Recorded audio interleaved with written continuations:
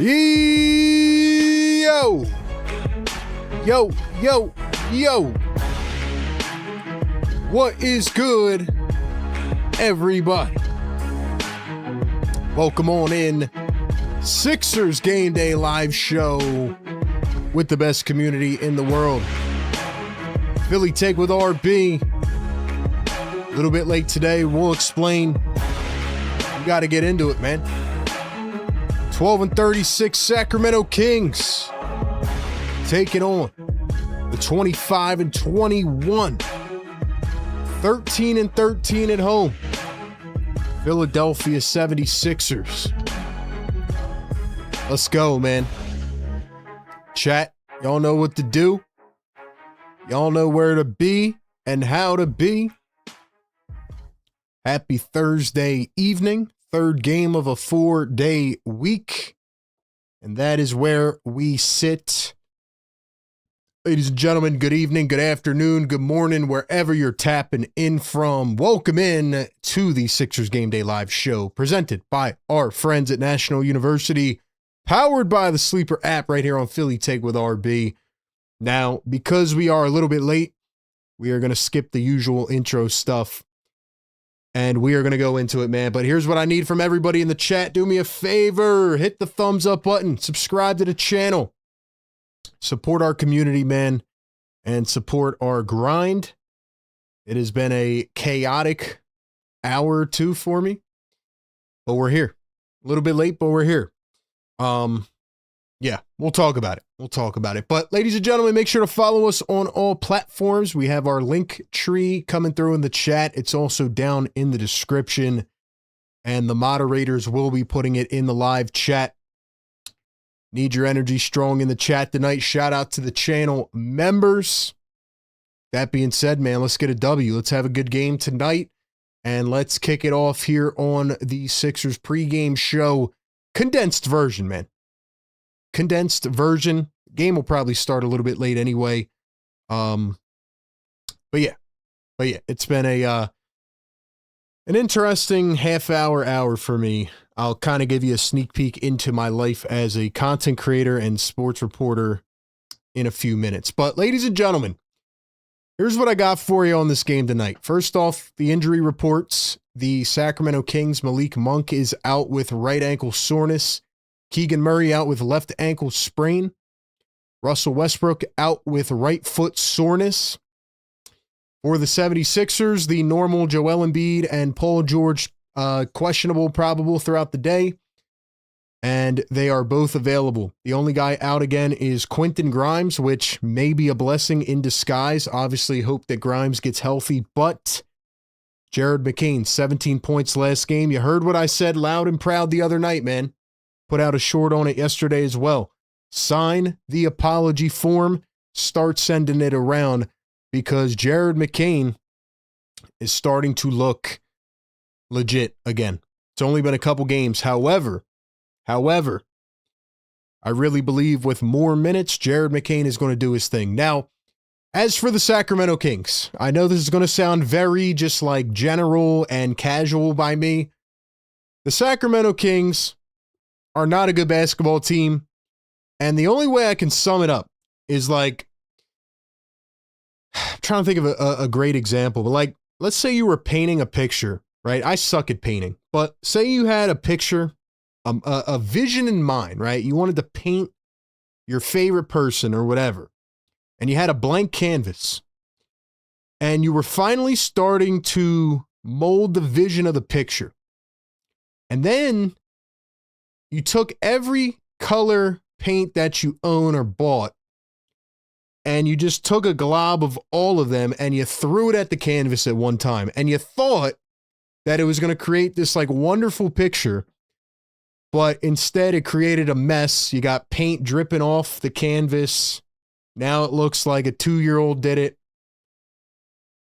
That is my vision of what the Kings have done the last couple years. I don't know if that makes any sense to anybody, but the Sacramento Kings have taken good second, third options and guys that are, good, but not great anymore. And they've just kind of like put them all in the same pot and like hope that they were going to cook up something good. But the Kings make absolutely no sense. Does that make sense? Like they trade for Zach LaVine because they're trading De'Aaron Fox. And then they signed DeMar DeRozan. And then they signed Russell Westbrook. There's no rhyme or reason. Like they thought it was going to create this beautiful landscape, but it doesn't make any sense. And I kind of actually feel bad for the Kings fans. You know, they had the longest playoff drought. Then they made the playoffs and they're shining the purple beam. And then here they are a couple years later and they're 12-36. They're 3-20 on the road. Kings are an absolute disaster. You think they'd be a little bit better than they are? You know, Dennis Schroeder, guys like that. They're just terrible. Doug Christie, I think, is a decent coach. They have good talent. Like they draft Maxime Renault. They sign Precious Achiuwa. They got Keegan Murray with these guys. Domantas Sabonis has been an Iron Man until this year. So anyway, and they have Dario Saric and Dougie McBuckets. Anyway, man, the Kings make absolutely no sense. That is my overall analysis on this game. 76ers got to keep coming out and do what they do. It's going to be interesting to see how Joel Embiid tries to not only score on Domantas Sabonis, but also defend him. Sabonis is a very back to the basket, down inside the paint. He can bang it down low and get to where he needs to get to, but he can also facilitate a little bit. Great rebounder, still one of the best in the NBA. So I'm interested to see how the Sixers stop them, but the Kings just don't really have like any cohesion at all. You know, DeMar DeRozan is a mid-range killer, but other than that, no Westbrook, no Malik Monk tonight. Sixers should be able to win this game. They're a 10.5-point favorite. But knowing the Sixers, this is going to be a cardiac game. So we'll talk more about it, and yeah, we'll get into it. Let me look at the ratings here. I have not had a chance to look at them yet. Let's see. Where are we at? 76ers are 16th now in offensive rating. Sacramento Kings are 29th, so they are second to last. Sixers are 14th now in defensive rating, and the Kings are 28th. So the Kings are second to last in offensive rating, and they're third to last in defensive rating, meaning the Kings stink. They stink. You gave your fan base a bunch of hope. You hyped them up to get to the playoffs just to fall back the other way. And now it feels like you're farther away than ever. But it goes back to the Halliburton trade, the De'Aaron Fox trade. So we'll talk about that more as the night goes on. All right, before we get there, I want to get to the predictions. But before we do that, ladies and gentlemen, we have to give a huge shout out to our partners of the show over at Sleeper. Ladies and gentlemen, you know what to do, man. Check out Sleeper. Don't sleep on the game. Sleeper is your one-stop shop for all your sports updates, news, and alerts right at your fingertips. They're the best place to play fantasy football as well, and they are the best when it comes to Sleeper's picks because you choose anywhere from 2 to 8 of your favorite players, pregame, live game, or across different sports.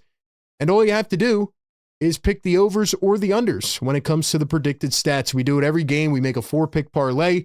Like I said, you can do these across different games, whatever. You get to choose it, and it's almost like watching a game with inside the game. It's having fun. You get to make these entries in 30 seconds or less with a $1 minimum. It is that easy. Over on Sleeper, get up to 1,000 times your payout if your picks win. Use our code PhillyTake when you download and sign up. Get a 100% deposit match on your first deposit up to $100. And right now, Sleeper is offering a free $20 promo. No deposit required. All you have to do is sign up. Terms and conditions apply. See Sleeper's terms of use for details. Operational in over 25 states. Check out Sleeper today.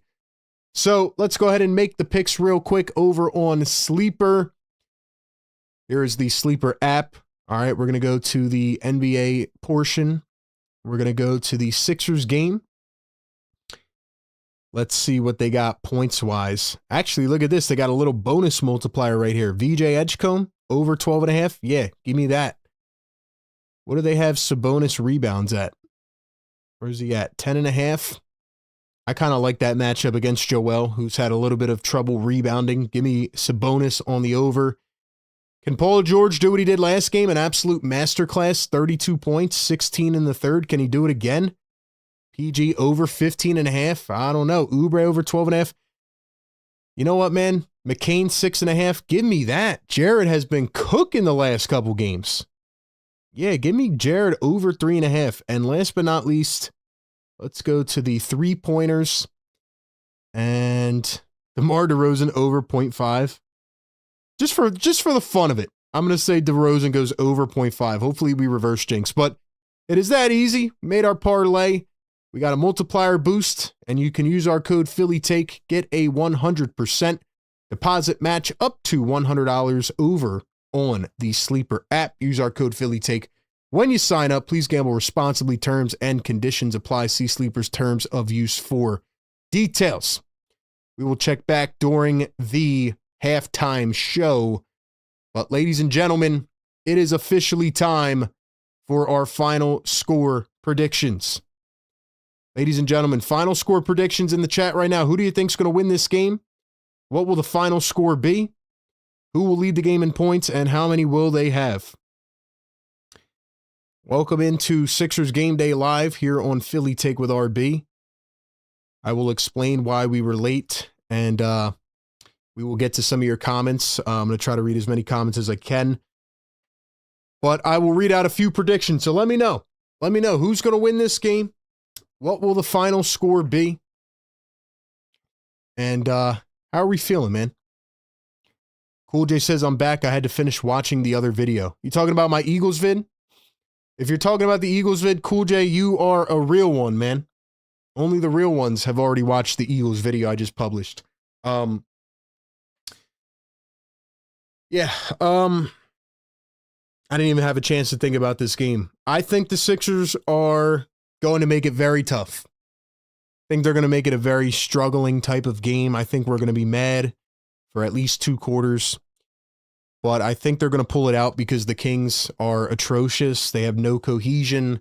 They took a bunch of random players, threw it at the whiteboard, and thought it was going to make sense.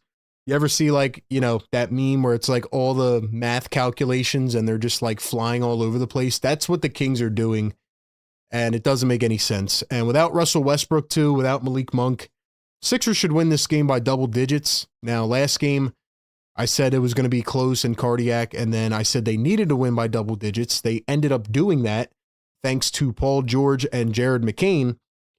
But knowing the Sixers, every game is cardiac, and then, you know, they win it at the end or they lose by a few. So Sixers win it, I will say, because the Kings are so bad. I'm going to say like 116 to 108. So I think they win it by 8. Maybe not the prettiest win, but I think the talent outweighs. And I think, last game I definitely did not pick Paul George last game. I'm going to say Tyrese Maxey bounces back.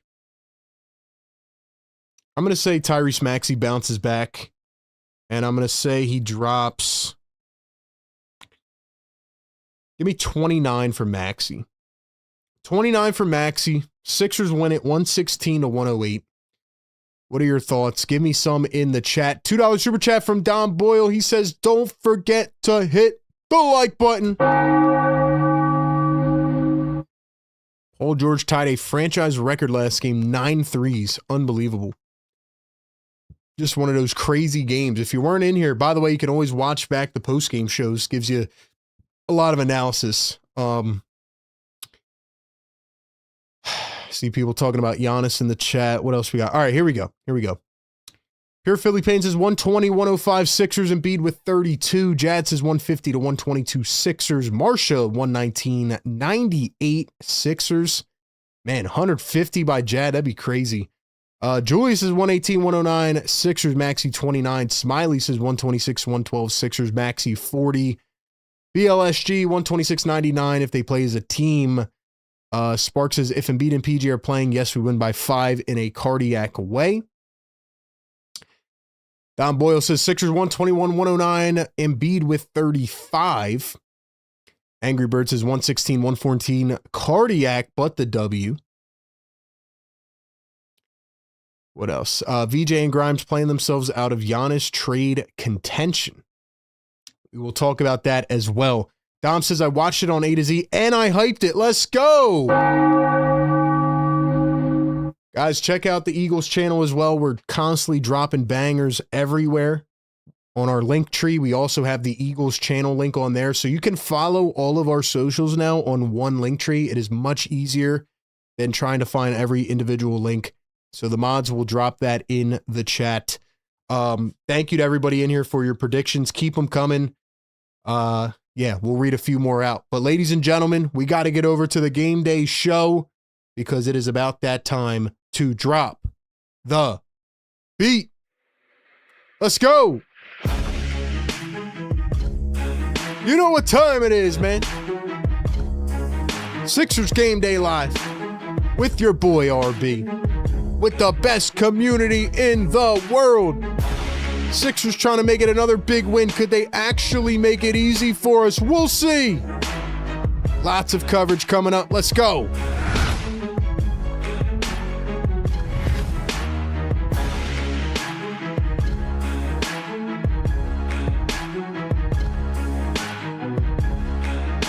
Let's go, man. Let's go.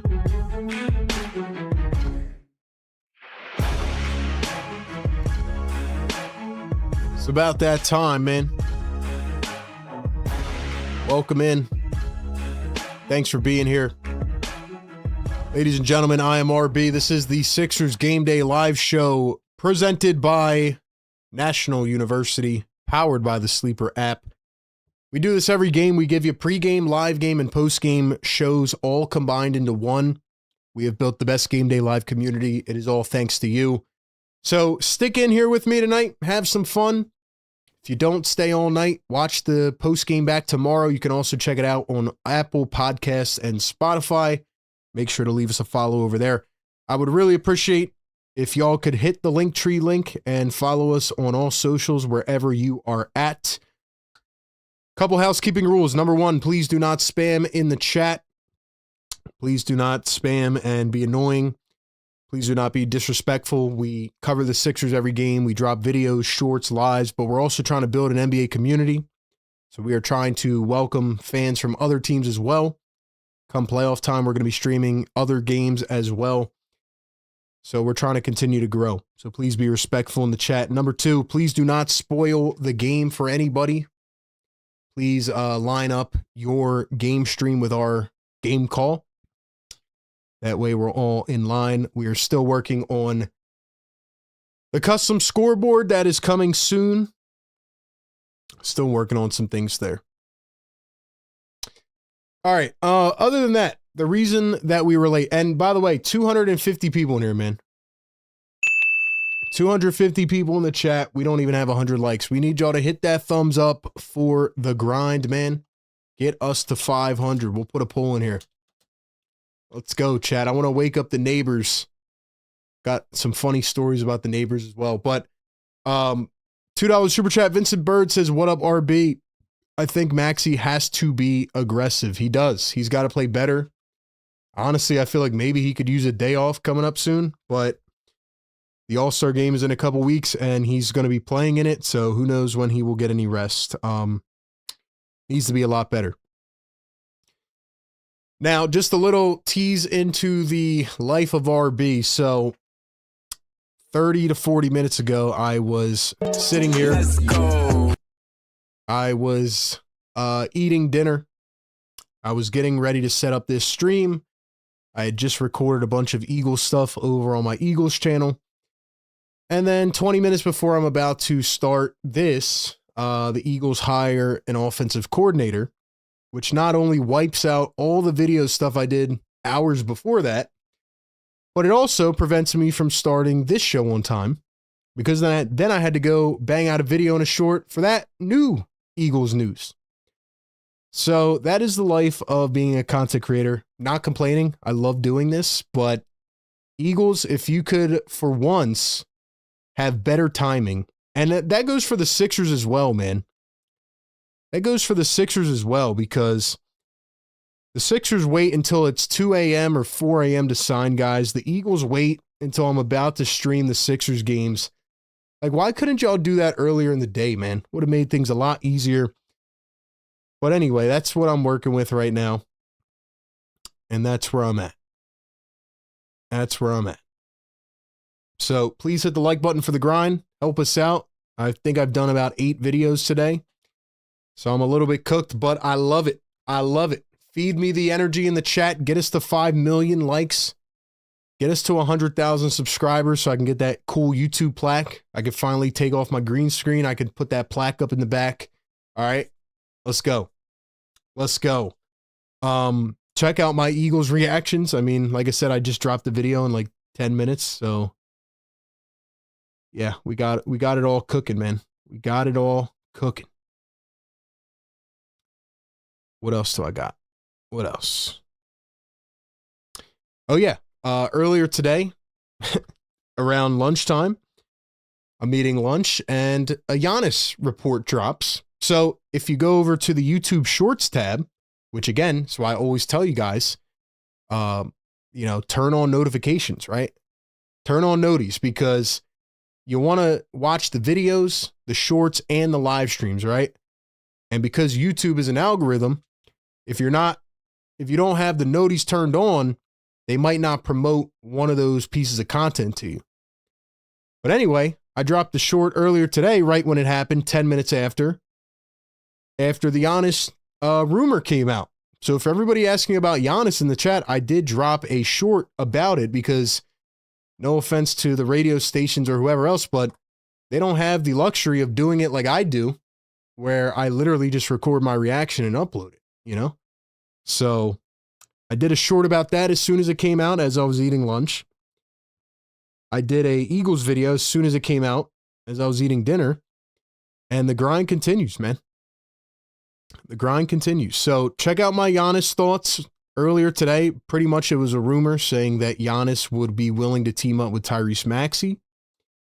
I also dropped a video last night talking about the Giannis trade rumors and whether or not the Sixers should have interest. So we have content across the board, man. We really do. And the trade deadline is next week. What is the Eagles channel called? It's called A to Z Sports Philly. It's also on the link tree. $5 super chat, Philly for life, 922. My bad, late RB. Been away from work for a few games lately, but I'm here with my cheesesteak and ready for a Sixers W, y'all. Philly for life, what's good? Well, if you have not been here for a couple games, here's what you need to know. Joel Embiid is averaging 32 points a game over the last 5 games. Jared McCain scored 16 on Monday night or Monday afternoon. The game was moved up in the day. Sixers were down by 50.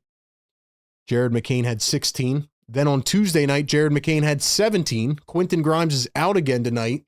So we'll see if McCain gets more minutes. Paul George had 32 points last game, 9 triples.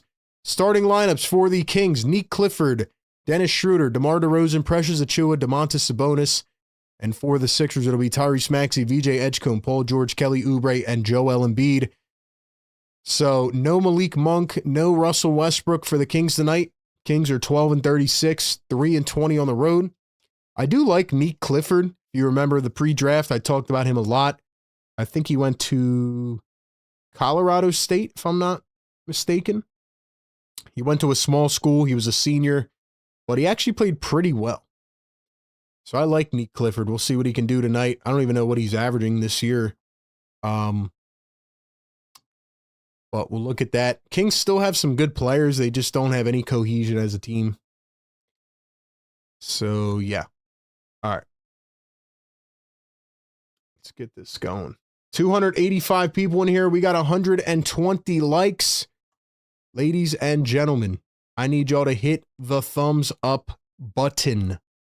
I need everybody to do it right now. It takes half a second. Help support the grind, as it has been a very fun day for me. Let's go, man.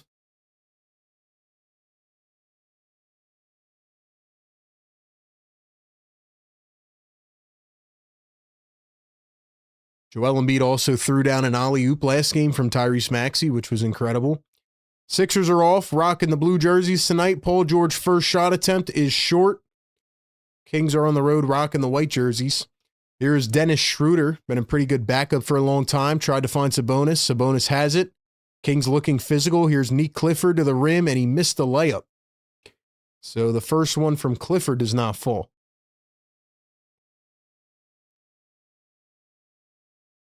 Here are the Sixers. Joel hands it off to VJ. VJ rocking the headband tonight and misses short on the three. Here are the Sacramento Kings. Here's the turn inside the post, goes up with it and knocks it down. That was number 4, Precious Achiuwa. Former Toronto Raptor, former Heat. At one point, one of the Sixers to sign him. Here's Joel Embiid, goes up against Sabonis. No foul called, but he did get the bucket off balance. How did Joel Embiid get that to fall? How did Joel get that to fall? Here's DeMar DeRozan coming around a screen, puts it up from the elbow, and knocks it down. So DeRozan has a bucket.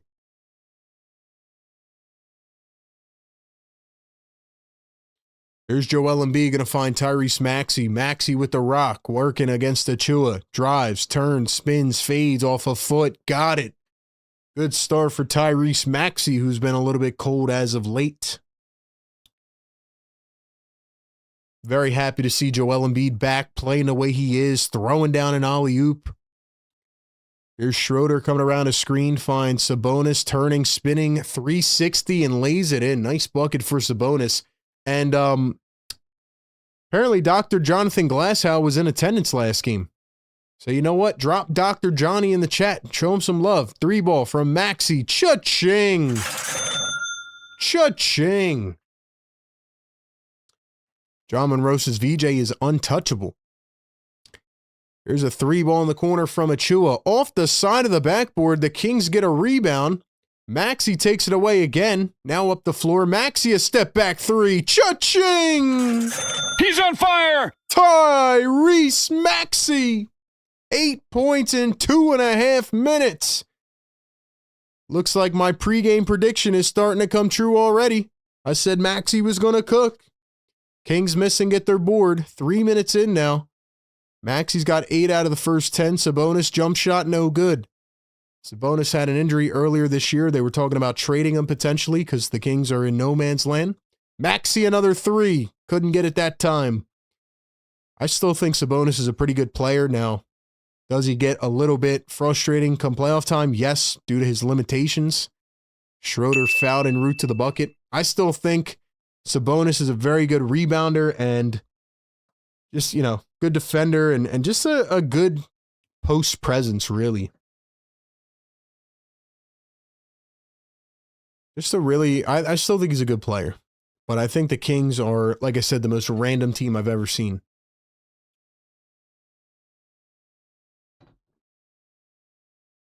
Schroeder going to knock down the first at the line. Philly for Life $2 Super Chat says, yep, T-Max is locked in today, RB. Let's go, T-Max! He's on fire! He's been cold lately.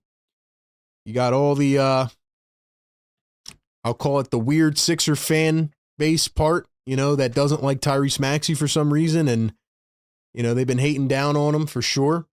Criticism is fair, but to just say like he's not a good player and this and that is just absolutely BS, baloney, ridiculous. The Sixers' success this season is pretty much directly correlated to Tyrese Maxey.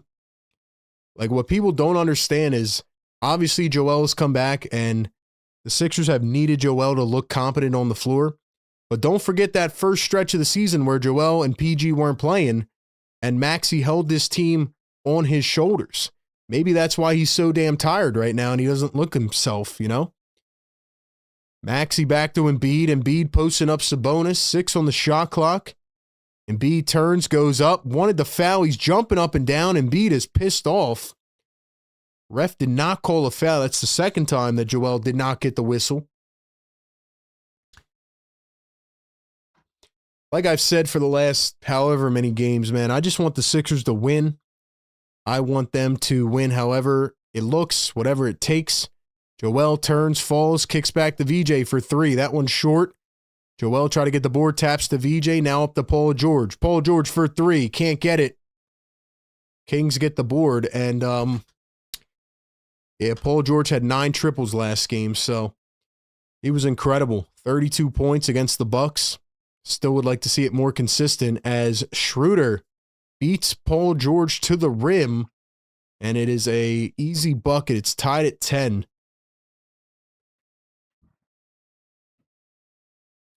Here's Joel Embiid at the top. He's going to kick over to Oubre. Oubre at the wing, working against DeRozan. That one was batted away out of bounds. 380 people in the chat. Please do me a favor and like the show. Subscribe to the channel. We do it every game. We give you this live, dedicated coverage. We have built an amazing game day community.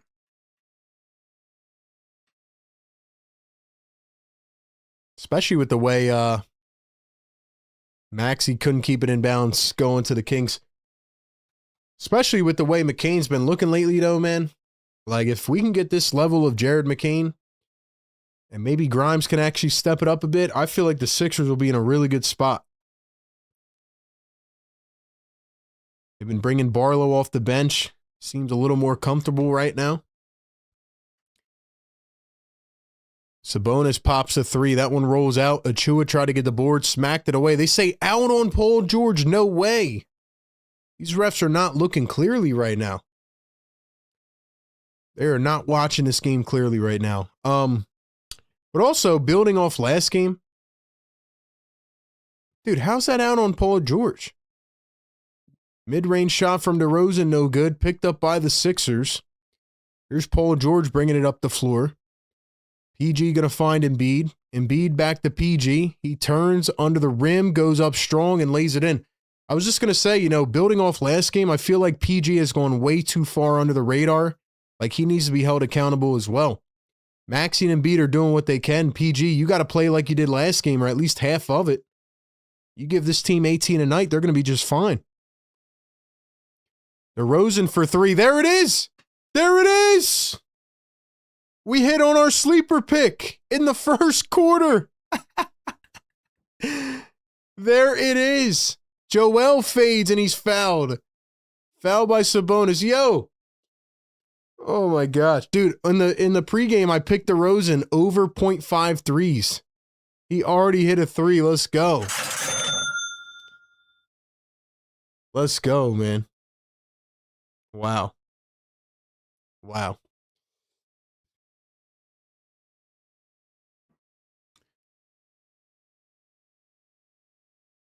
Beer Batter Gummy Shark says Sixers would be in a predicament I don't want to live through if we give up all our picks and VJ and PG or Embiid for Giannis.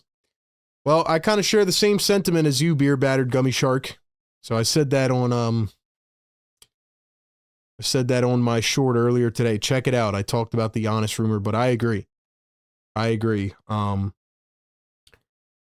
What do you guys think? Would you be willing to go all in for maybe one run with Giannis and Embiid and Maxey? What do you guys think? I just don't know.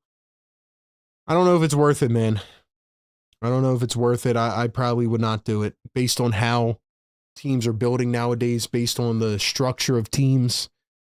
You know, draft capital and winning on rookie contracts is very, very valuable. So I just don't think personally that giving up VJ and all your firsts and whatever else, I just don't think it's going to be that valuable. I mean, Giannis is a great player, but he's also injury prone right now. Like, pretty much the two guys that the 76ers have been concerned about, right? And Joel Embiid and Paul George, like, why are we worried about them? Because they're above 30 years old and they keep getting injured. So Giannis also keeps getting injured and is about to be 32. So, like I said, man, I talked about it last night in a video. I talked about it on my short today. Check it out if you want my thoughts on that. But yeah. Guys, we got 440 people in the chat. Please do me a favor. Get us to 200 likes. Subscribe to the channel. We do it every game. And I want to push this out in as front of as many eyes as possible. The more you guys support us, man, the better we do. And I'm going to drop this link in the chat for our link tree. You can follow all of our social medias and all that through this link. So check it out. Don Boyle says, no, I'm cool. John says, I like Giannis. No thanks. Philly Shad says, I'm cool off Giannis. Well, especially last game, you know, the Bucks are terrible, and they're going to have to trade him, and they're probably not going to get that much value, kind of like the Trae Young trade.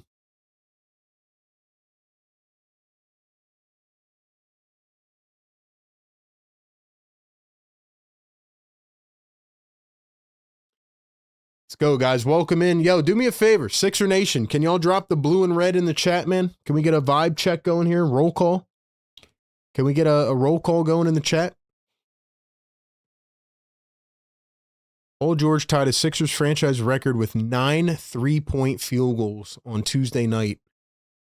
And there's 3 other Sixers that have done it. Can you name the Sixers? Who did it? First one good at the line from Embiid. Who else was it? I know Maxey did it, I think. Danny Green. I don't know who the other one is. Kyle Korver, maybe? Seth Curry?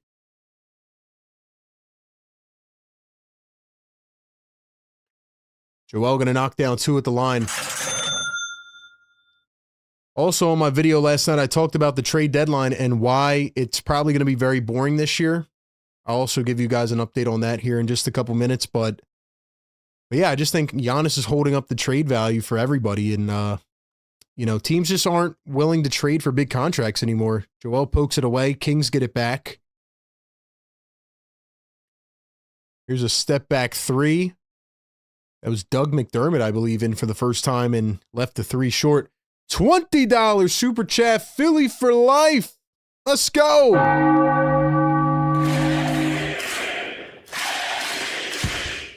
Shout out Philly for life, man. He says, hell no. Give up VJ. If anything, I would use Embiid as a chip to move while he's fooling people by being healthy. Here's Joel at the top. Joel crossover. Joel back the other way, pulls up from the elbow and missed it. He says, we all know it won't last. Getting off his contract, getting younger stars would be ideal. Love Bede, but it is time. Oh! Ooh-hoo! Dennis Schroeder at the top, guarded by VJ Edgecombe. Going to find, who's that, Doug McDermott? McDermott over to Achua. Achua for 3. He left it short. By the way, in for the Kings now is number 32. Who is this? Dylan Cardwell. VJ for 3. He knocks it down on the other end. Dylan Cardwell, 24 years old, out of Auburn. Yeah, I remember this guy in the, he was with Janai Broom last year in the tournament. Guess he was undrafted. Here's Neek Clifford, floats it up and in. Let me see if I remembered his college correctly. Neek Clifford was at Colorado State. Yes, it was. Your boy RB be pulling facts out of the back of his brain. But yeah, man, I liked Neek Clifford a lot in that draft. Don't know what his future is like with Sacramento, how they treat guards, but we got a foul on the floor. Ladies and gentlemen, I want you to rate Philly for Life's take in the chat. I want you to rate his take in the chat on a scale from 1 to 10. 10 being he's 100% right, 1 being that he is not right at all. Looks like we got a 3-second violation. Maxey's going to knock down a free throw. Sixers get it back. What do you guys think about Philly for Life's take? That Joel Embiid is fooling people by being healthy and it will not last. What do you guys think about that? Also, drop some blue and reds in the chat. I want to see everybody, man. I want to know who's in here. DJ Edgecombe at the top, guarded by Neek Clifford. He's going to find Joel Embiid. Backing down Dylan Cardwell. Turns, spins to his left, hooks one up. Got it, the fall. Joel Embiid. Yes, sir. Here's Schroeder stepping back. Barlow in for the first time. Schroeder kicks out to the corner. Here's a 3 from Clifford. No good. Cardwell gets the offensive rebound. And here's Barlow, takes it away like a bully. Joel going to bring it up the floor this time, looking nimble. Crossover. Sizing up. Joel back to Maxey. Two-man game. Maxey sidestep for three. Airballed it. 4 minutes to play here in the first. Schroeder at the top. Guarded by Edgecombe. Kicks into Achua. Cutting to the rim. Missed it. Barlow taps it out. The Kings get another offensive rebound. Once again, a common issue here. Very popular enemy of the Sixers, rebounding. Schroeder takes it into the heart of VJ Edgecombe, and Edgecombe's going to wrap him up. It's a jump ball. $10 Super Chat, Philly for life. Thank you so much, man. He says, my point is we may never be able to sell Bede this high again. He's always going to be my guy, and a Sixers in my heart, but the contract has years. Listen, no. I'm not saying that you're wrong, bro. I thought it was just a very, can't even think of the word right now. It was a very, not controversial, but a very interesting take in terms of people's reactions. I know people are going to react to that differently. Polarizing, whatever. Here's Joel, drives, spins, floats it up, and he missed it. And Maxime Renault is in for the first time. Another guy we talked about late in that first round, early second round.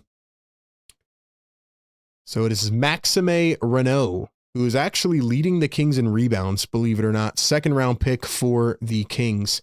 Philly for life, thanks for the super chat, man. Yeah, no, it's something that we're all struggling with, bro. It's something we are all struggling with. Like, we don't know. We don't know whether or not Joel's going to stay healthy. And I'll add on top of this, man. It's either going to be a boom or a bust, right? Because if the Sixers get this healthy Embiid for the rest of the season into the playoffs, they might go to the damn finals. But if Joel gets injured again, cross your fingers, knock on wood, then we're going to be back to square one saying, dude, this is the worst contract ever. You know what I mean? So it's very hard to decipher. That's why, for me, to be honest right now, I'm going to keep it 100% real like I always do right now. I'm just enjoying this level of Joel Embiid. Usually I talk about the rest of the season, the playoffs. I just don't care right now. I'm just so happy that we're seeing this level of Embiid. And Philly for life, the last thing I want to say to your super chat, great super chat, by the way. There is a bunch of very strange people, and I get them every day on Twitter, Instagram, DMs. They're like, how dare you switch up on Joel Embiid? You never have to be like scared to feel the way that you do, right? Joel looked like garbage in the first 10 games of the season. Then he magically came back and looks like MVP Joel Embiid. There was a guy that called in the other night to the show. I want a public apology from you. Apology for what? Because Joel looked like crap and I said he looked like crap and now he looks incredible. Like, people act like you can't watch different things happen and then react to different things happening. It's a very strange thing. But I just want to say to you, like, you're absolutely right, dude. We are concerned that Joel Embiid may get injured again, and then we're like, damn, this is the worst contract of all time. So it's like, do you sell right now and get a lot of value now that he looks really good? Or do you cross your fingers and hope and pray that he stays healthy for the entire year? It's a very hard thing to figure out. If it was up to me as the GM, I would trade Paul George. Paul George can go if you're going to get like value, draft picks and stuff, but he's not going to get traded. Because again, teams do not value these $50 million contracts anymore. The goal is to fleece a team like the Thunder did with the Clippers, or,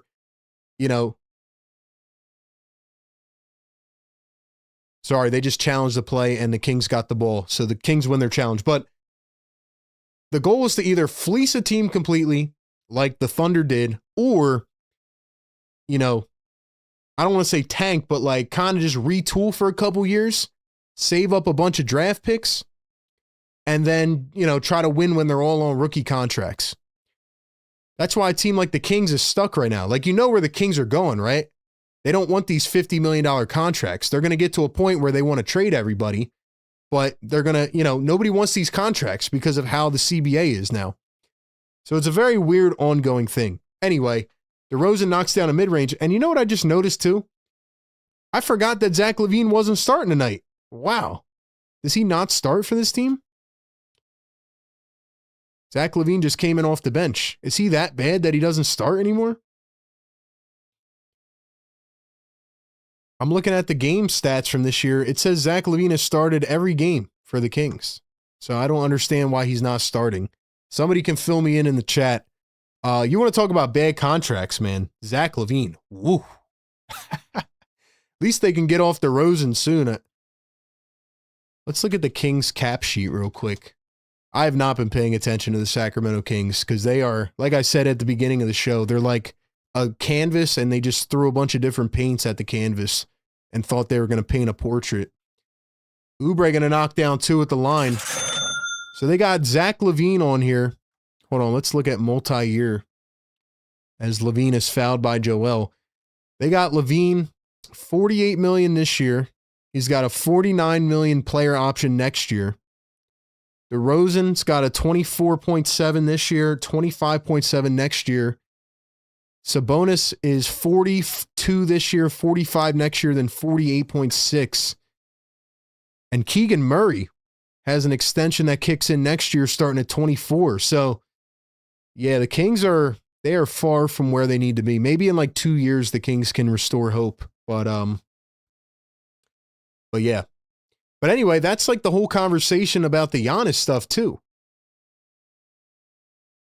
That's like the whole thing about Giannis, right? Like somebody's gonna pay for Giannis, but what kind of value are they gonna have to give up, right? Like, I don't think a team wants to give up 5 first-round picks anymore after Rudy Gobert and the Paul George thing and all that. As Joel knocks down a mid-range, teams don't want to do that anymore. They would rather hope and find a Giannis in the draft than, give up all their next 5 first-round picks for him. DeRozan knocks down a mid-range. Like, which team has really gone all in and it has worked out for them lately? Like, who has done that, right? Like, think about the last couple champions. It doesn't work out like that anymore. Here's Joel against the double team, goes up, gets Cardwell to jump, and he is fouled going back to the line. So anyway, I know I've been babbling, but Philly for Life, that was a great super chat, and it sparked a lot of thoughts from me. Guys, we got 500 people in the chat, 188 on the like button. Please do me a favor right now and hit the like button. We need 10 more. Get us to 200. Get us to 300. The more you guys interact, the more people we get into this show. We do it every game. We give you the live coverage, pregame, live game, postgame. So support us, man. First one good at the line for Joel. We got a lot of good things coming.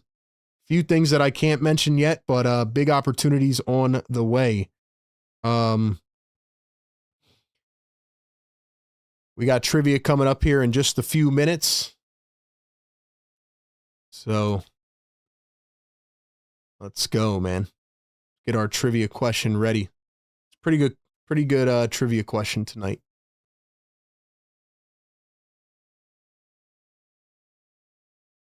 All right, here we go.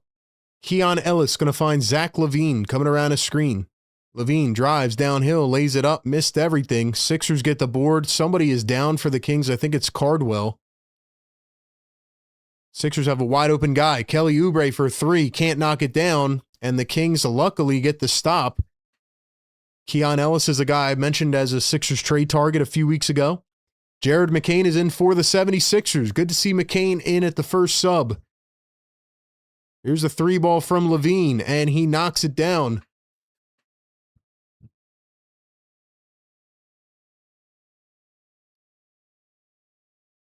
Here's Jared McCain, guarded by Keon Ellis, guy who I feel like has not tapped into his ultimate potential yet.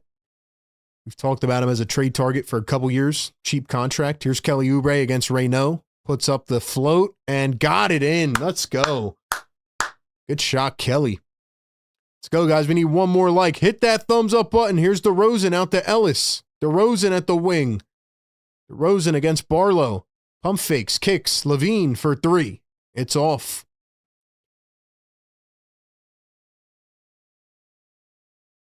Here's Edgecombe over to Embiid. Back to Edgecombe. Edgecombe, top of the arc. Airballed it. Let's go. I'm trying to hit the air horn, man. Big Rud says rambling and talking facts are two different things. Do your thing. Appreciate it. Scum, thanks for hitting the like, man. Per Matt George, he was removed from the injury report ahead of Thursday's game. It appears the club will ease him back into action with a 2-game absence. Okay, so Levine is dealing with an injury. That's why he's not starting. I was confused. 18 seconds ago here in the first quarter, DeRozan at the top, guarded by VJ Edgecombe. Here's Zach LaVine, kicks it out to Reno. Maxime Renault kicks out to Levine. Levine for 3 again. It's in and out. Barlow the board. Embiid called for the foul. We got 200 likes in the chat. Drop the yes, sir.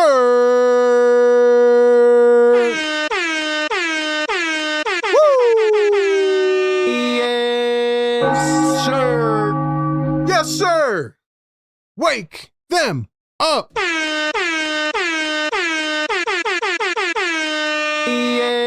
Yes, sir.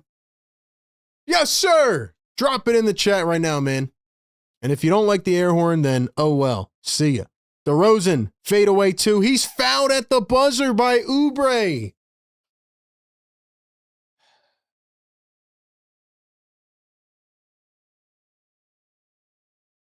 There's just no reason to foul him there, Kelly. Gotta be smart. Gotta be smart. Gotta be smart, man.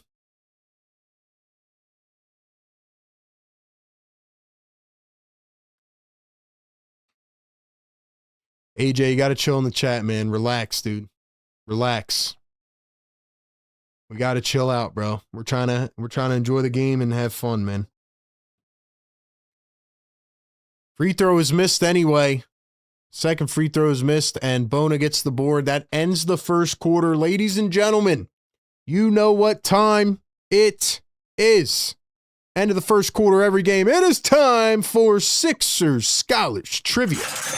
Presented by our great partners over at National University. Check out their links down below and in the description for all their online flexible schooling programs. Okay, man. Got a tight trivia race going on this year. You know the deal. First person to get it in the chat will hear this sound. Whoever gets the most right at the end of the season wins a big prize.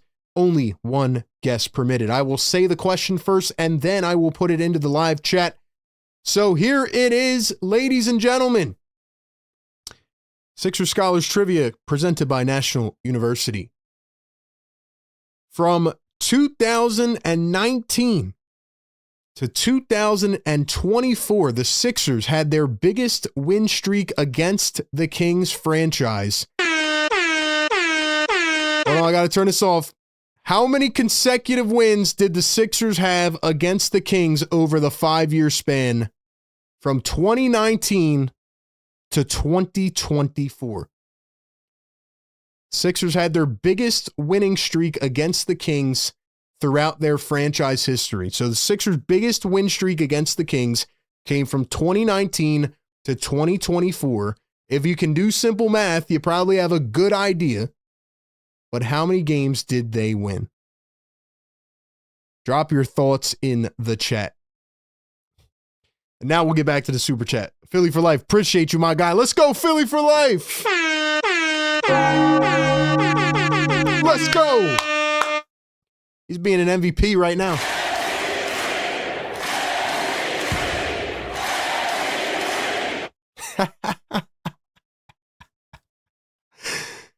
Oh, I just read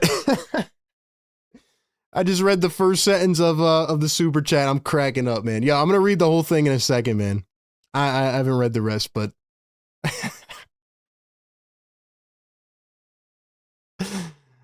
oh man. I love this chat, man. I love it. All right, let's go to the chat. Let's see who got it first. So again, the question was from 2019 to 2024, the Sixers had their biggest win streak against the Kings throughout the two franchises' history. How many consecutive wins did the Sixers have against the Kings in that 5-year span? So if you can do the math and you know how many times these teams play each other per year, They play each other twice per year, and they played for 5 years straight. So, ladies and gentlemen, the correct answer is 10. DeRozan misses the floater, but he's fouled. Let's see who got it first in the chat. Lou World again. Lou. Oh, man.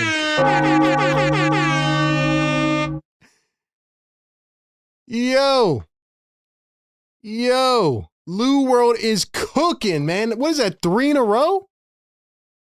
DeRozan misses the free throw. Yo. Yo, they're about to throw tomatoes at Lou in the chat, man. They were bringing out the pitchforks last game. Lou World up to his 8th win of the season. He now holds a 3-point lead. Lou World. Congratulations, man. Thanks for playing Sixers Scholars Trivia presented by National University. All right, get back to the super chat in a minute. Here's Paul George isoing against Cardwell, steps back baseline and hits. What just happened before that? I don't want to miss any of the plays here. Let me make sure I don't miss anything. Yeah, DeRozan made both free throws. Okay. Then PG made the shot. DeRozan kicks it out to Levine. Levine drives in back to Ellis. Ellis guarded by McCain. Ellis puts up the wing 3 and hits. 30-29 is the score. This is RB, the one-man produced show, man. No producer except for myself while giving you the game call and the coverage. So like the show right now. Support the grind, man. I got to mark down Lou World as the winner again. Lou World again. I think that's what, 3 out of 4 games, maybe? Maybe like 3 out of the last 5. He is cooking right now. 10-game win streak Sixers had over the Kings before this past year. Paul George at the top, dribbling, driving, pulls up from the elbow and hits. Also, another important thing, man, make sure your screen is on live. You got to tap your device and make sure it's all the way live. That way you don't have a chance to miss the trivia question on time. Sixers steal it away again. Bona's in for Embiid. Maxey downhill, dumps to Bona, smacks it away. Jared McCain picks it up. McCain coming around a screen. McCain with the left hand. One bouncer. Barlow in the paint. Goes up and fouled. Barlow to the line for 2. All right, let me go back to the super chat. Philly for Life, thank you for the $20 super chat. He says, anybody comparing me to Brian Pumper is high. LOL. Just coming to the realization that Embiid is not going to be here forever. Might not be now, but it's going to be time to move on sooner than later. Sadly, will always be my guy regardless. Respect. Barlow knocks down the free throw. Listen, I think that is a fair take. And listen, man, Philly for Life, you don't have to, be scared to feel that way. Just because a lot of these people, I didn't know they compared you to Brian Pumper. That's hilarious. Where is Brian Pumper, man? Where is B Pump at, man? That boy disappeared into the wind. That boy disappeared. But yeah, man. People that come in here and they're like, how dare you switch your side? Like, it's like childish, man. You don't have to feel that way. I think you're spot on, man. As always. Keon Ellis for 3. That one is short. Bona picks up the board. Sixers lead it by 5. 34-29. PG downhill. Bona layup. Missed it.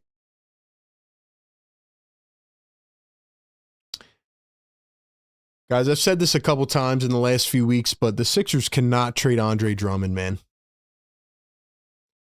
Pregame Nation says, I think RB and Lou World are in cahoots. That's crazy.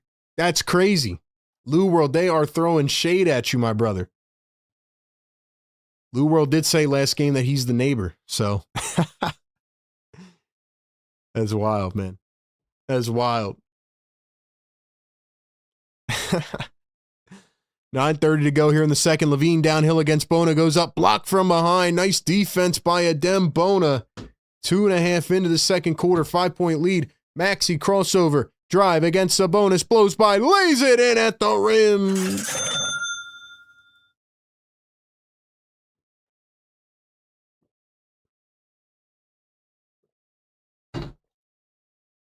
Timeout on the floor.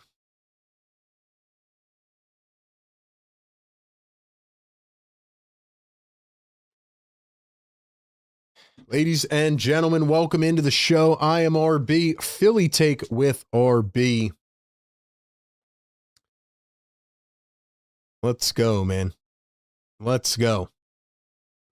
Guys, 530 people in the chat. I really appreciate all of you being here on a Thursday night. We do this every game. Tell a friend, tell a family member, tell your next door neighbor to pop into the live game day show. You can watch it on TV, you can listen to the radio, or you can come in here. You can listen to the game call, radio style. You can interact with other fans in the chat. You can call in, you can get your comments ready. You can have some fun in here, man. So drop some fires in the chat. Get us to 500 likes right now. I want everybody in the chat to go down, X out of the live chat, and hit the like button. Let's go. Let's go. Get us to 500. Let's blow up the algorithm. You know what we do. Mr. Scum says, can you put in pictures of obscure Sixers players? I can get them. What are you talking about, bro? Like on the screen, are you saying? Don Boyle gifting a Philly take membership. Let's go!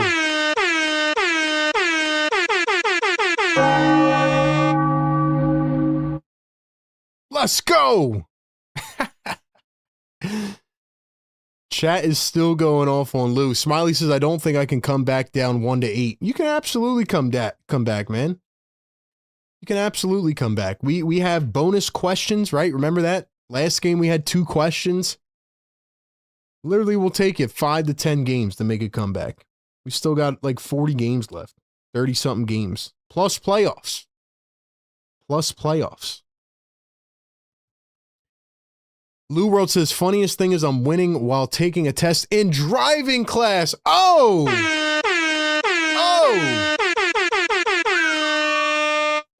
Oh!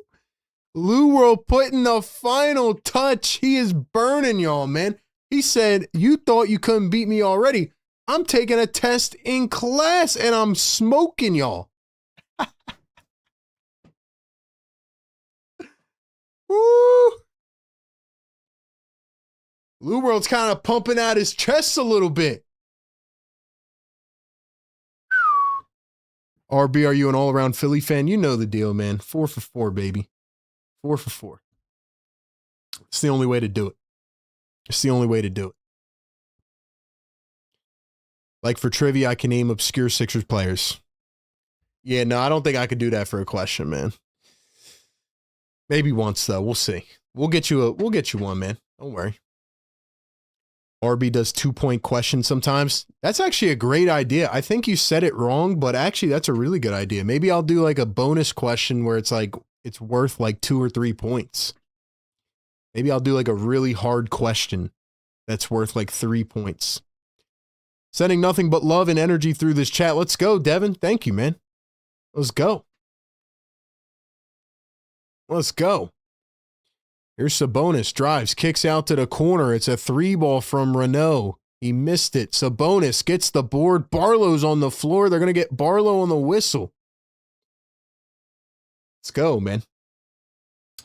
Where are we at now? 235 on the like button. Get us to 500. Let's go.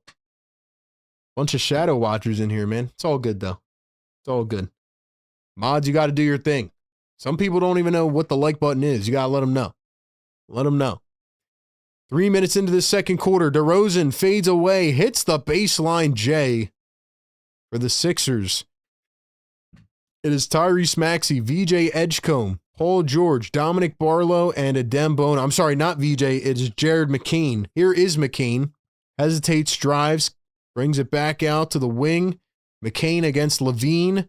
McCain falls to the floor, stolen away. Here come the Kings. Levine up top. Who is that? Is that DeRozan? Yeah, that was DeRozan. He missed it. Here's Renault from the baseline. Sabonis over to DeRozan. DeRozan thinking 3. Now he drives and spins to his right. DeRozan goes up and gets Paul George. Man, all out of the way. It's a 3-point game, man.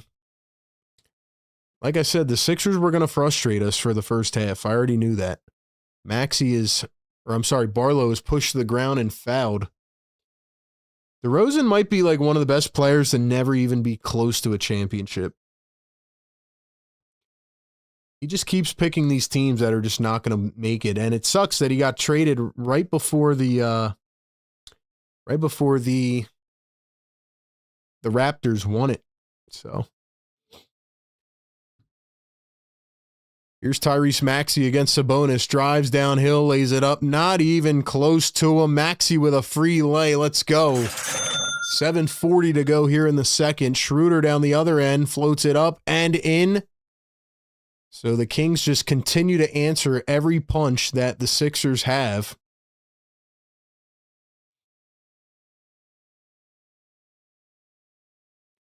And now it is stolen again by the Sacramento Kings. Down the floor, Levine lays it up, missed it. Sabonis lays it up. He's blocked.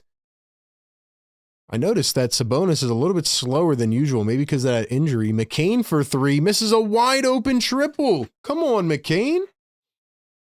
Come on, McCain. Here's Levine, the turnaround fade, missed it. Sixers have it again. 7 minutes to go here in the second. Maxey drives, he turns, he spins. Maxey goes up and he's fouled.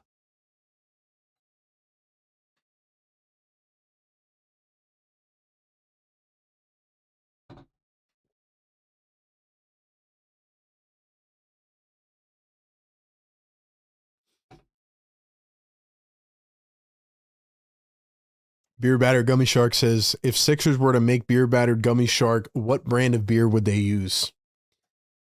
It's a great question. You can inform us. You can give us the answer. Let's go, guys. We are halfway to 300 likes. Get us to 300.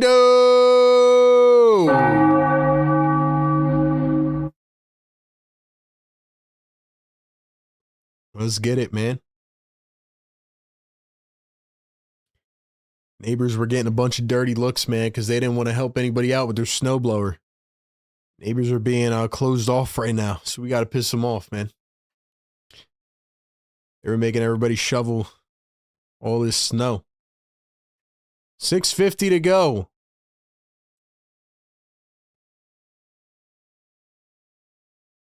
Edgecombe back in the game, knocks it out. Going to stay with the Kings. Achua getting ready to sub back in.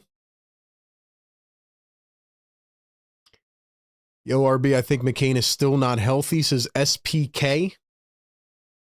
I mean, he looked good the last couple games. He just has to hit his shots. And now we have another off-ball foul. It's going to be on Tyrese Maxey. So the Sixers will play the Pelicans on Saturday night for the first time this year. And then next week, who's staying up with me late night, man? We got 5 West Coast games in a row. And we have the trade deadline on Thursday. I would like to say, NBA, I hate you for putting the trade deadline on the same day as a 10 o'clock Eastern time game.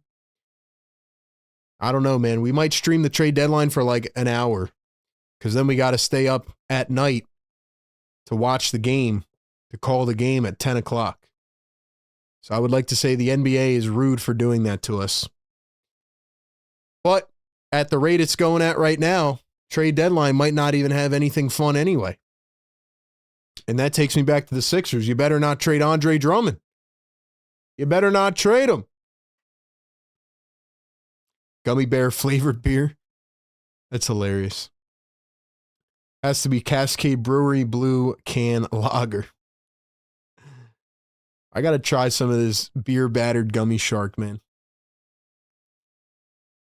Maxey going to find VJ Edgecombe. Edgecombe back to Maxey. 10 on the shot clock. Maxey pulls up a 3. Cha-ching! Splashing it from downtown. It's a 7-point lead for the Sixers. Here is Nick Clifford, who I don't believe has been starting a lot this year till the injuries, especially with Russell Westbrook. Now Schroeder is pushed, and the Kings are in the bonus now with 6:12 to go here in the second.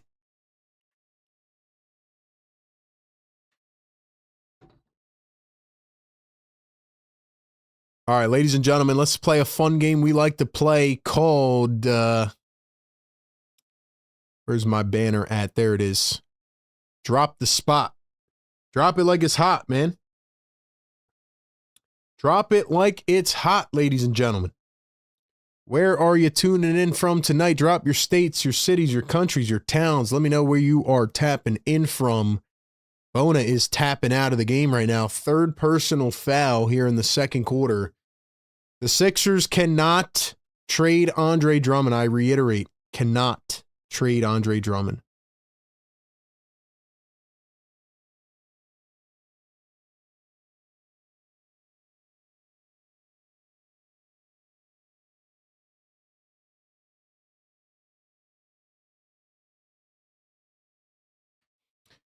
.6:05 to go here in the second after the free throws from Schroeder.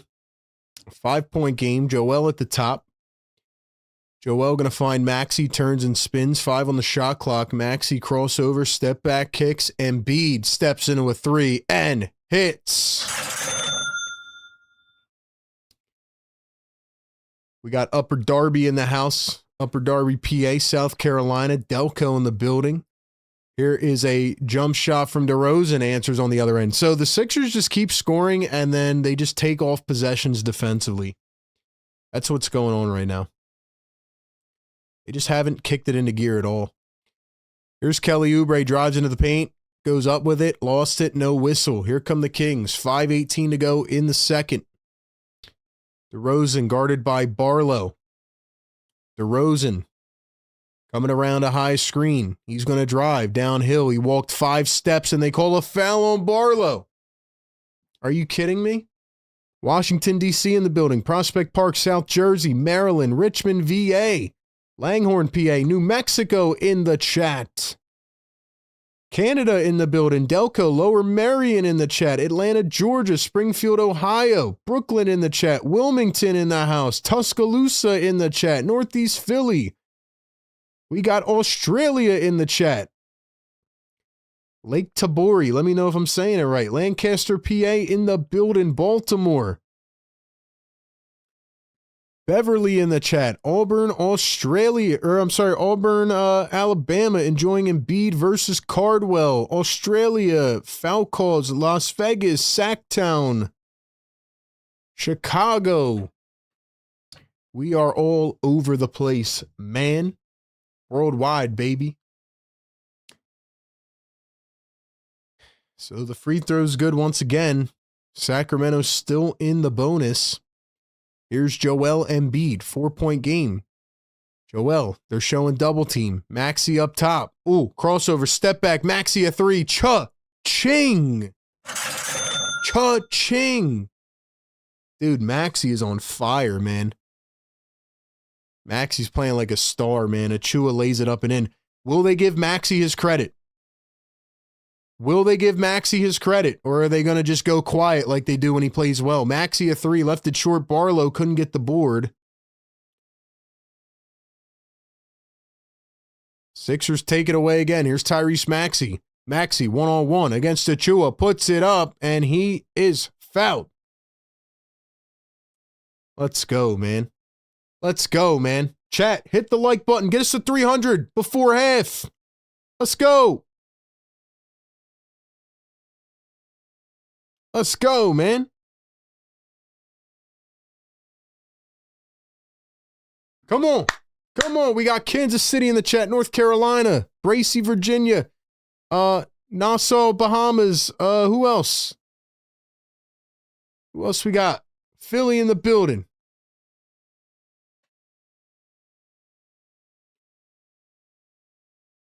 RB Maxey needs his credit. I agree. I agree. Here comes Justin Edwards in for the first time. Getting more minutes without Grimes tonight. VJ goes limping off a little bit.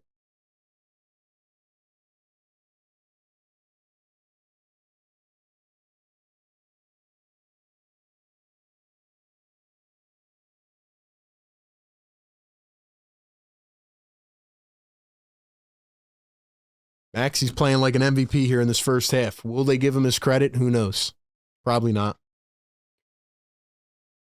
Here's a 3-ball, and that one bounces out and back in. Dennis Schroeder.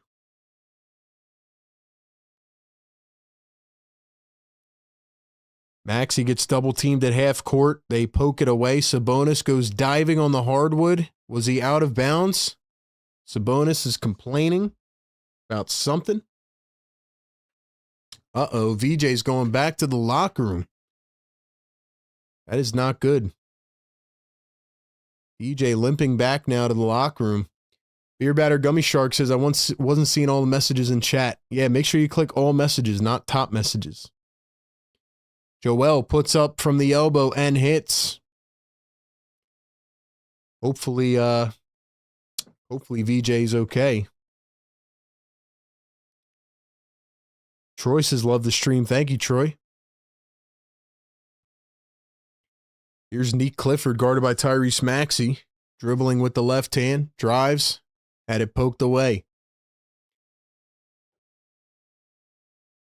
Let's go, man.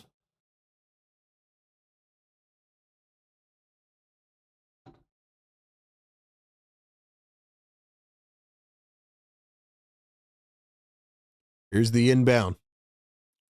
Sabonis. DeRozan fades off a foot. Can't get it to fall. 6-point game. 3:08 to go here in the second.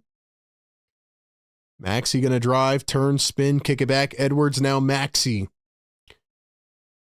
Maxey guarded by DeRozan. Maxey pump fake. Maxey up top. Here's Joel, drives, does a little 180, puts it up and gets it to go. DeRozan's still on the floor.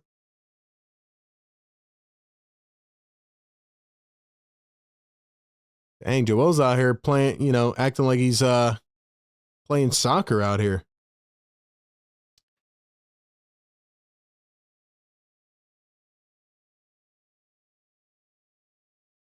Joel's out here just having fun, man. I love to see it. I love to see it. Hey, speaking of having fun, man, if you want to have fun on the internet playing games or, searching up things and not get hit with those annoying ads and not worry about your internet safety, well, you got to check out our great partners of the show over at Surfshark. Ladies and gentlemen, Surfshark allows you to virtually travel the world, browse privately by encrypting your internet activity, blocking ads and malware that get in your way, and more. If you're ever worried about the safety and privacy of your data online, well, fear no more. Maybe you're a gamer who's been playing online. Maybe you are someone that wants to stream a sports game, but it's not in your location. You get hit with a geo-block. No worries. A VPN can help you bypass this stuff. And if you feel like you can't escape ads when searching online, Surfshark offers a clean web feature that blocks ads, trackers, malware, and more when you're connected to the VPN. You can surf the web ad and tracker free and stay safe online. You can also utilize their email scam checker feature designed to help protect you from phishing attacks and email scams. They use AI to analyze emails for signs of manipulation, suspicious content, sender info, and other characteristics common in phishing attempts. So if you are interested in boosting your online safety and privacy today, click our link down in the live chat and get 4 extra months of Surfshark VPN. Use our code RB at checkout once again to get 4 extra months of Surfshark VPN. It comes with a 30-day money-back guarantee. Thank you to Surfshark VPN for supporting the show, and make sure you protect your internet safety. Just had a couple people I know who got some of their accounts hacked. You can never be too safe. Once again, shout out to Surfshark VPN. Link is in the chat. Philly for Life, $2 super chat. He says, I love seeing Joel have fun again. Youth energizes him. I like it, man. Hopefully VJ Edgecomb's okay, by the way. Like I said, he went limping back to the locker room, but hopefully VJ's all right, man. Definitely need him. Definitely need him. I don't even know how he got hurt, but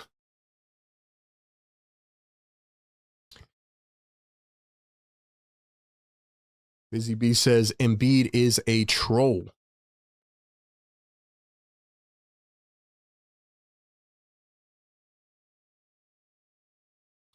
All right, 2:40 to go here in the second.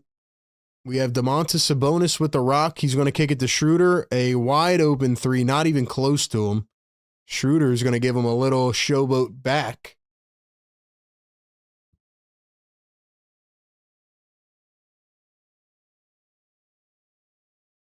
Joel Embiid going to hand back to Paul George. Paul George knocks up a three and can't get it to go. 5-point game. Ellis, DeRozan, floater, mid-range. Nope. I feel like this has been a 5-point game all game long. I feel like it's literally been 5 points the entire game. Maxey going to kick it over to Oubre. Embiid touches it to Edwards for three. Cha-ching. Let's go. Let's go. Kings tried a wild three on the other end. Can't get it. Maxey taps it out. He goes diving. Now DeRozan, one bouncer. Sabonis up and under and lays it in. Why is this game close? Because I said it would be at the beginning.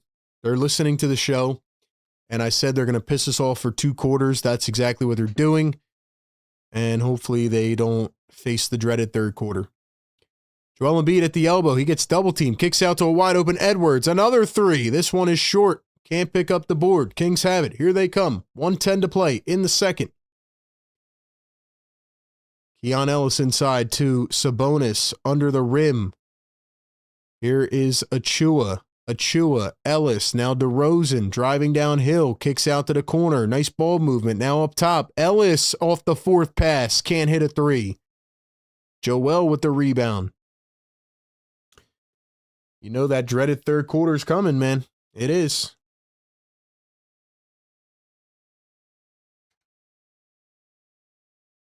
Joel puts up a 10-footer and hits. 8-point game. 30 seconds to go here in the second. 13 seconds separating game and shot clock. Here is DeRozan against Embiid. He's fouled on the floor. Ladies and gentlemen, 610 people in the chat. If you are new to this show, welcome. We do this every single game. We also stream other games. Thank you for being here. And please do me a huge favor and like the show. We are 13 away. We are 13 away from 300. Let's go. Let's go.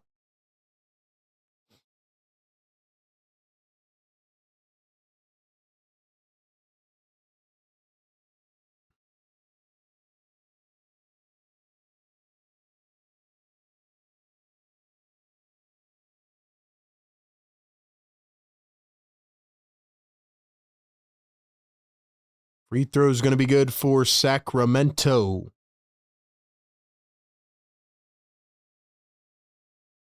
$16 seconds to go here in the first half. 6-point game. Sixers have hit the 60-point mark. Can they extend the lead? Maxey against Schroeder. Maxey switched on to Achua. Gets double teamed. Kicks out to Paul George, who goes downhill, goes up with it, lost the ball. Out on Keon Ellis. Going to stay with Philly. 1.6 seconds.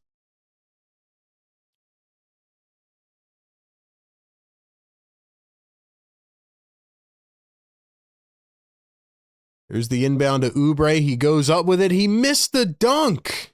But was he fouled? Or did they call offensive interference?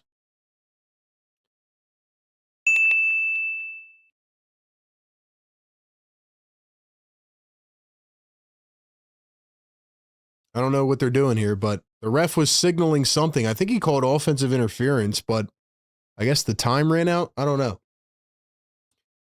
I don't know how you missed that, Kelly. That was a ridiculous miss right there, but oh wait, here we go. We're reviewing it. I think he said 0.5 seconds left. $2 super chat. Philly for life. 922 says Bede is locked in RB. When he's like this, it is crazy.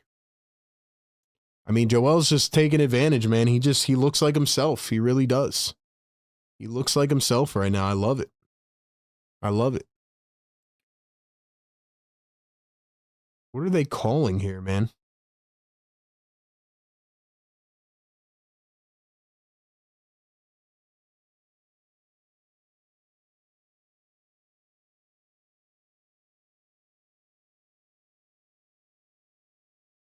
All right, so they're going to say that the offensive interference occurred with 0.5. So now the Kings have a chance to inbound and throw it full court, I guess.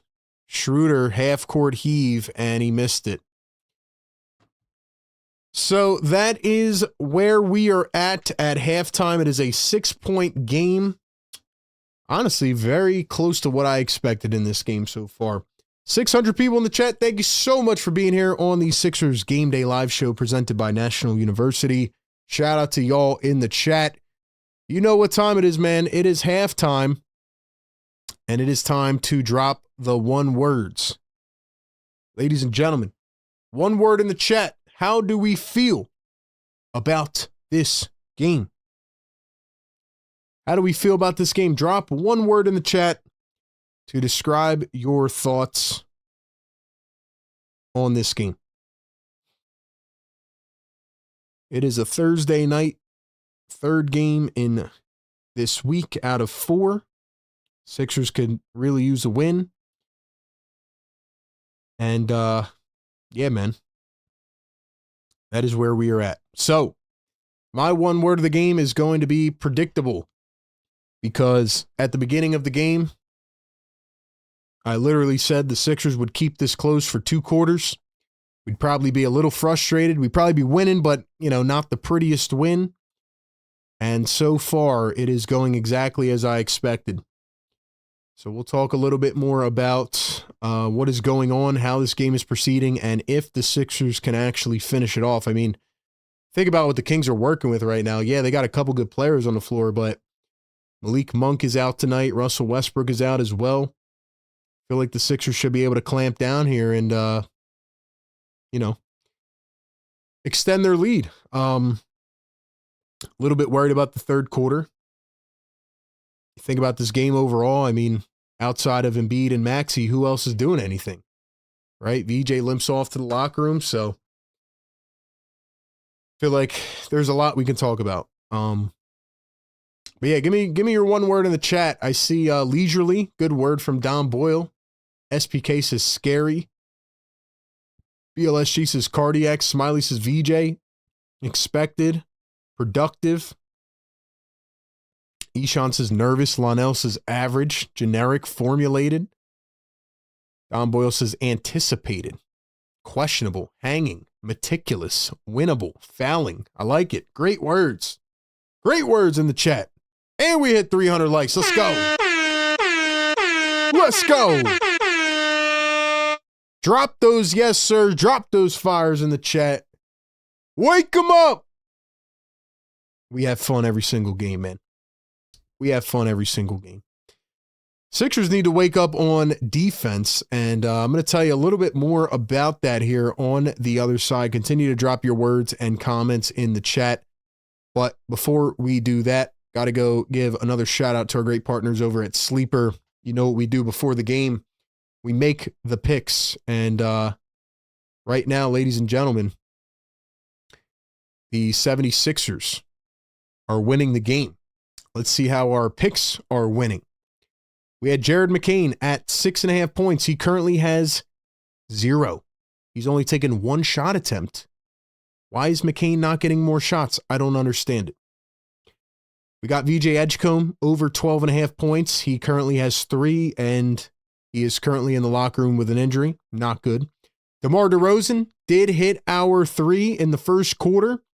We had him at 0.5. He's 1 for 1, so we'll take that. And Sabonis over 11.5 rebounds. He's currently at 3, so not looking too good right now, but you can go make your picks live during this game at halftime. Pick the overs or the unders and use our code PhillyTake. Get a 100% deposit match up to $100 when you play over on Sleeper and use our promo code. Terms and conditions apply. See Sleeper's terms of use for details. Operational in over 25 states. Please gamble responsibly. All right, ladies and gentlemen, we'll check back in the post-game show. Here's my halftime analysis, man. Like I said, it's been a long day, and the Sixers are going to stress us out. That's what they're going to do. Simple as that. Let's take a look at some team stats here. Obviously, Maxey and Embiid carrying the load. Give Maxey some love. Give him some respect for what he's doing tonight. Looking like an MVP out there. He had 8 points in the first couple minutes. Sixers shooting 39% from three. They are getting significantly out-rebounded by the Kings. I knew with Sabonis and Achua and guys like that it would be a tough matchup in terms of the glass. Sixers do have 13 assists, though, on 20 made shots. They've only turned it over 4 times, so it has been just a very nonchalant defensive game on both sides. Sixers down 20-14 in the paint. And, it's just been, to me, again, it's just been like another, like, I like the word in the chat, leisurely. It's just been very, like, nonchalant. Joel going out there, easy buckets, 7 of 10, 19 points. Maxey, 23 points, 7 of 10. So they're both 7 of 10. Maxey's got 6 dimes and 4 boards.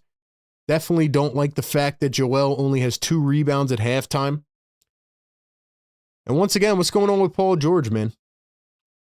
What's going on with PG? I mean, this guy had 32 last game, and I said last game at halftime, you know, they should be running more sets for PG. They should be giving him stretches, and maybe he'll come out in the third quarter and he'll get a run of shots, but maybe not, right? Like, we don't know.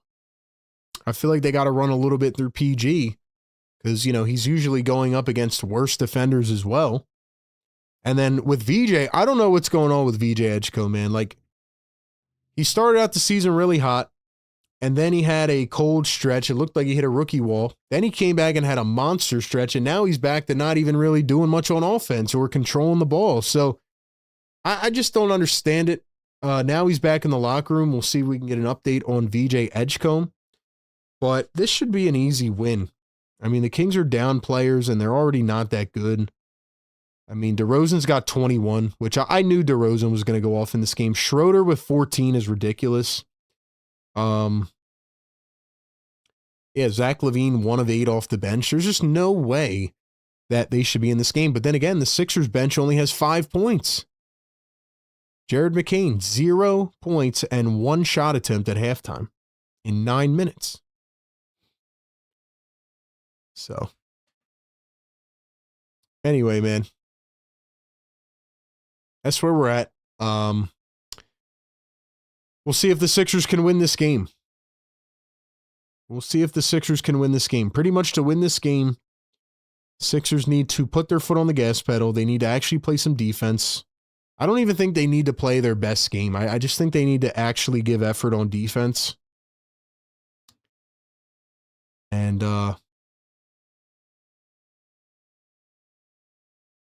And, yeah, that's where I'm at. Trying to get an update here on VJ. I don't see anything, so see what happens.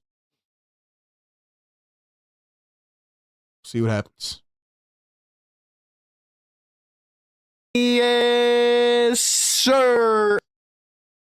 We will see what happens. Ladies and gentlemen, shout out to y'all, man. Thank you so much for being here. 500 people in the chat. Get us to 500 likes. We do it every single game, pregame, live game, postgame. We'll be live for the rest of this game and after to discuss. Let's see. $10 super chat from 2119 Brandon. Brandon, thank you so much for the super chat, man. Do you think Joel Embiid will ever win an NBA championship? Oh, man, that's hard, dude, because obviously I'm trying to take my own personal bias out of it. Do I think Joel Embiid can win an NBA championship? I do. Do I think he can be the number one option winning an NBA championship? I think there's a much lower likelihood of that happening. I think for the Sixers to win the championship, they really have to have like this dynamic, unstoppable offense. Like, it's got to be Maxey operating the way he has been most of the season. Joel's got to be operating the way he is right now, but also not shoot the ball 40 times a game. He's got to be an efficient Joel. I said that a lot earlier this year, right? The guy that can give you 25, 10, and 8. You know what I mean? I think VJ's got to be on top of it. And I think Paul George has to be much, much, much better than he has been overall. So that's kind of how I feel about it. I think there's a good chance that he can win a championship, but I don't think he can just be the guy that shoots 40 times a game to win the championship. So that's how I feel. That's my thoughts. All right, ladies and gentlemen, we still got 500 people in here. Hit that thumbs up button. Let's go. We will be back in just a few minutes, and we'll get ready for this third quarter. But what do you think? Who do you think is going to win this game? Give me your honest thoughts in the live chat. And once again, make sure you follow us everywhere. I'm going to drop our links here in the chat, so that way you guys can check them out. I'm going to drop them in the chat so you guys can check them out. And then we will be back and we will get ready for the second half. Our link tree will take you to all of our social platforms. So click that link and follow us everywhere. All right, man. We will be back momentarily. Do not go anywhere. Be right back.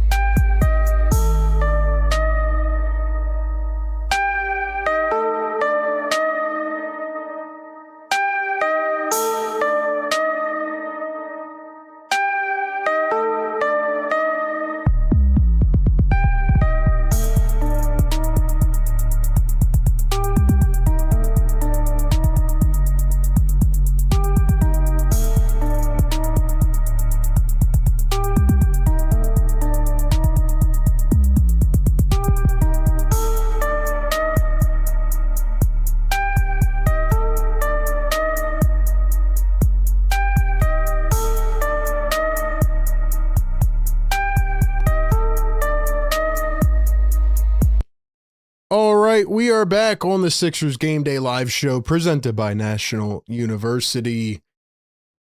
It is the 76ers and the Kings. Sixers lead it by 6, 60-54. Here we go. Edgecombe is back in the game.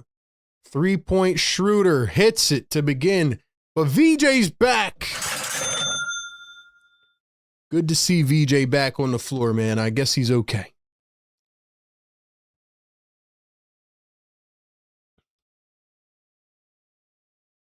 Maxey working against Schroeder. Maxey going to find a cutting Joel. Joel floats it up and knocks it down.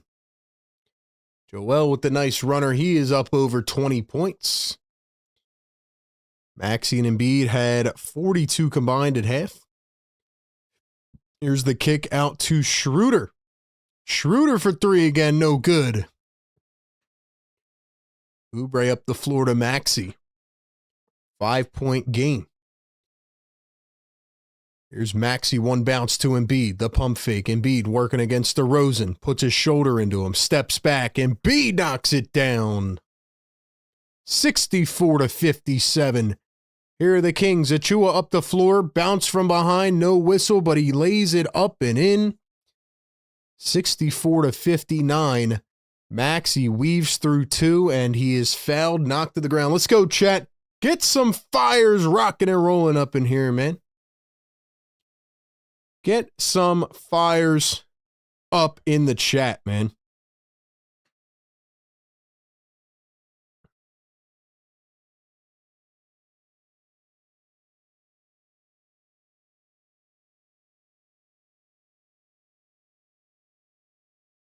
Here's Kelly Oubre working against DeMar DeRozan. He's going to find Paul George. Paul George step back, mid-range two. Can't get it to sink. Kings have it.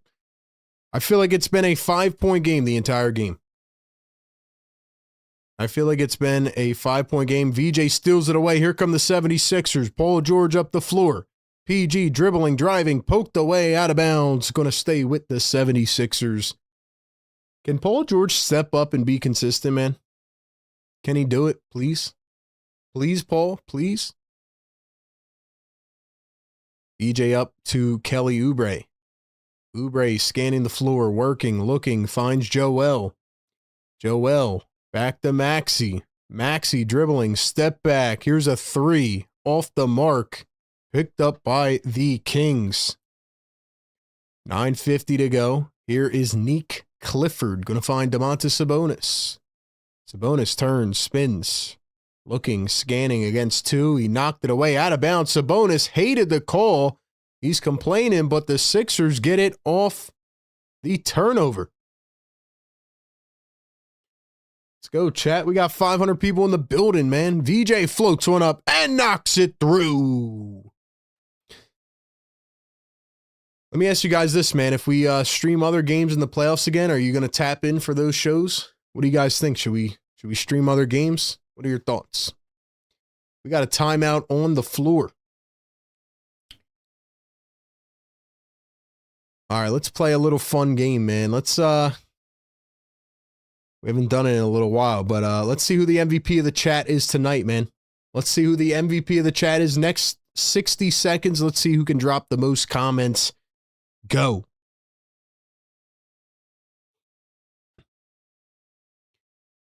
Salt says VJ needs to be more involved. My initial prediction, Sixers 110-105. I said 116-108. Stell says absolutely. Yeah, we're going to be streaming them other games for sure.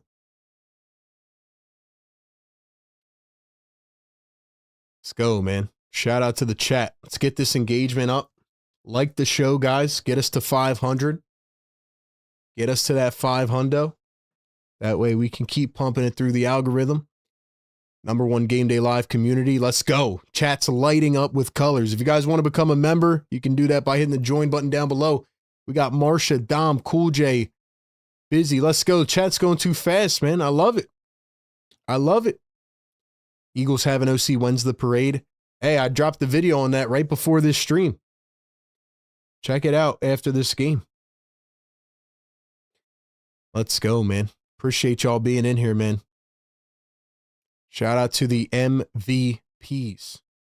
All the members are MVPs, man. Appreciate y'all. Let's go. I like to see it. I like to see it. Yeah. MVPs.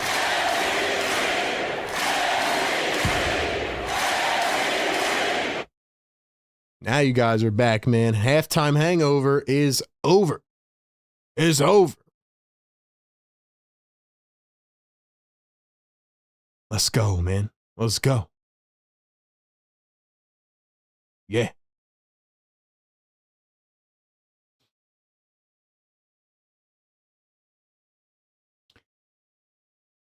Ladies and gentlemen, make sure you check us out on all social platforms. Make sure you check us out everywhere. Make sure you follow us everywhere. That's important, man. Trying to grow this brand. Eric says he just subscribed. Eric, welcome to the family, man. Welcome to the family, bro. All right, guys. Good stuff, man. Good stuff. YouTube can't handle the heat we were bringing and started a glitch. That's what I'm talking about, man. Let's go. Let's break the algo. Maxey and Embiid have combined for like 46, I think. And rest of the team is doing absolutely nothing, but here we are. Still a 7-point game. DeRozan finds Achua up to Schroeder. Schroeder pulls up the mid-range. Short again. Sabonis lays it back in. I still don't understand what the Kings are doing with this roster. Kings fans have probably given up on basketball. Like, they finally had some hope, went to the playoffs, and then it all got ruined. They had a coach of the year in Mike Brown, who's now with the Knicks. Maxey lays it in off the dime from Embiid. I feel like Maxey and Embiid are the only people playing tonight. Sabonis fouled by VJ. It's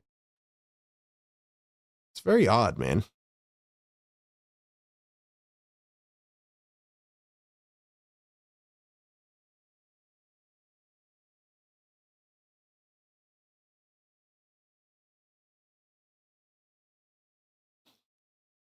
Let's go, chat. Let's go, boy. Scum says, I'm multitasking. I missed the spam time. Hey, gotta be here, man. Gotta be here. Philly for life gets my vote after my low blow about his Embiid comment. He had multiple super chats. Philly for life, where you at, brother? Philly for life's always tapped in, man. That's my guy. Second free throw was missed. Here are the Kings, though, off the offensive rebound. DeRozan puts it up, hits it again. This guy, DeMar DeRozan, man, might be one of the best mid-range jump shooters ever. Like, it is just absolute bread and butter. Like, it doesn't really fit the modern day, but I guess it can work in some situations. But, man, his mid-range is just unbelievable, man. Joel under the rim, goes up, got it, and one! Drop the ones! Woo! Yes, sir. Yeah. Yeah. Let's go, boy. Let's go, Joel. Cook that man. Achua's on the ground. Dude, the Kings are just so random, bro. Like, I don't understand them. I don't understand what they're doing. Just being honest, bro.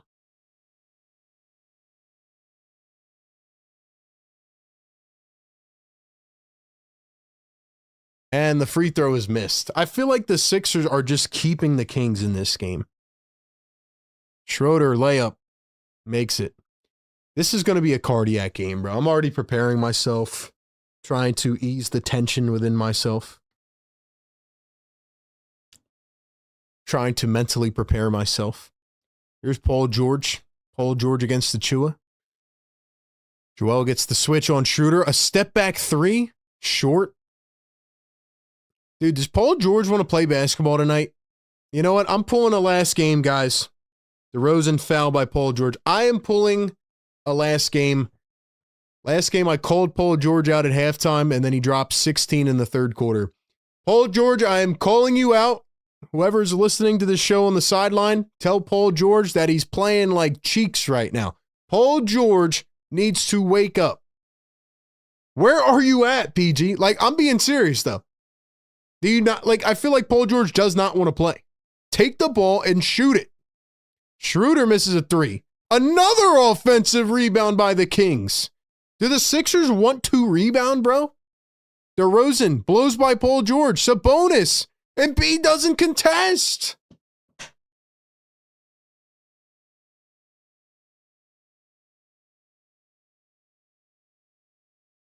(12-2) on the offensive rebounds. 12-2. 17-0 on second chance points. 17-0. Here's Paul George. Drives all the way. Blocked. What?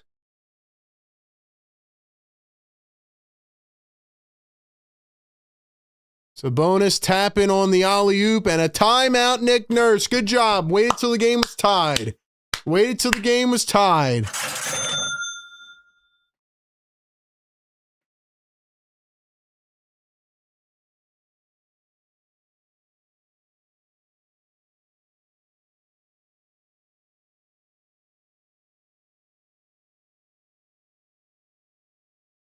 Wonderful, guys. Wonderful. Yep. Let's just come out in the third quarter like we do every game, like we don't give a crap. I mean, it is so predictable. If you have not watched a lot of games this season, you won't understand. Like, you ever just know, like, it's clockwork, bro. Like, you wake up in the morning and you eat your breakfast. Like, we know what's going to happen in the third quarter. I am fully convinced, 100%. that the team goes into the halftime locker room session and they all go back to their little, chairs in front of their lockers and they pull up Twitter and they pull up the live stream and they order cheeseburgers and fries and milkshakes. Like that is the only solution. That's the only answer. That's the only conclusion that we have. Nick Nurse does not say a single word to these guys at halftime. 100%. And then they come out in the third quarter and they literally do not try. I just watched Paul George get beat off the dribble by Dennis Schroeder, who kicks it to Sabonis cutting, and Embiid does not even contest the layup. So we could talk about the coach, right? Because we always talk about Nick Nurse, right? And he's got to say something to these guys. I agree. But as a player, bro, like you got to just like kick it into gear, bro. At some point, as a competitive athlete who makes $1 million, not even $1 million, $10 million, $50 million, like you just got to play, bro. And if you're going to be cold to start the third quarter, then you should come out 10 minutes before and you should warm up. That is my thought. They do this every game, man. They do this every game.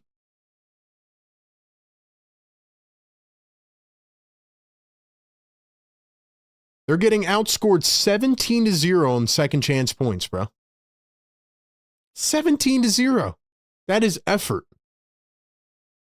And if I'm Nick Nurse, I would put Dominic Barlow back in the starting lineup. I know you all love Kelly Oubre, and I like Kelly Oubre too, but the Sixers need a rebounder next to Joel Embiid.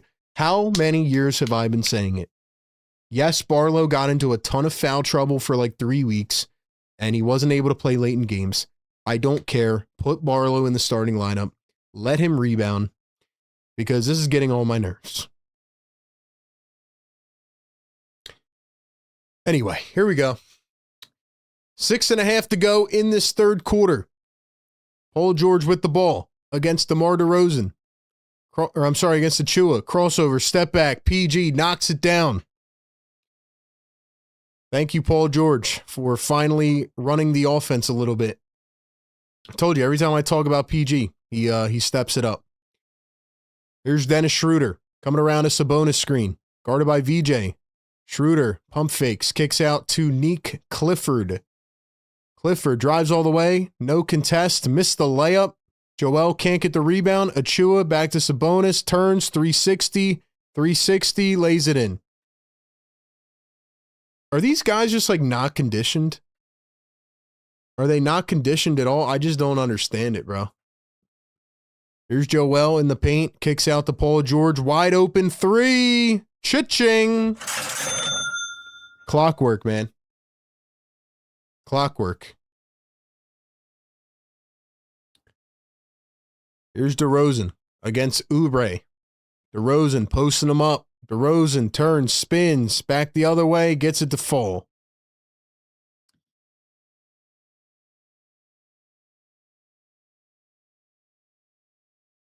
Maxey guarded by Dennis Schroeder. Comes around a screen. Maxey at the top. Maxey to VJ in the corner. And Maxey is bumped and fouled by Sabonis. Tell you what, man. Sabonis looks very underwhelming. Very underwhelming.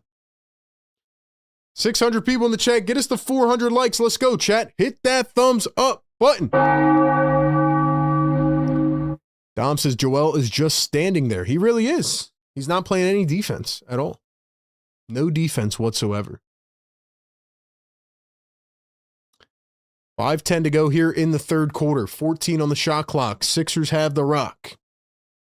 You have to assume some lineup changes are coming soon here. Paul George on the wing now, thinking three. Now working against Achua. He steps back, another three. That one is off, and it is rebounded by Cardwell, who is back in for the Sacramento Kings. Here is Dennis Schroeder at the top, coming around a screen, finds a cutting Achua to the rim, lost it, poked away, diving on the floor. Oubre.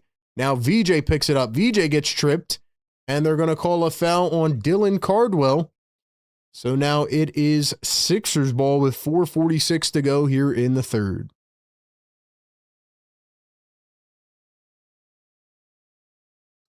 Ladies and gentlemen, make sure you like and subscribe to the show. Help us get to 52,000 subscribers.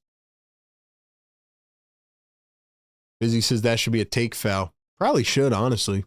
Oubre up to Embiid. Embiid wide open for three. Off the back iron. How come Joel just cools down in every third quarter, too?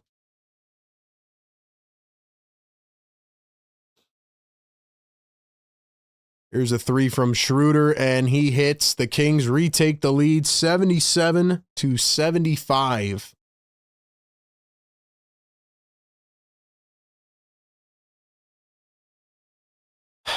Oubre back to Maxey, 13 on the shot clock. Maxey against Levine, kicks into Oubre, and Oubre knocked to the floor.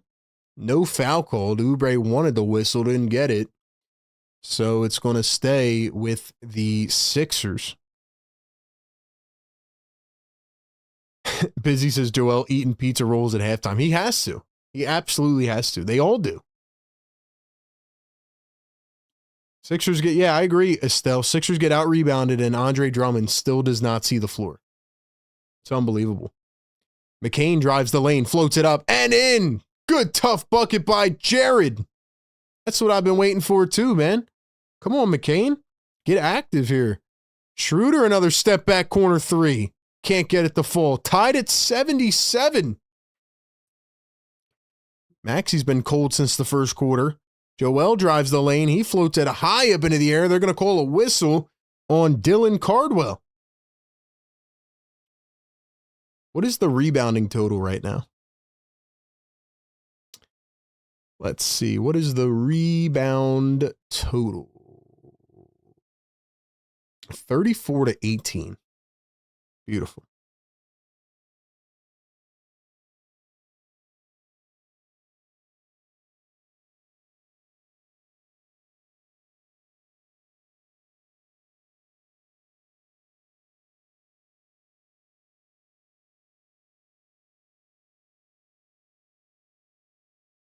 Can somebody give me a valid reason as to why Andre Drummond is not playing? Other than he's going to get traded to deduct the luxury tax?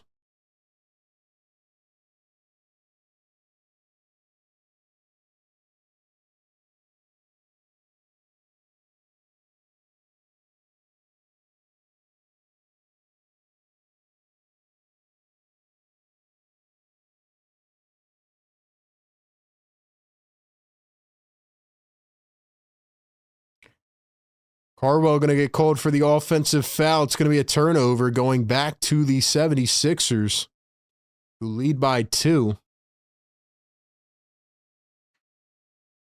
After the free throws by Embiid.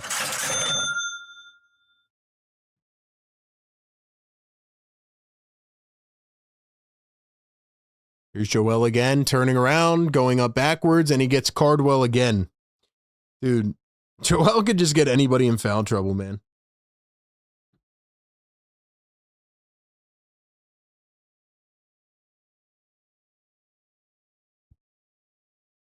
Joel's just living at the free throw line, bro. Living. 650 people in the live chat. Come on, y'all. Y'all are slacking, bro. Get us to 500. Let's get this W, man. I mean, I called this entire thing. I said it was not going to be pretty. Joel misses the first free throw. Let's see who the 3 guys with the 9 3-pointers were. I said Maxey, Corver, Danny Green. Who else? Who was it? There's Andre Drummond using the massage gun. Good to see Drummond staying warm on the bench.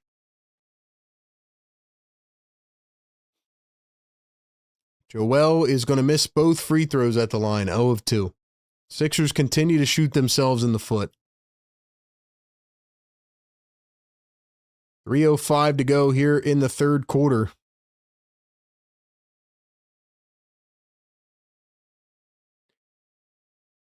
Here's a step back from, is that Zach LaVine back in? Hits a 2. Tied at 79.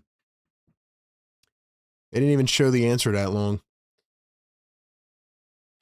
McCain dribbling, driving, lost the ball, picks it up. Justin Edwards and Dominic Barlow back in the game as well. Embiid finds a cutting Maxey, Euro step. What a finish by Tyrese Maxey.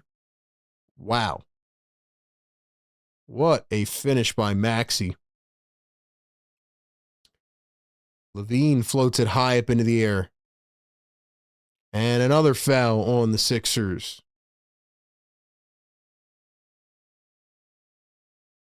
So Maxey and Embiid both have 27 points and 7 dimes. What a crazy duo, man. What a crazy duo.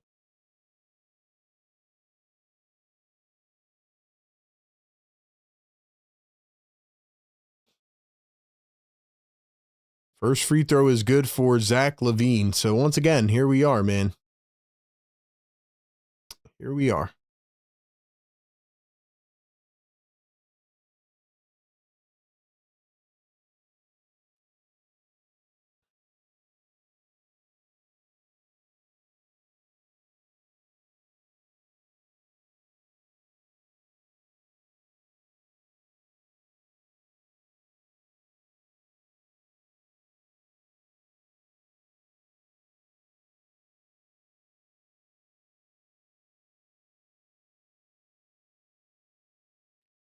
Here's Maxey guarded by Keon Ellis. 2:10 to go here in the third, and Maxey carried it. Maxey carried it.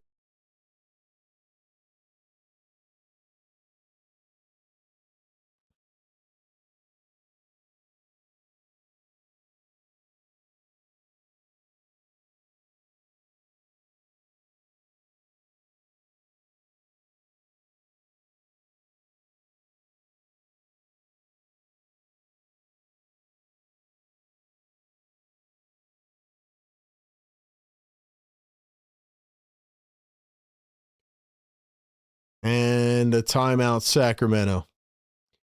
Been a lot of stoppages in this third quarter.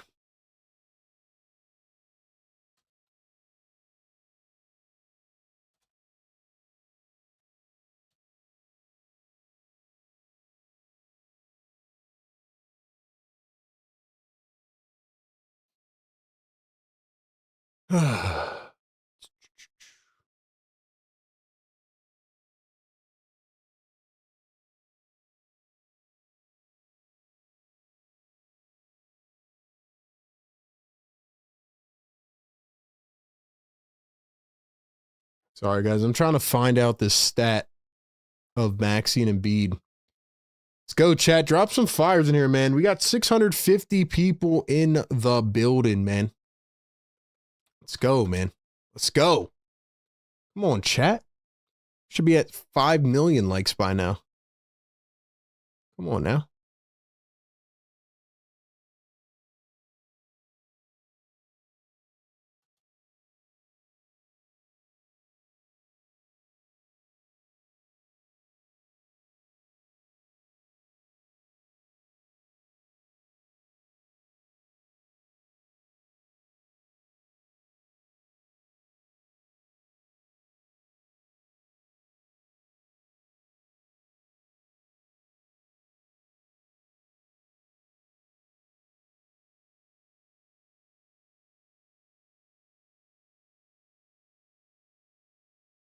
Can't find this stat, man.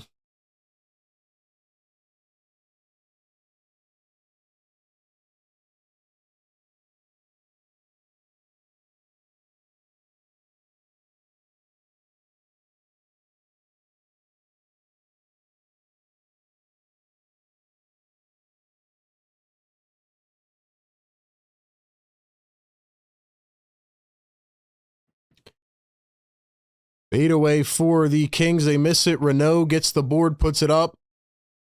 He was blocked. No, is that a goaltend? Dude. Dembona, you're really getting me, man. You're really getting me, bro.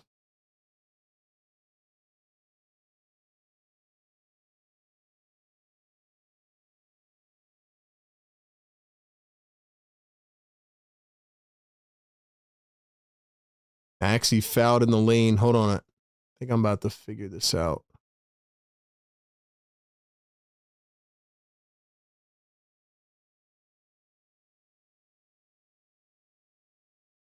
All right. All right. I finally got my answer. Okay.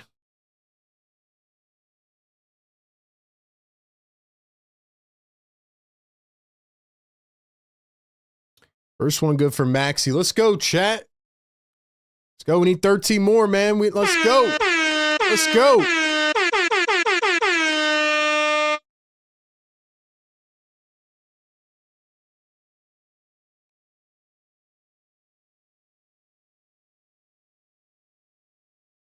Maxey gonna knock down a pair at the line. We are tied at 83. Will the Sixers make this game cardiac? Of course they will. Absolutely. Here's Maxime Renault, guarded by Dominic Barlow. He drives, finds a cutting Achua. Achua under the rim. Renault puts it up, and the Kings retake the lead. Bona nowhere to be found on defense.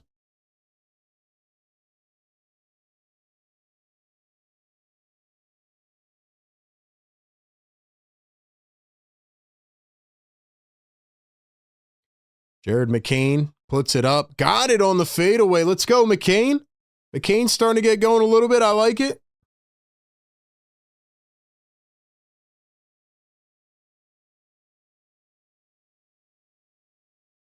Renault on the other end. Another easy bucket, man. Sixers are not playing any defense again.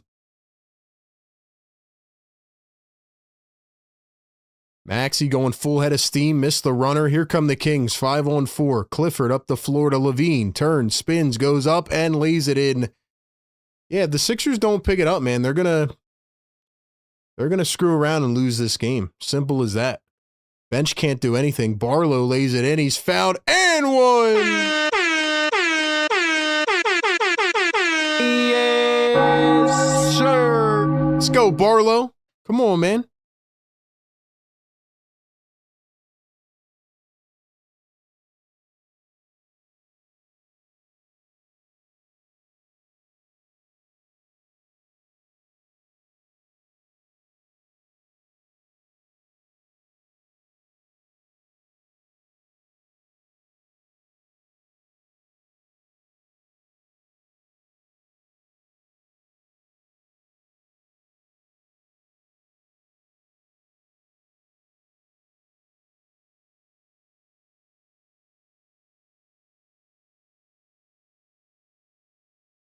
So the stat that I was trying to look up was how many times Maxey and Embiid have had 30 in the same game. So if they do it tonight, it'll be the 15th time. I finally got the answer, but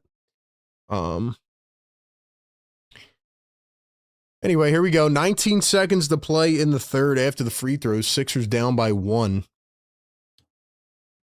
DeRozan. Here's Levine. Levine against Maxey, one-on-one. He drives, he steps back. Levine turns. Levine kicks it back.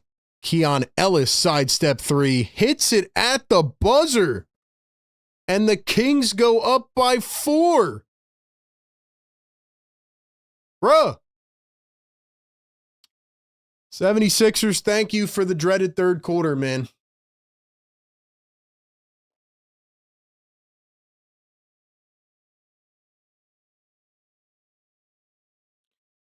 They give up a 3 to end the quarter, and it is a 4-point game as we head to the fourth. So I said 2.5 quarters. Maybe I meant 3.5 because the Sixers are pissing us off, and here comes another cardiac game. 92% of Sixers games are cardiac. That is not a made-up fact, even though I did make it up.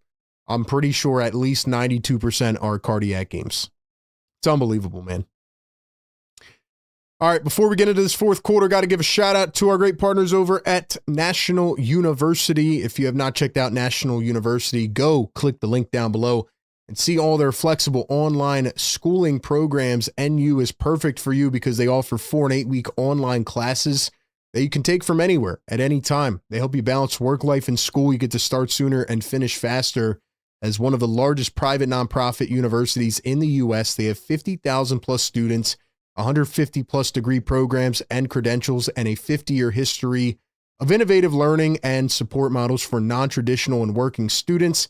Right now, they are offering a new scholarship called the Year of You Scholarship that you can apply for until the end of March. This will grant students up to $6,000 towards your bachelor's or master's degree annually. So, new year, new goals. Check out National University and check out their newest scholarship offering. Link is down in the description. Or you can go to nationaluniversity.com. National University, where you can juggle school with everything else life has to offer. Right now, the 76ers have not much to offer in that third quarter. They don't play defense. They don't rebound. The best rebounder on the team is sitting on the bench. So just a lot of fun, man. Welcome to the Sixers world. This is where we watch every game, we react, we break it down. Still the best community in the world, man. Best community in the world. I would not want to go through this with anybody else other than y'all. So 700 people in the chat. Shout out to y'all. Let's go. Let's go. Kings are 12 and 36. No Russell Westbrook tonight. No Malik Monk. I'm going to say the same thing I did last game. This is a game where the Sixers should win by double digits. They gave up 38 points in the third quarter, 38 to 28. They cannot figure out the third quarter. And they better kick it into gear and win this game. Otherwise, we're going to be pissed off. We're going to be pissed off.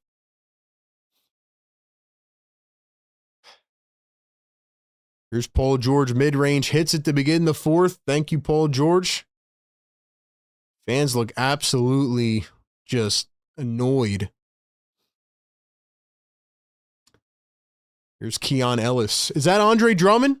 Andre Drummond is in the ball game.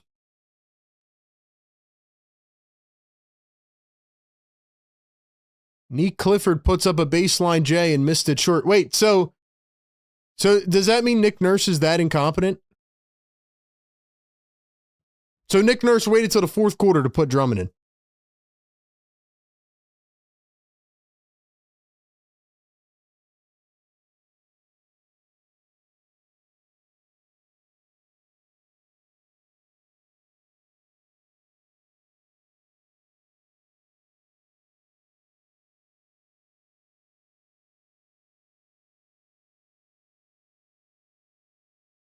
Kane can't knock down the shot. Dude, I'm like actually really mad right now. This is something we're going to have to talk about on the postgame show because you're telling me that Drummond could have played this entire time? Or is Nick Nurse saying, hey, screw the ownership, I just am not going to lose this game? You know, which one is it? Achua turns, spins, floats it up, and he double dribbled.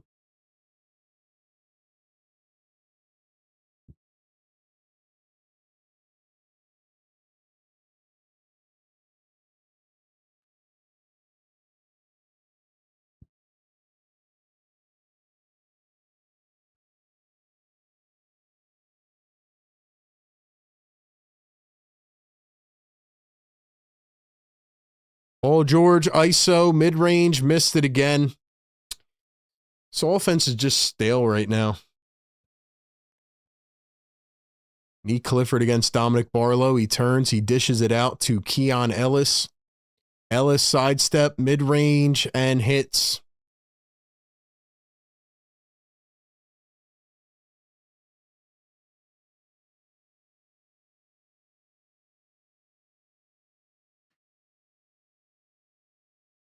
Paul George drive all the way to the rim, goes up and lays it in.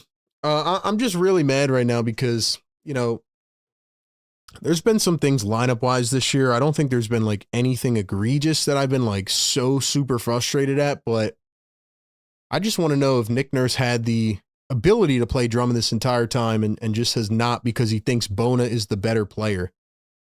Renault beats Drummond to the rim. He was blocked by Barlow. They call a foul. Barlow wants a challenge. Because if Nick Nurse could have played Drummond this entire time, then at that point, man, he just has no awareness.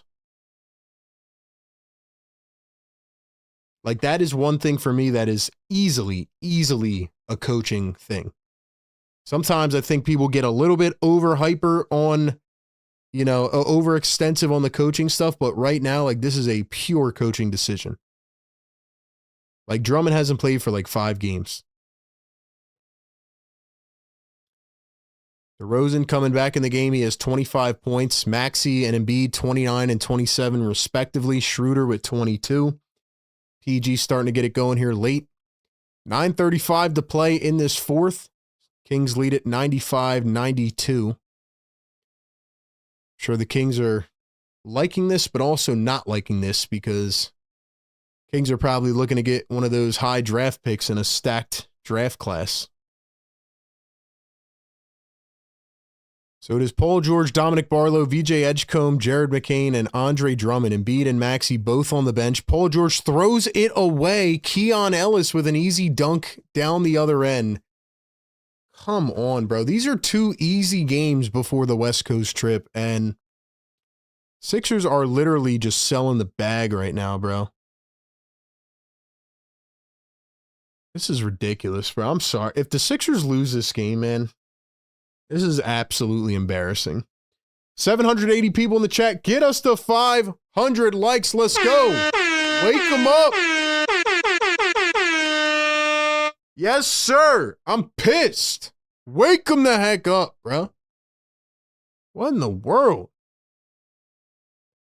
Paul George ISO again. Kicks out the VJ. VJ for 3. Left it short. What was that, man? VJ, what's going on, brother? Kings 29-12 off the bench tonight. DeRozan fouled by Dominic Barlow. Listen, I've told y'all all season, this is who the Sixers are. They win games and get you back in, and then they lose games that they should win. It's literally a roller coaster ride, bro. This team is literally a roller coaster, bro.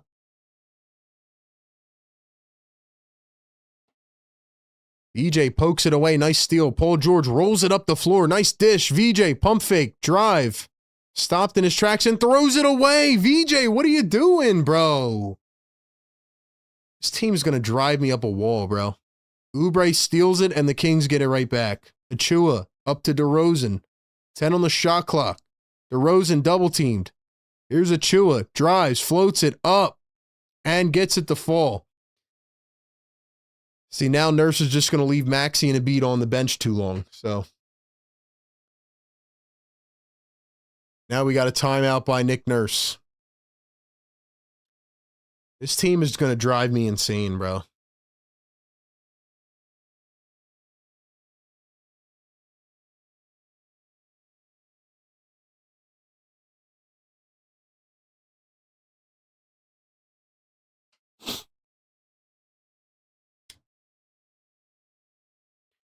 In addition to the Andre Drummond thing, I think we do have to highlight that Joel Embiid, although he has 27 and 7 on 10 of 15, only has 3 rebounds. Joel Embiid having 3 rebounds is inexcusable.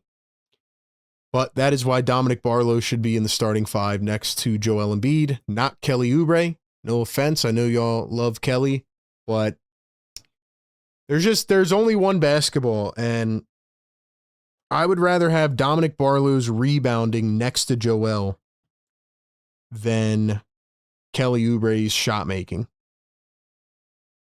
That's my personal opinion. So. But again, this is a game, man. This is a game where the effort is just not there, bro. This has nothing to do with talent.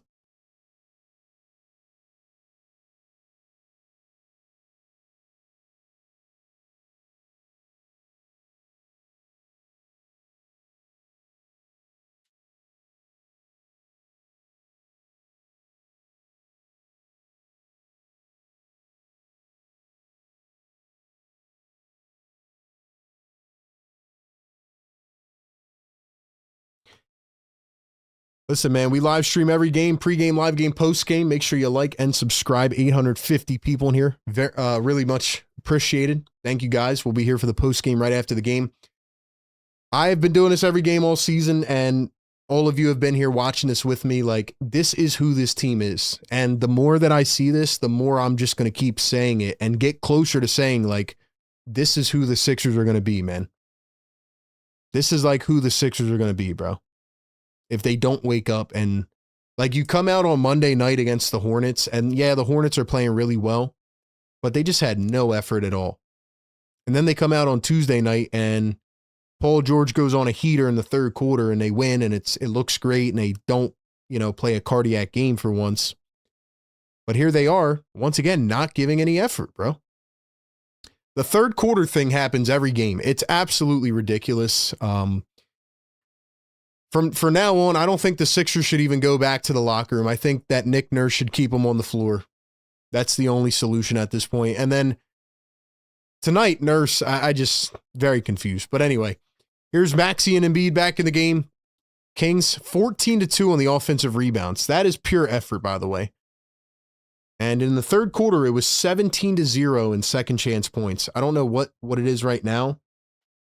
If somebody knows, let me know. But Joel gets fouled. Let's see if I can look it up, actually. I look it up.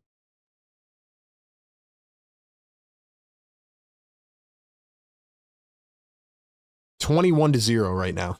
21-0 second chance points. Joel lost it again. Kings lead it by 8. 7:45 to play. Levine all the way into the rim, fouled and won. It's a 10-point lead and another one coming up. Wow. 21-0 second chance points.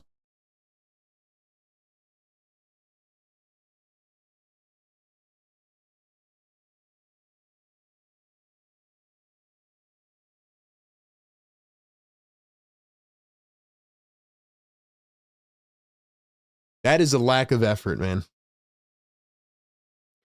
By the way, the Kings are the 29th ranked offensive rating.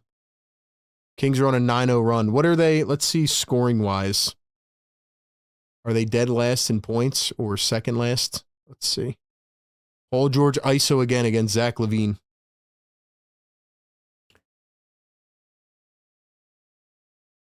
Kings are 28th in offense when it comes to points.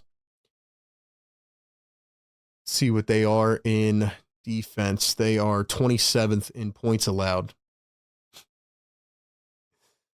28th in points, man. They got 103 points with 7:29 to play.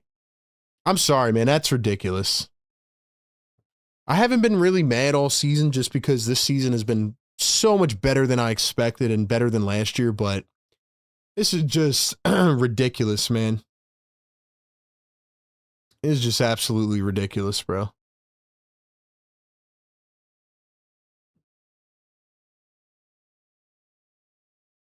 Kelly Oubre finds Paul George. Now Maxey, a wide open three. Missed it. Kings have the board.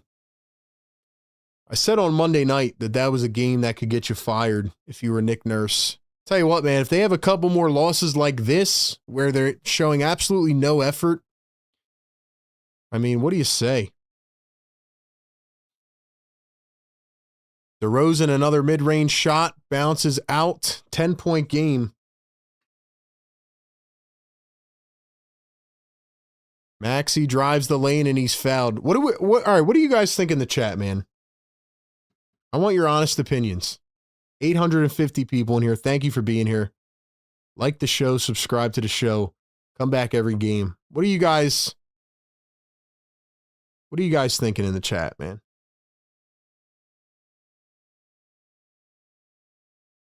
$6:50 to go here in the fourth quarter. Maxey dribbles, drives, lays it up, and he puts it through. It's an 8-point game.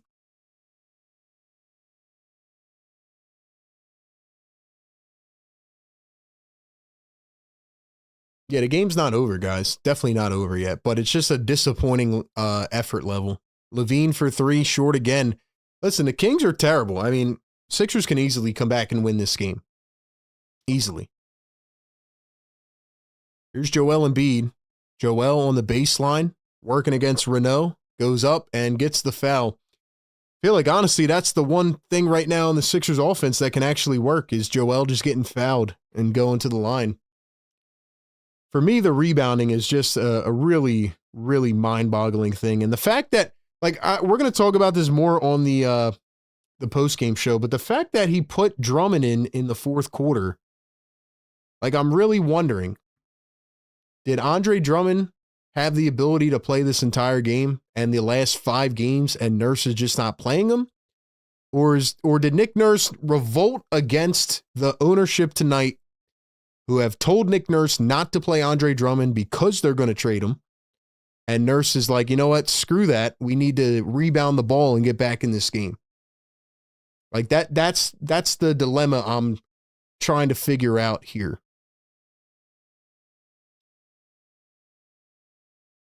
So anyway, that's where my thoughts sit. Joel going to knock down a pair. 6-point game. Still be nice to get the win here. Find a way to squeak this out, but they got to go on a run here. Sixers have the starting 5 back in. Still think they should have Barlow in right now to get rebounds. DeRozan is going to get whistled for an off-ball foul. They're going to say it's going the other way, Sixers basketball. So here is an opportunity for the Sixers to capitalize.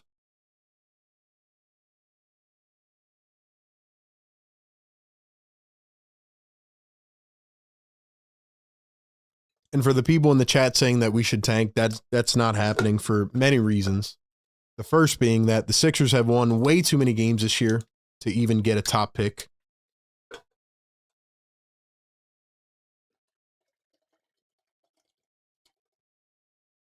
Sixers would have to get in the top 4 anyway to get their pick this year, which is probably not going to happen. Joel floats one up and in. 31 for Joel. He's got 30. Maxey and Embiid both have 30 now for the 15th time.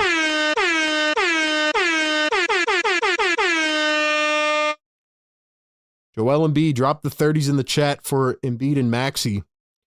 They have each recorded 30-plus points in the same game for the 15th time. They trail only Wilt Chamberlain and Hal Greer for the Sixers franchise record. So I guess that's cool. 900 people in here, man. Hit that thumbs up. Let's go.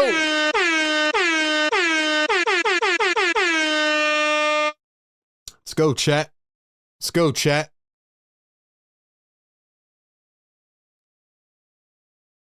One more shout out to our great partners over at National University. Once again, check them out. They are offering the best comprehensive degree and program options in the U.S. for working and non-traditional students. If you've thought about getting that promotion or leveling up or wanting to go back to school, but you don't feel like you have the time and effort, well, National University has your back. Nearly 70% of college students right now today are working while in school. And National University gets that. That's why they design these specific, unique programs for you to be able to do both. They are invested in your education and seeing you thrive.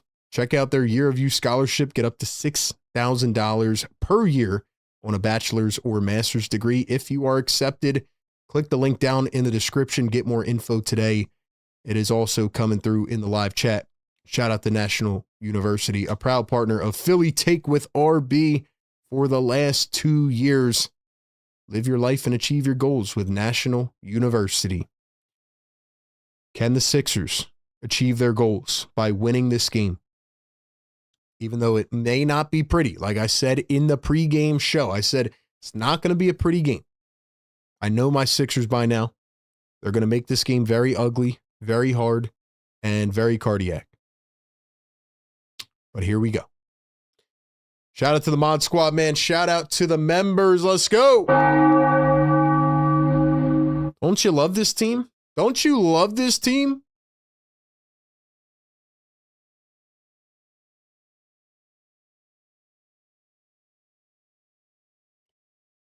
Don't you love this team, man?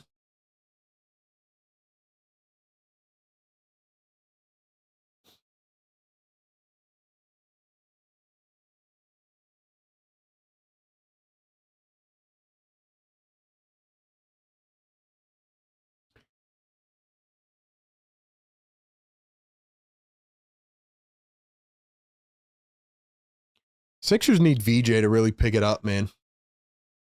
His lack of scoring mostly, but just really his energy has not been there. It's really hurt the team.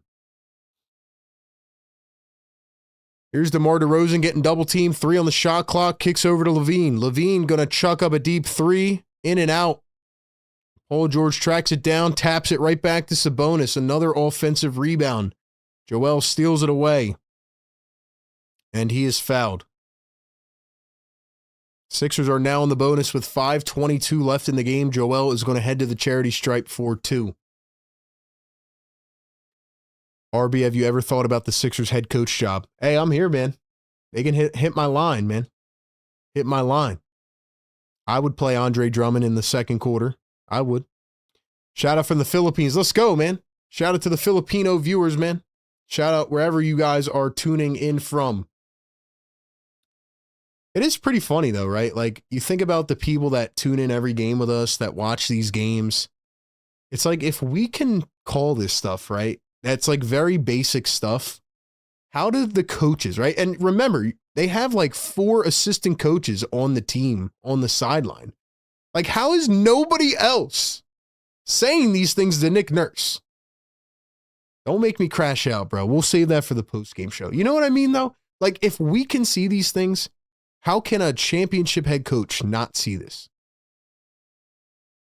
I don't understand it, bro.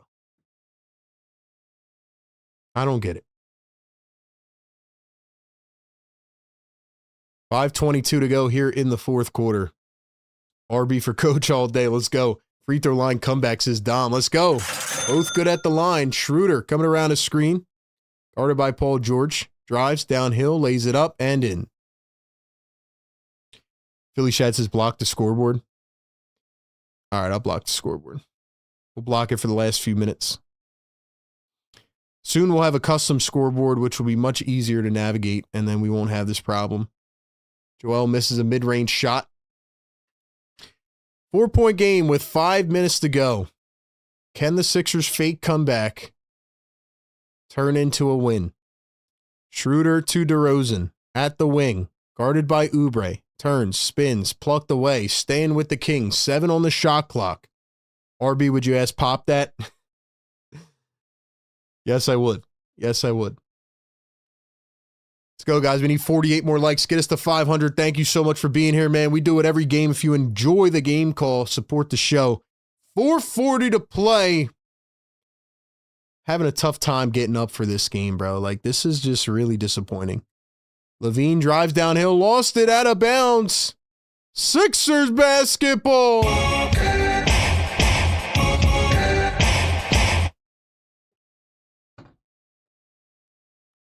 105 to 101.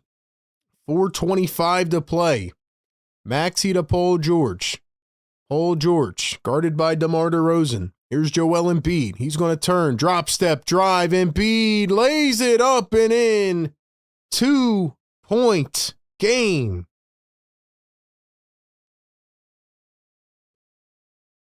The The score is not on the screen because it's a little bit ahead, so I don't want to spoil the game. So I will call out the score. No worries. Schroeder guarded by VJ Edgecombe. It's plucked away. VJ runs for the ball. And it's going to be turned over. Another big defensive play by VJ Edgecombe.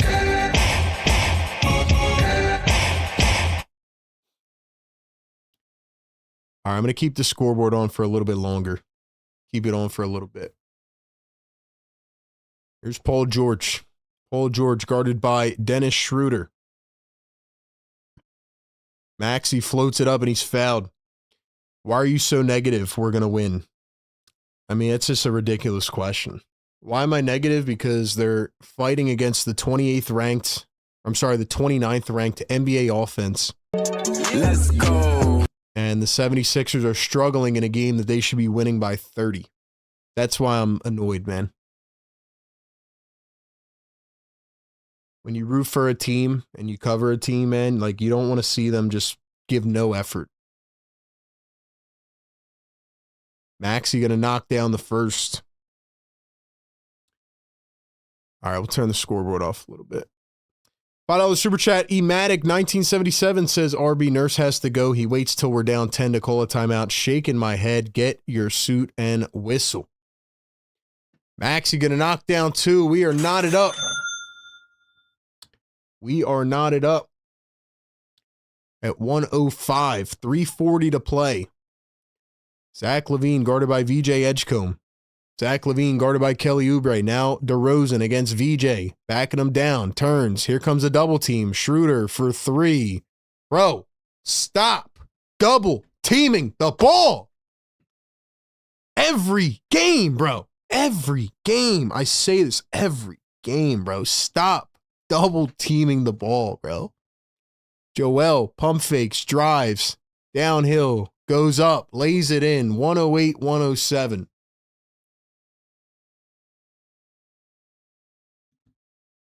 Feel like a broken record, man.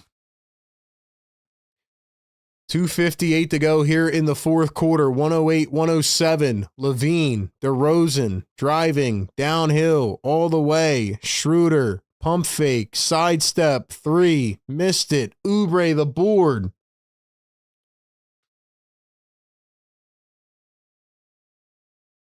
Here is Tyrese Maxey. Maxey working against Cardwell. Going to find Joel Embiid. Embiid, pump fakes, drives to the rim, lays it up. Lost it. All right, I'm going to put the scoreboard back on because some people like to leave when there's no scoreboard. So if you don't like it, just cover it up on your own screen with something. DeRozan going to turn, spin, drive, dumps it. Sabonis lays it, missed it. Sixers ball going the other way. Let's go, guys. Get us up to 500 likes, man. Subscribe to the channel. We do this cardiac crap every game, man. Raise your blood pressure. 2 minutes to go.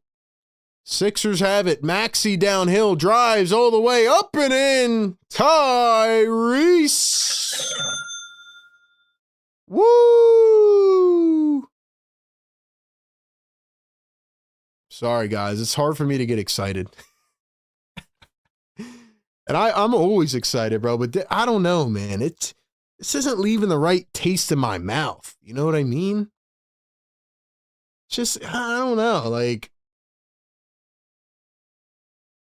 I don't know, man.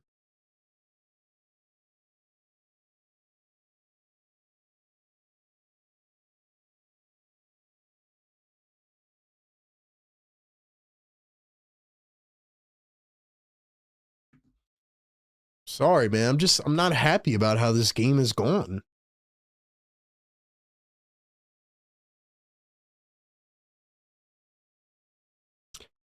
I know there's people in the chat. Like I said, I go through this on every loss, right? Like, or every win or every close game. And literally every game I go through this. And you get the people that are like, oh my gosh, you know, this team is the worst. Then you get the people that are like, I'm just a fan of this team. I want you to be happy every game, no matter what. And then you get the people that are right in between, like myself, who cover the team. And it's like, you know, this is a game they should easily blow this team out. And here we are struggling down to the last possession. I literally have to preserve my energy for the fourth quarter now because I know that they're going to take every game down to the wire. In the beginning of the season, we would be down 10 going into the fourth. We'd make a miraculous comeback. It was thrilling. It was exciting. Now it's like trying to hold on for dear life. You know how I've talked about this roller coaster analogy all season? It's kind of like holding on, not knowing what comes next, right? Is it going to be a dip? Is it going to be a turn left? You going inside? What, flipping back upside down? What is it? Like, that's how I feel at this point. So 148 to go here in the fourth. We got 1K in the chat. Drop the 1Ks. Let's go. Schroeder going to find DeRozan. DeRozan against VJ. He steps back against the double team. Stop double teaming, bro. Levine a three. Can't get the bounce. Sabonis fighting for the board. Goes on the ground, and it's out on VJ. Breaking news, Sixers. You have to rebound the basketball, man. They've gotten absolutely cooked on the glass tonight.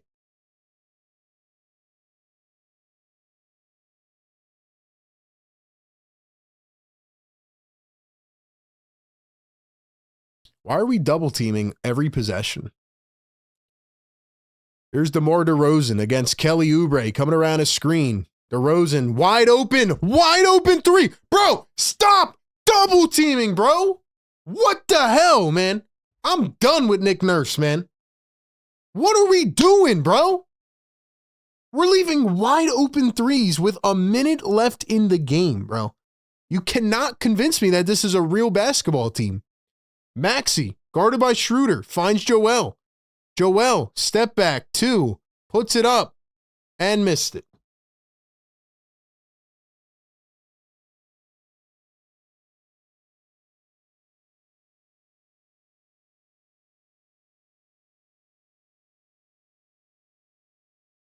Here's another double team.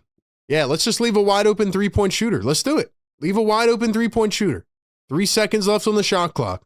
Schroeder around a screen, puts up a three off balance and missed it.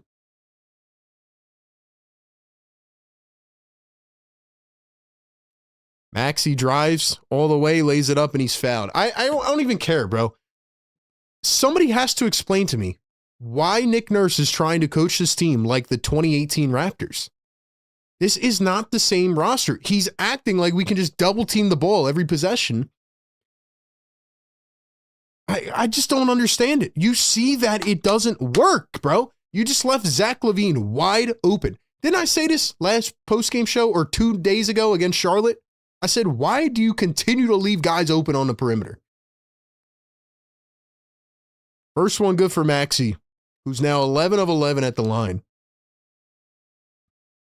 I'm not saying you can't double team at all, but to do it every possession in the fourth quarter is driving me up a wall, bro. And it's been happening all season. Like, what are we doing? Second one is good from Maxey. We're tied at 111.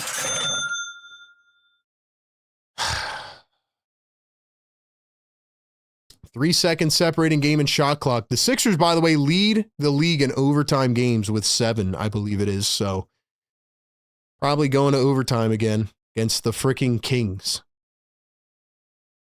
DeRozan crossover drive. DeRozan mid-range. Missed it. Joel the rebound. Call timeout. Call timeout. Thank you. I think the Sixers are just doing this to me. Just because it's been a crazy day, and we talked about that earlier, but like, I think the Sixers just want us to sit here through another overtime period. So now we will circle back to another issue with the 76ers. Can they draw up a final play? Can they draw up a final play? That is the question. We are tied at 111. 1,200 people in the chat. Please do not spoil the game in the chat. Chat, I'd recommend not looking at the chat because there's going to be some trolls that come in here, but like the stream and subscribe to the channel, man. Thank you so much for being here. I do this every game, pregame, live game, postgame. Sixers Game Day Live, presented by National University. Mods, make sure y'all drop the links in the chat right now. We'll drop our link tree in here so you guys can, you guys can check us out everywhere. I'm going to not look at the chat here so I don't get spoiled as well. Sixers do this every game, though, man. They have not hit a game winner yet, though. Can they actually hit a game winner for once? Let's see.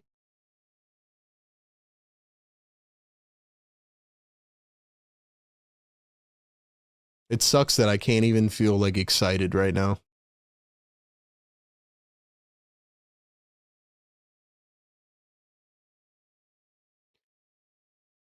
Game is tied at 111. 5 seconds to play.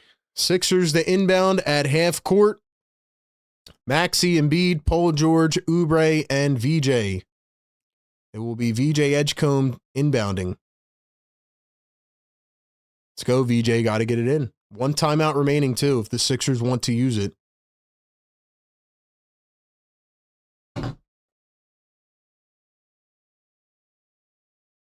Cardwell in for the Kings with some more length.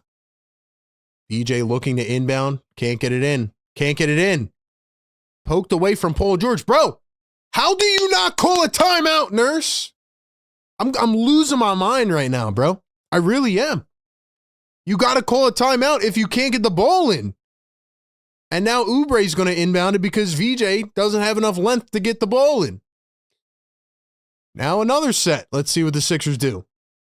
VJ rotates up top, PG down low, inbound to Embiid. Embiid dumps off the Maxey. B-lines, downhill, goes up, lays it in, and the foul, and 1.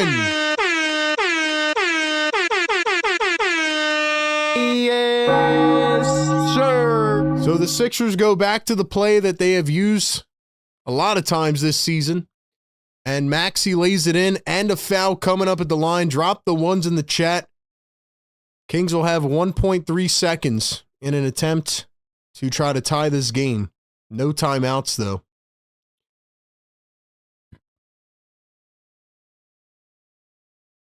I don't know how the Kings let that happen. I mean, that was... Sixers have done that all season long.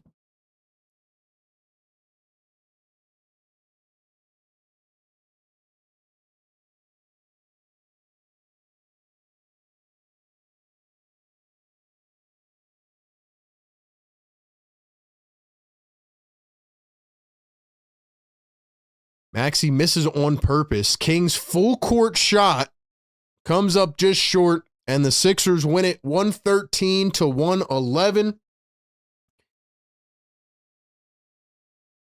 Joel's talking to Maxey. Levine's trying to get in the middle of it. I don't know what Embiid's saying, but nonetheless, Sixers win it 113 to 111. I know you guys are probably like, yo, where's the energy at? They got the win. They got the win. I'm happy about that, but very, very ugly game. By the way, Maxey, 40 points. Maxey did hit 40, so drop some love in the chat for Tyrese Maxey, and all you little weird Maxey haters, put some respect on his name. Put some respect on his name, man. Game winner Tyrese Maxey.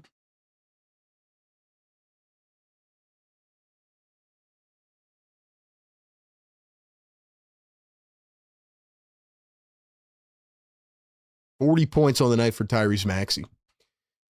Ladies and gentlemen, play the song!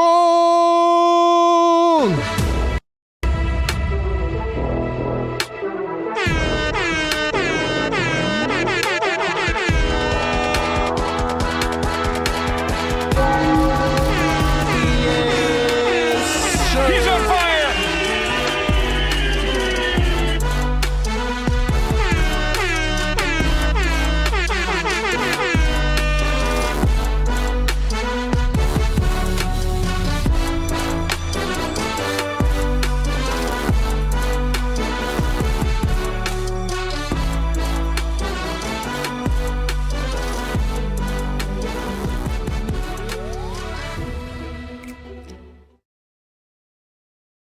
76ers win. Tyrese Maxey, game winner. Put some respect on his name. I'm not trying to do this back and forth thing every game, you know, with the battles. Oh, and by the way, before I say that, 500 likes, man. Drop the yes, sirs. You all in the chat, y'all are incredible, man. I really appreciate you. Let's go. Every game, man. Best Game Day Live community I could ever ask for, man. Let's go. Yes, sir. Wake them the hell up. Neighbors are going to call the cops, bro. But anyway, Um, Shout out to you all in the chat, man. I don't want to do this weird back and forth thing every game, but you little weird Maxey haters, man. Are y'all going to give him some respect when he plays well? 40 points tonight, hits a game winner, 8 dimes. Or are you guys just going to crawl back in your little holes like you do when he plays well and not say anything? But next game, if he goes, 3 of 10 to start the game, they'll be in here swarming the chat. Maxey ain't the guy. Like I said, I don't want to do this every game. Maxey played his ass off when he had to. Overall, Joel Embiid had another incredible game. We'll talk about it on the post game. I'm still not happy with the team tonight. Still not that happy. Not that happy. Still not that happy.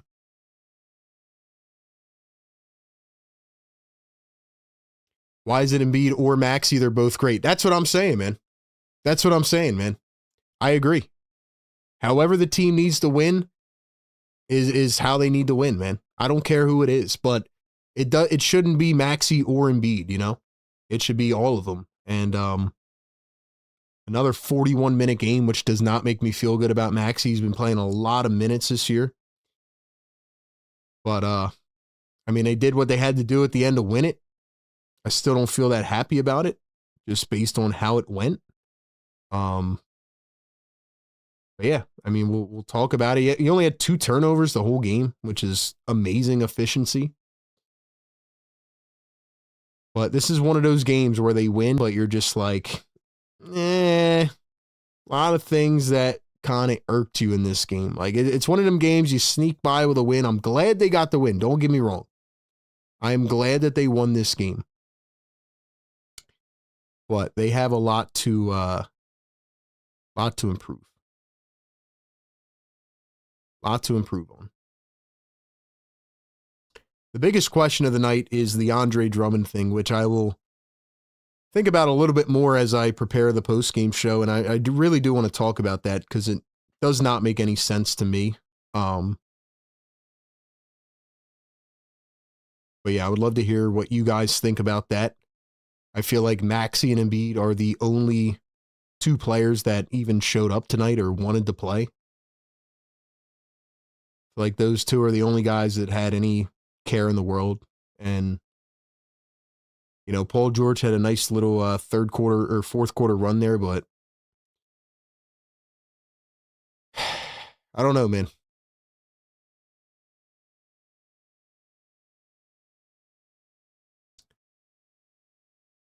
Yeah, Joel is going crazy, man. He's probably now averaging like 34, 35 a game over the last 5. It's been pretty awesome. Sixers end the game on a 21-8 run.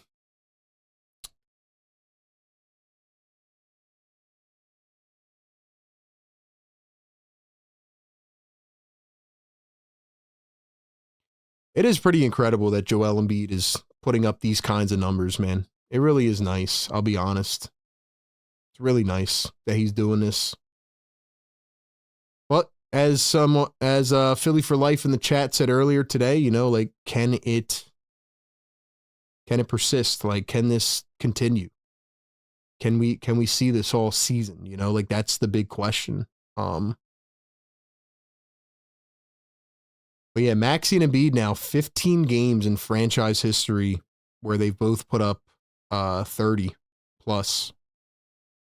So that's pretty cool. They're now 1 behind Chamberlain and Greer for the most by a duo. Sorry, I'm just tweeting out some final stats here. And what do you guys think, man? Let me know in the chat. I see we have the little weirdo trolls that come in here. Knicks fans that have no business being here. They got cooked by the Kings. That was pretty funny. But yeah. Only 2 turnovers for Embiid as well. Embiid and Maxey are just like, they're an unstoppable 2-man game, man. I've been saying that for a while, but they're just unstoppable, bro. Simple as that. Simple as that. Both of them just cooked at the free throw line. They needed every bit of it, too.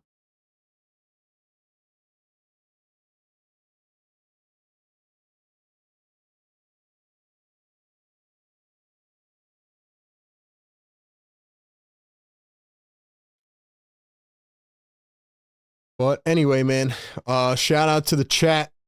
Fighting for Daylight says, I'm happy to see Joel average 30. Never thought I'd say that again in my life. Yeah, fair point, man. Fair point. I mean, I don't think a lot of us thought that, he's back to, I want to see what his averages are over the last however many games, but, man, he's on a tear. He really is.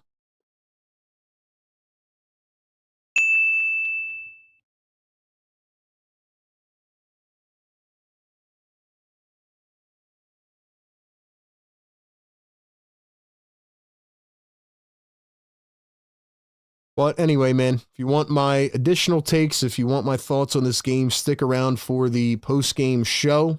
We will head over there here in just a minute. And we will read your comments in the chat and we'll do all that stuff. I'll tell you about the good and the bad of tonight. I'll tell you about the good and the bad. I'll tell you why I'm happy but also not happy tonight.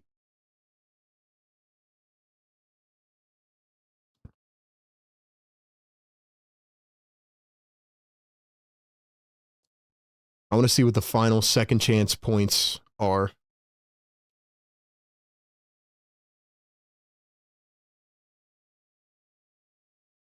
$24-0.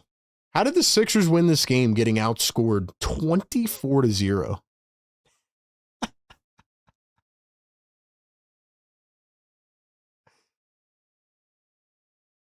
This is one of them games, man, that just doesn't make any sense, bro. How did they get outscored 24-0 on second chance and win?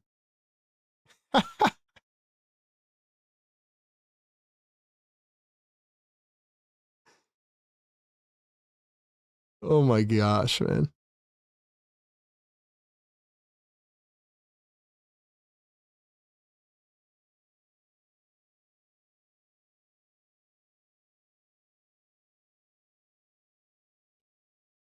It's hilarious, bro. All right, man. We will talk about it all. Thank you so much for being here, man. Thank you to all the new supporters and our members and our mods and everybody else, man, that makes this just a wonderful production. It is the Sixers Game Day live show. We will head over here to the post game. It'll start in about 7 to 10 minutes. Don't go anywhere. You don't have to leave this stream. You can keep your device on, and we'll be back to give more takes, analysis, and we will talk about all of it. So appreciate all of you, and we will be back in just a few minutes. Don't go anywhere. Sixers Post Game Live coming up next.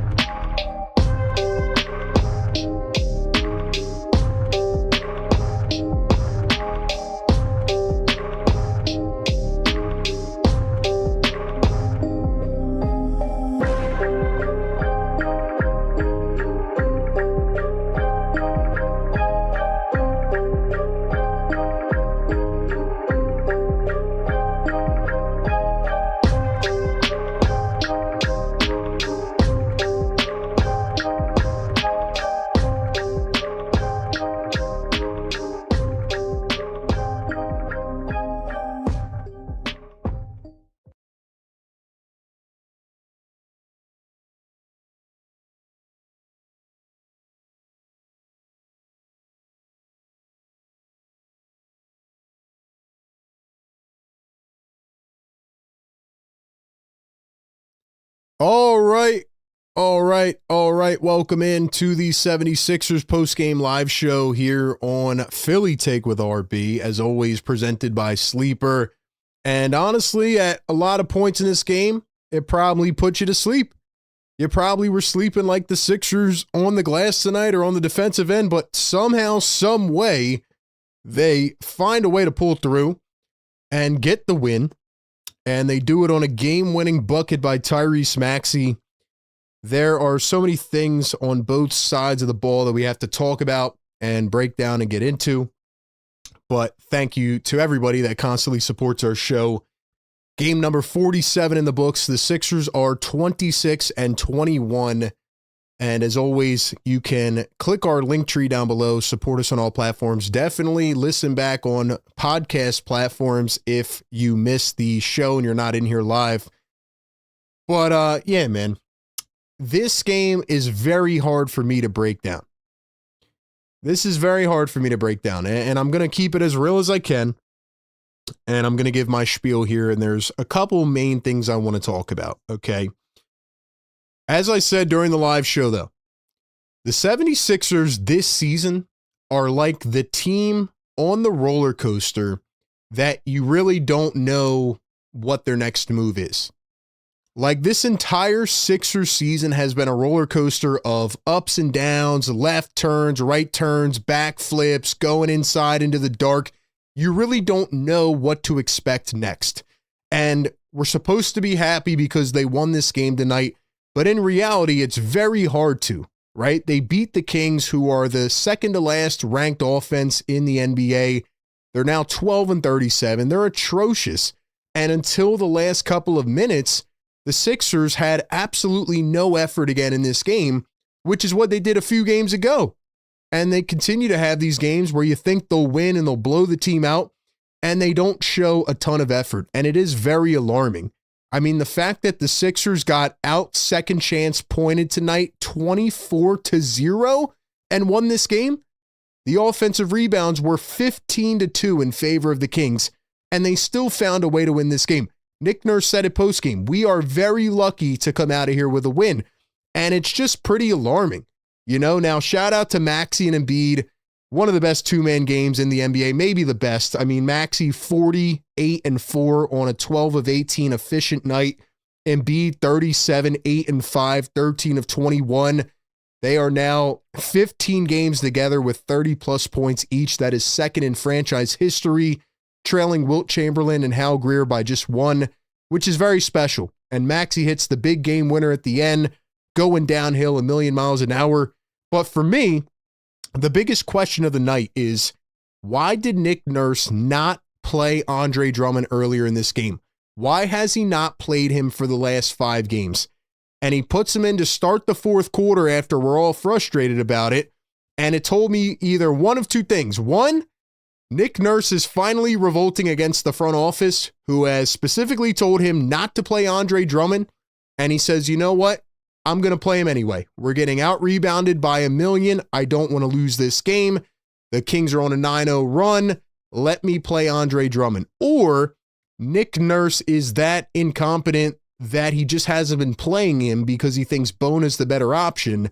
And while Joel Embiid only had 5 boards in this game, which is not that good, the Sixers needed a rebounding presence, and it took until your back was against the wall to play Andre Drummond. So to me, there's just some very puzzling decisions being made, and this should not have been a game where you had to squeak by. You have to be happy they got the win, but you can be frustrated with how it looked.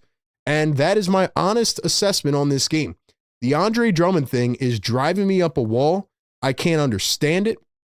And at the end of the game, I said this once again 3 times in a row, because there was a possession where the Sixers again are double teaming the ball. They are trapping the ball. They are treating this game, this team, this season like it is the 2018 Raptors. They are treating this team like Nick Nurse's championship team in Toronto. And that's what puzzles me the most, right? Like, we are just watching the game from home. We have not coached on the Sixers sideline, and yet we are making these calls. How do they not see this stuff? I'm not saying never double the ball. I'm not saying never switch it up, right? Sometimes you have to adjust on the defensive end, but every single game, the Sixers do the same two things. They come out in the third quarter and they get absolutely blown away, kicked down the curb, man. The Sixers, every third quarter, it's like they go into halftime and they turn on the live show or they pick up their phones and they scroll on Twitter and they eat a couple double cheeseburgers and French fries and milkshakes. And then they're like, oh, wait, we got to get back out on the floor. And then they come out for the first 6 to 8 minutes of the third quarter. They look lethargic. They don't try to rebound the ball. There was a play early in the third where Dennis Schroeder beats Paul George off the dribble. One bouncer over to Sabonis, who looked really slow all night. I was shocked in how bad he looked. But he runs right by Joel Embiid. He puts up a layup, and Joel does not even try to contest it. And for the first 6 to 8 minutes of the third quarter, the Sixers ran no offense. They did not try to get any rebounds. The Kings went on a run. They scored 38 points in that third quarter. And it happens every single game. And on top of that, they do this other thing that really is starting to drive me up a wall, where in the fourth quarter, they decide to double the ball every possession. And they're 5 seconds late to their rotations. The other team passes it around a couple times on the perimeter. And it leads to a wide open three. I think there was 3, 4, 5 minutes, whatever was left, without even looking at the play-by-play. The Sixers doubled DeRozan 3 times in a row. And it led to a Zach LaVine wide open three with the game tied, by the way, with like 5 minutes to go. It was the most wide open three that I've ever seen in my entire life. And Nick Nurse, I guess, thought it was a good idea to deploy that in the fourth quarter. And at this point, I'm starting to think like this is their actual game plan. They go into the fourth quarter and they say, we need to double team every possession. And it just does not work. It's very confusing. So I just don't understand it. And the Drummond thing makes no sense either. Like I said, Drummond has these very puzzling moments where he looks like he's in outer space, but Andre Drummond is 13th in the NBA in rebounding right now. And Adem Bona is good for maybe 1 or 2 nice blocks a game, but outside of that has no offensive game. Shoot, I mean, at least Drummond has developed somewhat of a shot. At least Drummond could do a little turn post hook, against the center. And Bona just doesn't have any offensive game. So again, my biggest question of the night as we come away from this, and I would love one of the reporters to ask Nick Nurse, I don't know if they will, did you play Andre Drummond because your back was against the wall and you needed something? Or has ownership told you not to play Andre Drummond because he's going to be traded and you went against their wishes? That is the biggest question for me, because if it is the former, right? I can't wrap my head around it. If you're a championship head coach and you can't see that your team was getting out rebounded by like 15 or 20 at the point. Matter of fact, let's see what the final total was. Sixers got out rebounded by 22. 76ers had 24 rebounds in this game as a team. 46-24. Like, that is inexcusable. 24-0 on second chance points. I would love to know the last time a team won a basketball game when losing the second chance points 24-0. That almost sounds impossible to me. This is one of those games where you escape by the skin of your teeth and you're like, how did they even win that game? How did they win that game, man? I just don't understand it, man. So I know this whole post-game show has been negative so far. I just can't come away with a lot of positives. The positives of this game are Maxey and Embiid are one of the most dominant two-man games. They should have done that tonight, and they did. I honestly feel like Maxey and Joel Embiid are the only two that showed up to the arena tonight. And I've been saying this for a couple games now. I know Dominic Barlow, had that couple week stretch where he got into foul trouble, but overall, I think Joel Embiid needs a rebounder next to him. I think Kelly's better suited off the bench because there is only one basketball. So if you have to sacrifice some of Oubre's shot making, why not utilize it off the bench, especially with Quentin Grimes out? Why not bring Oubre off the bench and let him handle the rock? And why not put Dominic Barlow, a guy that doesn't need the ball in his hands, next to Joel Embiid back in the starting five, who can focus on, the dirty work, right? The rebounding, the defending on the interior a little bit. Like, just take some of that pressure off Joel Embiid. I just don't understand that either. Jared McCain had 4 points off the bench, 2 of 4. Thought he could have had a few more shots. Yeah, I mean, outside of Maxey and Embiid, who were phenomenal, 77 out of 113 points. Like, what is the total on that? Like what is that, like 70% or something? Like, they were the whole team tonight. And it took a Tyrese Maxey game winner to beat the 29th ranked offensive rating team in the NBA. They're 27th in offense. They're 29th in points allowed. They're an utter disgrace is what they are. And they were about to win this game tonight without Russell Westbrook and Malik Monk, by the way. But again, I go back to the top, man. That is who this Sixers team has been all season. That is who this Sixers team has been. They, win a couple games. They get you excited. They're all clicking together. And then they come back the next couple of games and they either lose games that they should win or they squeak them out. And I'm trying to really figure out the answers to a couple of these issues, but I don't think they're going to change. Like, I'm sorry, man. And honestly, I'm not just pegging this on Nick Nurse. Like, if you're a basketball player, right, and every game of the season, you come out and struggle in the third quarter, why do you not make any adjustments? Like, if I was a player, right, I'm just speaking from my own experience. Maybe everybody's different. But if I was struggling in the third quarter, I would stay out on the floor during halftime. Like, you could rest a little bit, right? But, like, I would just try to get some shots up. If your momentum is so good in the second quarter and you want to carry that into halftime, into the third quarter, like, why not stay out on the floor, run around, keep your body warm? What do they do at halftime? This should not be a coincidence. Like, every game, they go into the locker room, come out, and they're a completely different team. So that is a big question, and the third quarter thing is just out of this world at this point. I mean, they are historically bad in the third quarter. What else? No Jabari Walker minutes. No Trendon Watford minutes tonight. Grimes did not play with an ankle sprain. What else? VJ Edgecombe. Let's talk about him. I'm really struggling to understand what's wrong with VJ Edgecombe. I know he came off limping in this game, and then he came back in.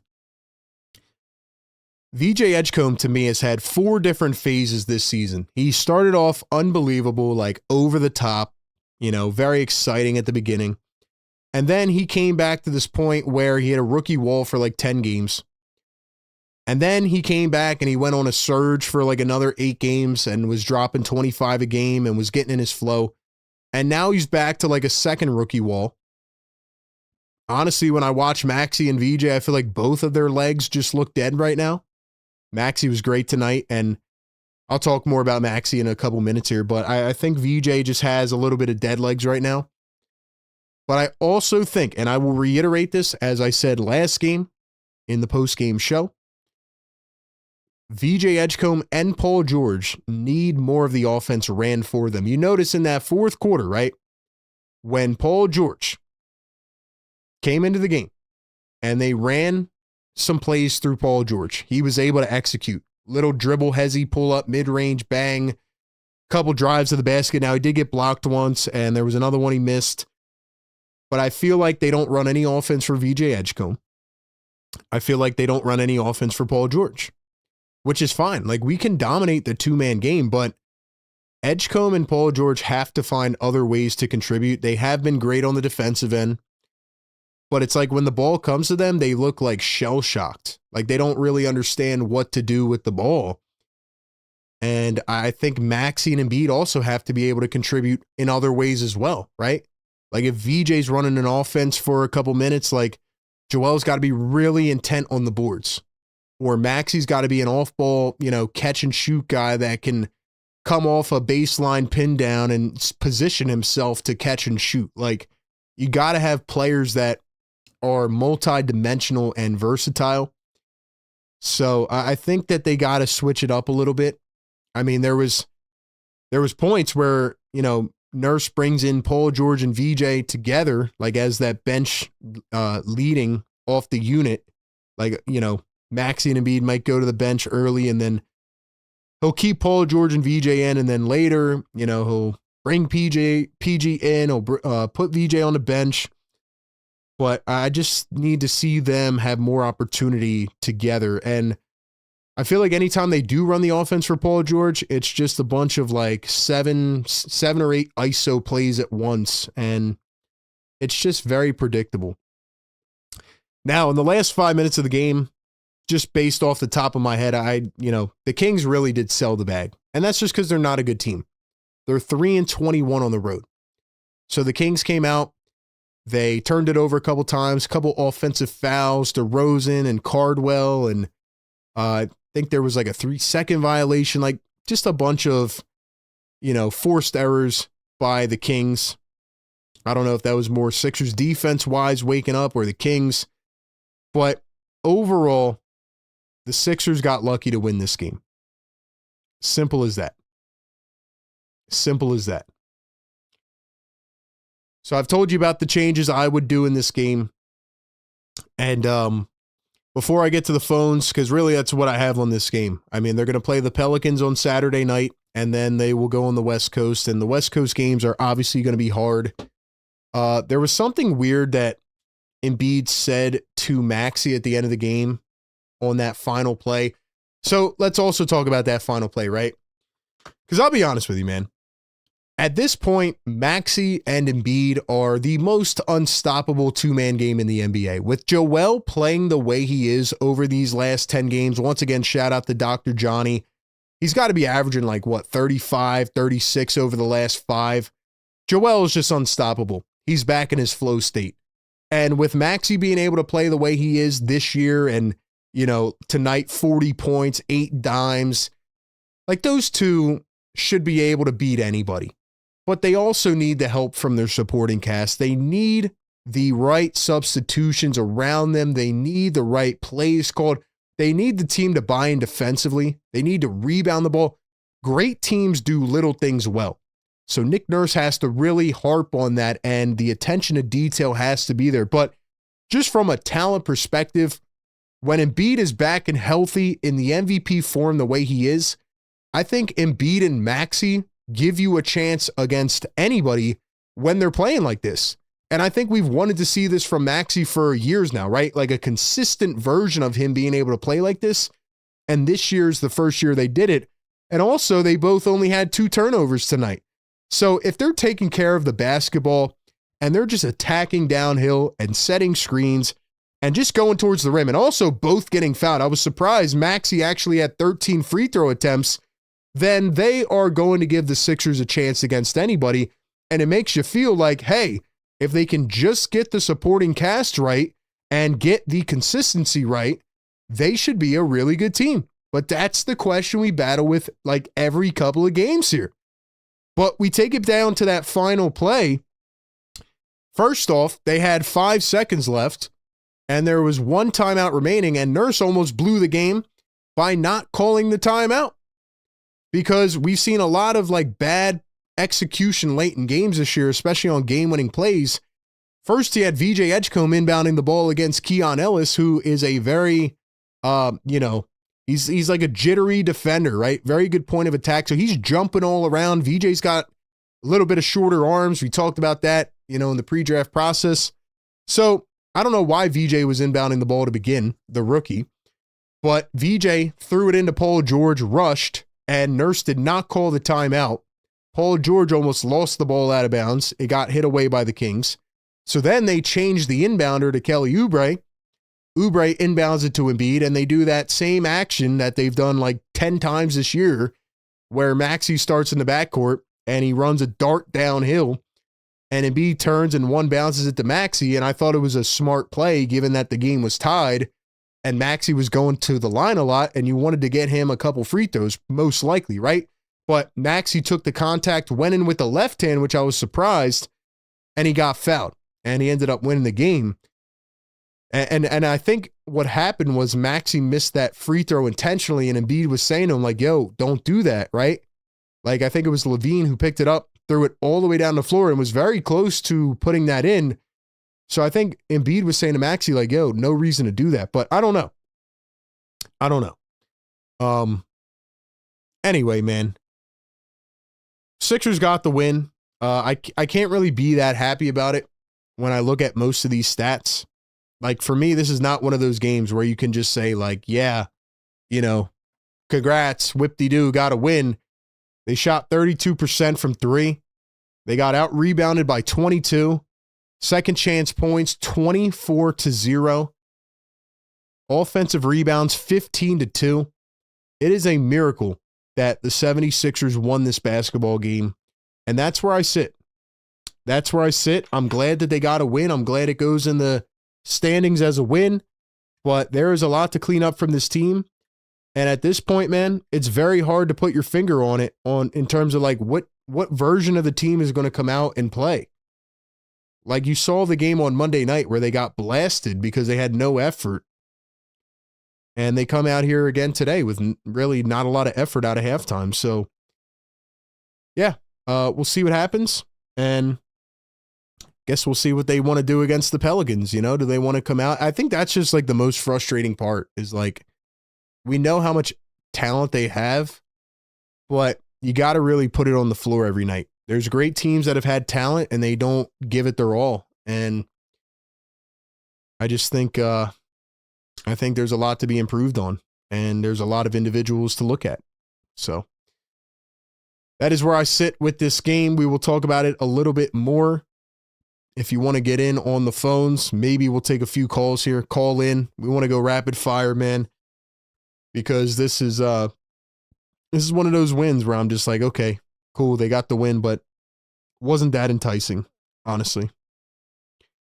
Yeah, man. Call in on the phone lines or the Discord. And I want to, well, I'll load up the Discord here. I want to see what you guys think about player of the game. This is going to be an interesting one because two guys obviously stood out from the rest.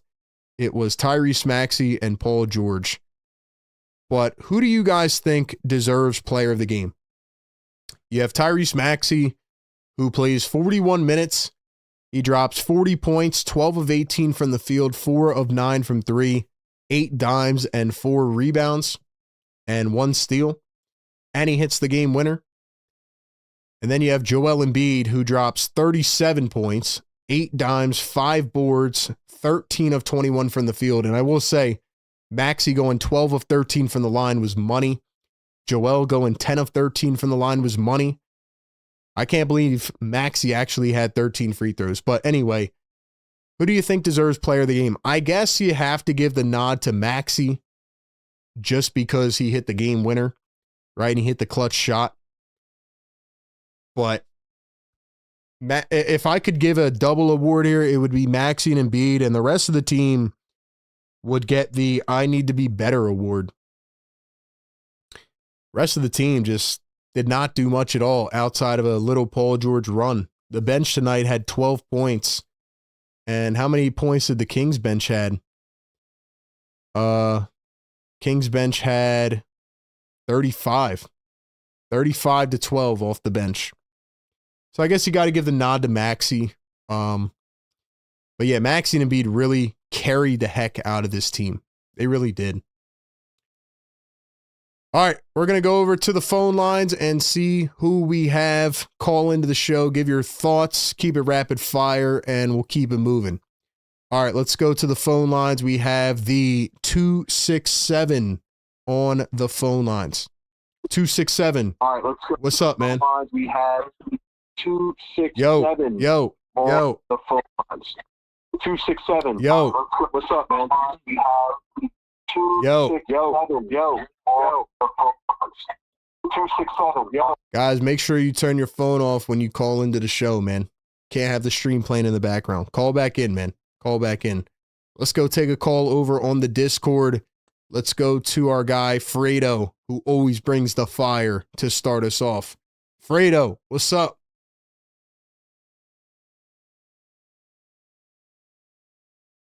Hello? What's up, Fredo? What's up, RB? What you got for me, man? I guess a couple things are guaranteed in life: death, taxes, and the Sixers sucking in the third quarter. Dude, it's so automatic at this point. It's not even funny, man. It's like every game I'm expecting it. I have to mentally prepare myself for the fourth quarter.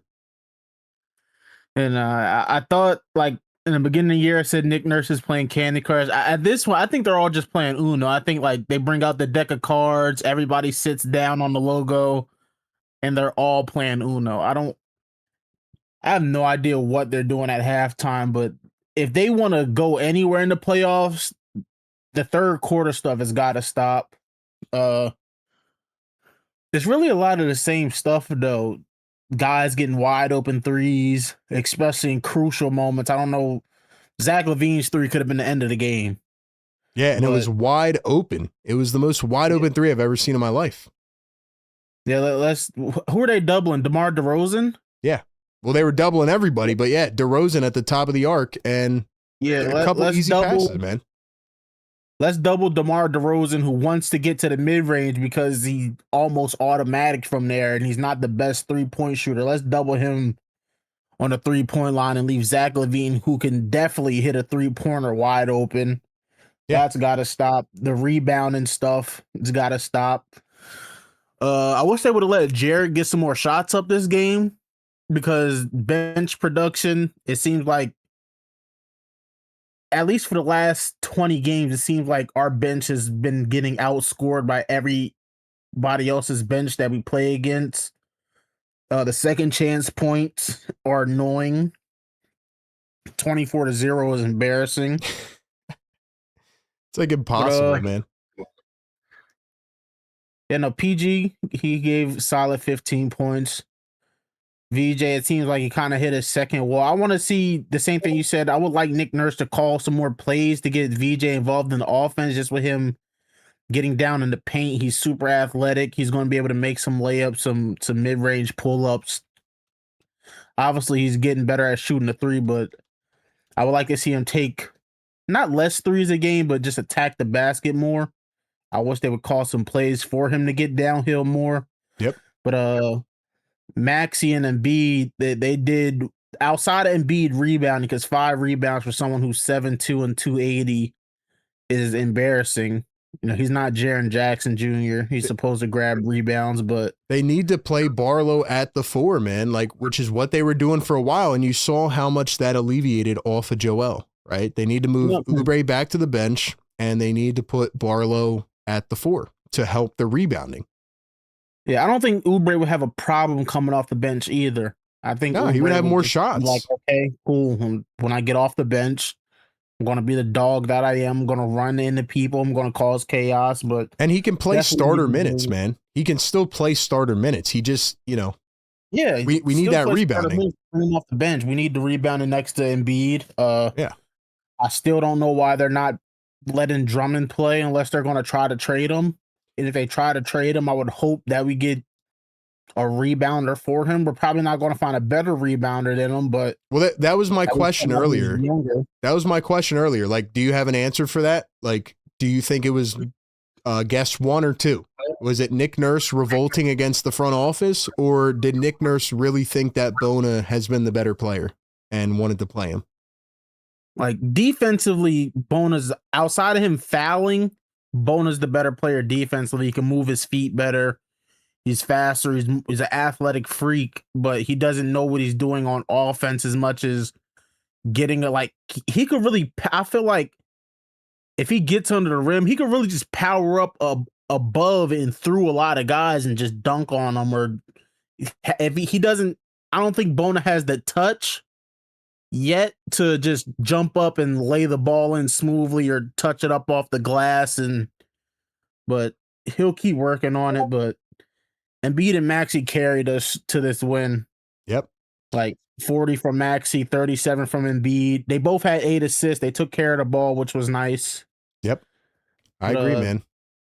They shouldn't have been in a like certain like if this was the Boston Celtics, I wouldn't be mad at it because like okay, that's a team that is going to be hard to beat. I don't care if Jason Tatum isn't playing. The Celtics have built their roster to contend for another championship, whether people want to say it or not. If this was the Celtics, man, they would have lost by 30. Simple. Yeah, they as would have that. lost for sure. Simple as And that. guys better be happy that Westbrook didn't play. As many rebounds as they gave up, Westbrook would have been flying through the air, grabbing boards, running down the court on fast breaks. Yeah. I felt like if Westbrook played, we lose this game, but they should have. This is a team that they should have beat at a minimum by 15 points, and they only beat them by 2 or 2 off a fast break. Yeah. Well, not 2 off a game winner. And Embiid is right if he was telling Maxey not to miss it because God forbid Zach LaVine gets that ball up and it goes in, then it's like, wow, you lost by 1. Yeah. No, that would have been brutal, man. Listen, man, Fredo, I'm going to get to the other couple people, man, but yo, fire takes as always, man. Love talking to you, man, and good stuff tonight, man, as always. Appreciate it. See you, RB. Shout out Fredo on the Discord. Drop some fires for Fredo.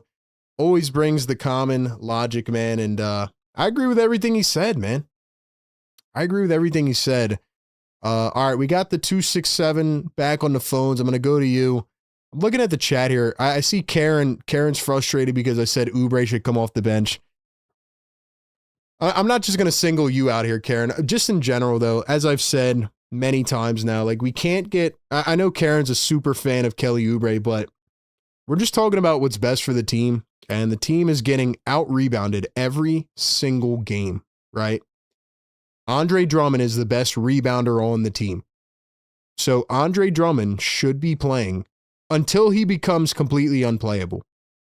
If you think that Bona is more playable than Drummond right now, I don't think you've been watching closely. Drummond's presence, every time Drummond comes in the game, he gets 10 rebounds in 4 minutes.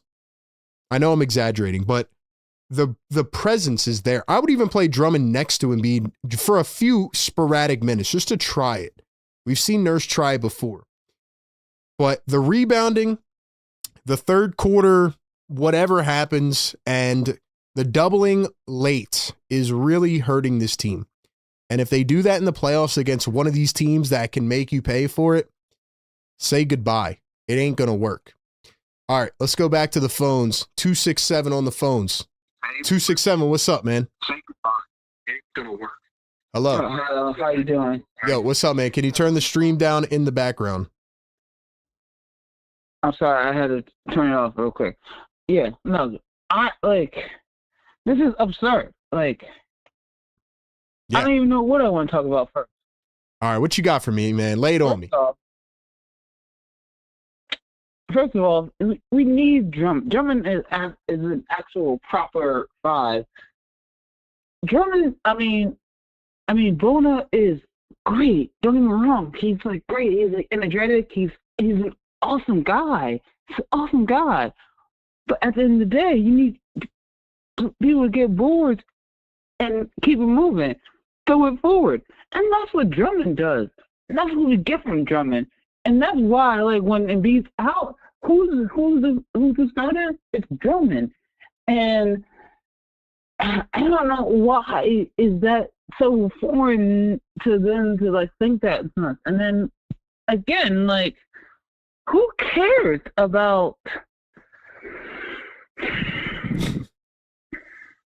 Keep going, bro. Keep going. Get it off the chest, bro. Get it off the chest. I'm just saying, like, who cares? Like, yo, we get PG. Like, we got PG with the 9-3. It's like, yo, that is such an anomaly. That's not what happened. If you're watching basketball, if you watch the Sixers team, that is not what happened. Yo, that's not what happens with him. Yeah, I said it last game in the post game, man. Hold up. Like, why are we gonna live and die by PG? That's not a real thing. Like, no, yeah. And then like Grimes, like, yo, I'm cool. Like Grimes, bye. We got McCain. You know what I mean? Like, I know he went down to the D League and then like, yo, look, maybe that worked out for him. Listen, because man. he's a shooter. Like, shoot. Like, you know what I mean? Like, I know what you mean, bro. I know what you mean, but like my thing is, why do we live and die with PG? Because we paid him a 4-year max. Like, you're making 50 mil, bro. And my thing is, see, I'm not living and die with PG. I'm saying, PG, go die by yourself. Get away from me. I'm like, get away from me. We have enough. Hold on. Listen, have enough. Listen. I will ride with Kelly Oubre and Justin Edwards at that 3. I don't need you. As long as Embiid is doing Embiid, and as long as Maxey is doing Maxey, I don't need no freaking PJ. I don't. I got VJ. I don't need no I don't need no PJ no more. I wouldn't have paid him anyway. Listen, bro, I understand, bro. You want this to be like a game of 2K, right? Like, you just want to trade them and turn off the sliders and the settings, but we can't do that, bro. And we saw this dude drop 32 points the other night. He showed he's capable of doing it. He did. So run some plays for Paul George. He showed out that night when he's on national television. That's what I'm saying. So run some plays for PG. You gotta step up, bro. On national television. He don't show out when no games, no televised. Like, he ain't gonna do nothing. Basically, you're saying he's got to step up. He's got to step up. That's what you're saying, bro. I agree. I'm just saying. I'm like, yo. We're saying the same thing. You're gonna be like, oh yeah, I'm still good. But like when it's not national television, where's it at? That's what I'm saying. Games. Like I'm at the games, yo, bro. Like, you ain't there. Yeah, exactly. It's Oubre in the lineup. It's freaking Grimes in the lineup. It's like exactly. You ain't there. Exactly. Bartles in the lineup. Exactly, man. Listen, I agree, man. Good call, bro. Call back anytime. Didn't get your name, but I don't think this man was listening to me. But yo, shout out to you, bro. That's what I need, though, man. I need that energy. He did a full 360 to come back to say, look, Paul George, you gotta step up. And that's the thing that really gets us Philly fans. I'm gonna be honest with y'all. It's the same thing Tobias Harris would do. Tobias Harris would come out in the first quarter. He would drop 12 points. You'd be like, oh boy, here we go. Here we go. Tobias 30-point game incoming. And then he would score nothing the rest of the game. And then for 5 games, he would go 2 for 8. He'd drop a nice 10 points, 5 boards, and 1 assist. And you're like, wait, remember that game like a few games ago where you had like 21 against the Charlotte Hornets back then when they were the worst team in the league? And it's like we come out, we play whoever. We play the Warriors or the Lakers, and it's like, Tobias, where are you, bro? We know it's in there. We know it's in there. And like Paul George comes out last game against Doc Rivers and the Bucks, and it's like, oh yeah, 9 threes, PG, man. Now again, I'll cut him a little bit of slack. I think the Sixers got to run some sets for him. I think when they do that, he shows that he can score. But like, PG, where do you go? Where do you go? And I think people want that. And I think that's what the caller was trying to say, man. Like, PG, tonight, outside of that couple-minute run in the fourth quarter, it's like, where are you, bro? We need you. We need you. Like, if Paul George could give this team 20 points a game, they would be unstoppable. They would be unstoppable, man. Maxey, PG, and Embiid, like, they should be unstoppable. Simple as that. Simple as that. Yeah. So that's where I'm at. What do you guys think about that? Let's read the chat a little bit. Ben says he got the passion. Yeah, that's what I need. That was a great call, even though he wasn't listening to me, what I was saying, but I like that passion. I like that. That's what I need. I need somebody to speak the truth, man. Because, like I said, a lot of people type in the chat and, I want y'all to call in. I want you to give your thoughts. I want you to step up to the plate and tell me how you feel. So shout out to the people that call in and always bring the fire, man. You guys are amazing. Karen says, Joe and Reese want energy around them too. When a player is cooking and the coach doesn't ride them, they cool off on the bench, especially if they need to stay warm. Yeah, it's a momentum thing. It's the same thing that happens at halftime. They all go into the locker room and they order milkshakes and hamburgers, and then they come out. They do nothing for like 15 minutes, and then they come out, and it looks like they're just, warming up again. But it happens every game, and I'm like, yo, Nurse, you got to do something, man. You got to do something. You got to do something. All right. We got Cool J on the Discord. We got somebody on the phones. We will get to y'all here in just a second. Before we do that, got to give one more shout out to our great partners over at Sleeper. Hope y'all did not go to sleep just yet, because we're about to see if your boy RB hit on his picks. Once again, download the Sleeper app, use our code PhillyTake, get a 100% deposit match over on the Sleeper app. So we had Jared McCain over 6.5 points tonight. He drops 4. Bit of a disappointing McCain game, given what he did the last 2. Hopefully he can continue to ride the hot streak while Grimes is out. We had VJ over 12.5. He only had 5 points. Just a really bad VJ night. Went to the locker room for a bit, came back, and just did not look the same. We had DeRozan over 0.5 threes. That was supposed to be the funny pick of the night, and he knocked it down in like 5 minutes into the game. And we had Sabonis over 11.5 boards, and he ended up with 7. So I will be honest, Sabonis looked very underwhelming. Sabonis did not look good at all tonight. Maybe this is how he's been playing. I know he had an injury earlier this year that was pretty significant. He usually does not get injured, but he just did not look like himself. DeRozan was incredible. Schroeder had 27. Levine had 17 off the bench. Like, these are just things that do not happen often, and the Sixers let it happen. So, nonetheless, we go 1 of 4 tonight. Again, RB is off the train tracks right now. But, ladies and gentlemen, make sure you try to go outpick me next game. Download the Sleeper app, use the code PhillyTake, get a 100% deposit match up to $100, and get your free $20 promo over on the Sleeper app right now. All right, ladies and gentlemen, we go back to the phone lines. Let's see what the people have for me. Oh, shoot, we got our guy Nelly calling in and on the phone. It's been a long time, man. Nelly, what's going on? Nelly. RB. Nelly, what's up, man? Long time no speak. My guy. Oh, dude, long time no speak, bruh. Wifey's upstairs sleeping, bruh. I can be as loud as I want. Hey, bro, that last caller you had, he brought the energy, RB. I saw you brought the energy too. He wasn't listening. I'm listening, bro. I'm listening. But RB, I have so much to say. I have way too much to say, bro. Let's go, man. Oh, sorry. What's up, man? No, I said, let's go, man. Rapid fire, man. The chat said they said you retired on us, bro. They said you quit on us. Bro, I don't retire. I don't quit. Bro, I've been waiting for you to hit me up, bro. You've been at 50K. Let's go to a Sixers game, brother. You haven't been tapping into the chat, game, man. Brother. What you mean? You've been gone, man. They were calling you Brian Pumper in the chat, man. Oh, bro. Last time I called out Brian Pumper, you hung up on me and got mad at me. Bro, Tyrese Maxey is an all-star starter, brother. He's an all-star starter. Bro, dude, hey, RB, listen, man. The one huge take that I have, man, there's so many takes that I have, bro. I have too many. My mind is racing. There's way too much going on in my mind right now.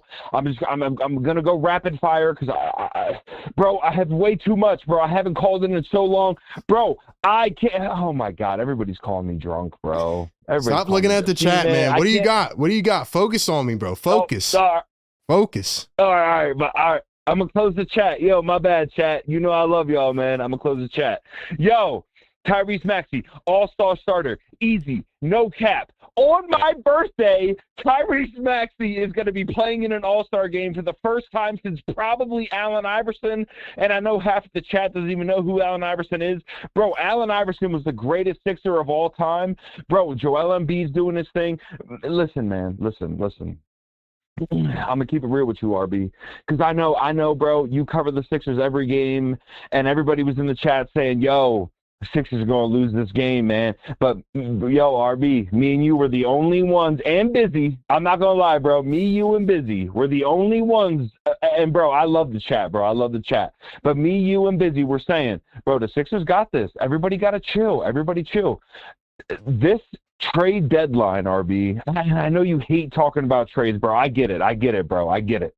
This trade deadline is massive, bro. The first time I ever called into your show, bro, we traded Patrick Beverley for Cam Payne. And Patrick Beverley fit what the Sixers were that year, bro. They fit it, bro. And I was so pissed, man. I was so pissed. I was working. I called in while I was working, bro. And I was like, dude, how are we trading for Cam Payne? I couldn't believe it. I could not believe we traded Patrick Beverley for Cam Payne. I couldn't believe it. Man, I'm trying to tell you, bro, this trade deadline is going to be massive, bro. Daryl Morey needs to get up. And, man, dude, I'm so tired of him napping. Wake up. Wake up, bro. Do you want to trade Paul George for Giannis Antetokounmpo or not? You know what I mean? And I'm not even saying we have to get Giannis Antetokounmpo, but, dude, we have to get a 4 that can hit threes and grab boards. Joel Embiid, possibly, bro, is the worst rebounding center, bro, of all time. And I love Joel Embiid. I love it. Dude, we're Sixers fans. I love him. But, like, bro, we have to figure out the rebounds, bro. Yeah. I mean, what do you want them to do, man? Like, I just, they have a lot of big contracts, and they have a rebounder in Dominic Barlow that's coming off the bench. They have another rebounder in Andre Drummond that they don't play. This team is a bit confusing, honestly. Well, way more than a bit confusing, RB. Like, dude, I'm good. We're riding for the Sixers, bro. It's fine. We're riding no matter what. Bro, it's beyond confusing. Why?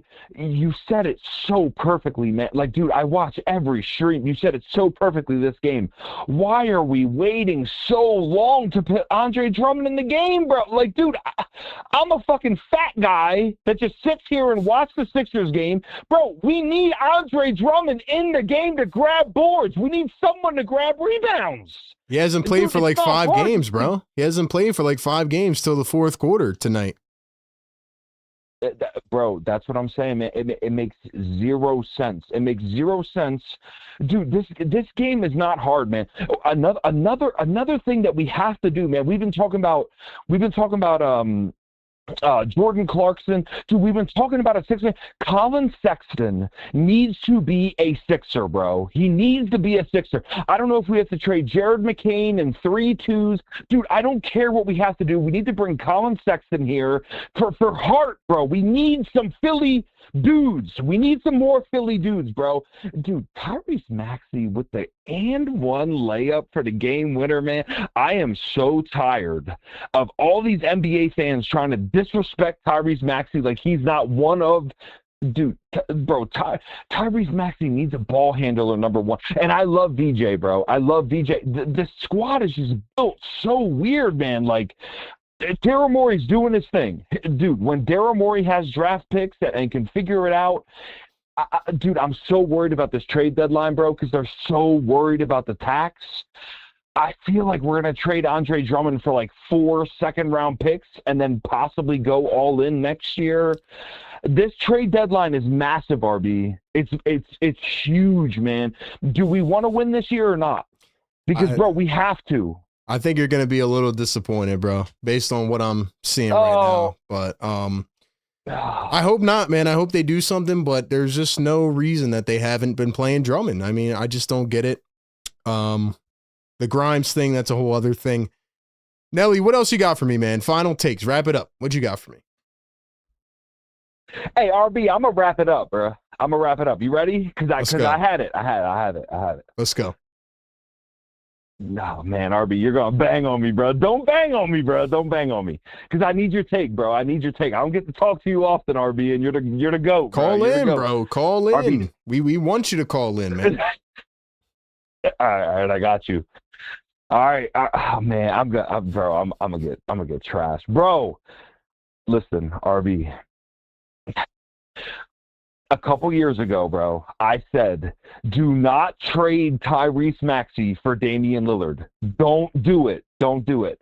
What I am saying this year, if there is any way, any chance, dude, if there's any way we can get Giannis Antetokounmpo on this squad, bro, oh, this hurts, bro, because I'm going to get trashed, bro, and it's my bad. And, yo, I need everybody to understand. I said this. Do not trade Tyrese Maxey for Dame. I said it. I am trading VJ for Giannis, bro. Dude, I get it, bro. I get it. I hear everybody. Shut up, Nelson. You suck. You're dumb. Bro, I hear everybody. We have to do something, guys. We have to do something.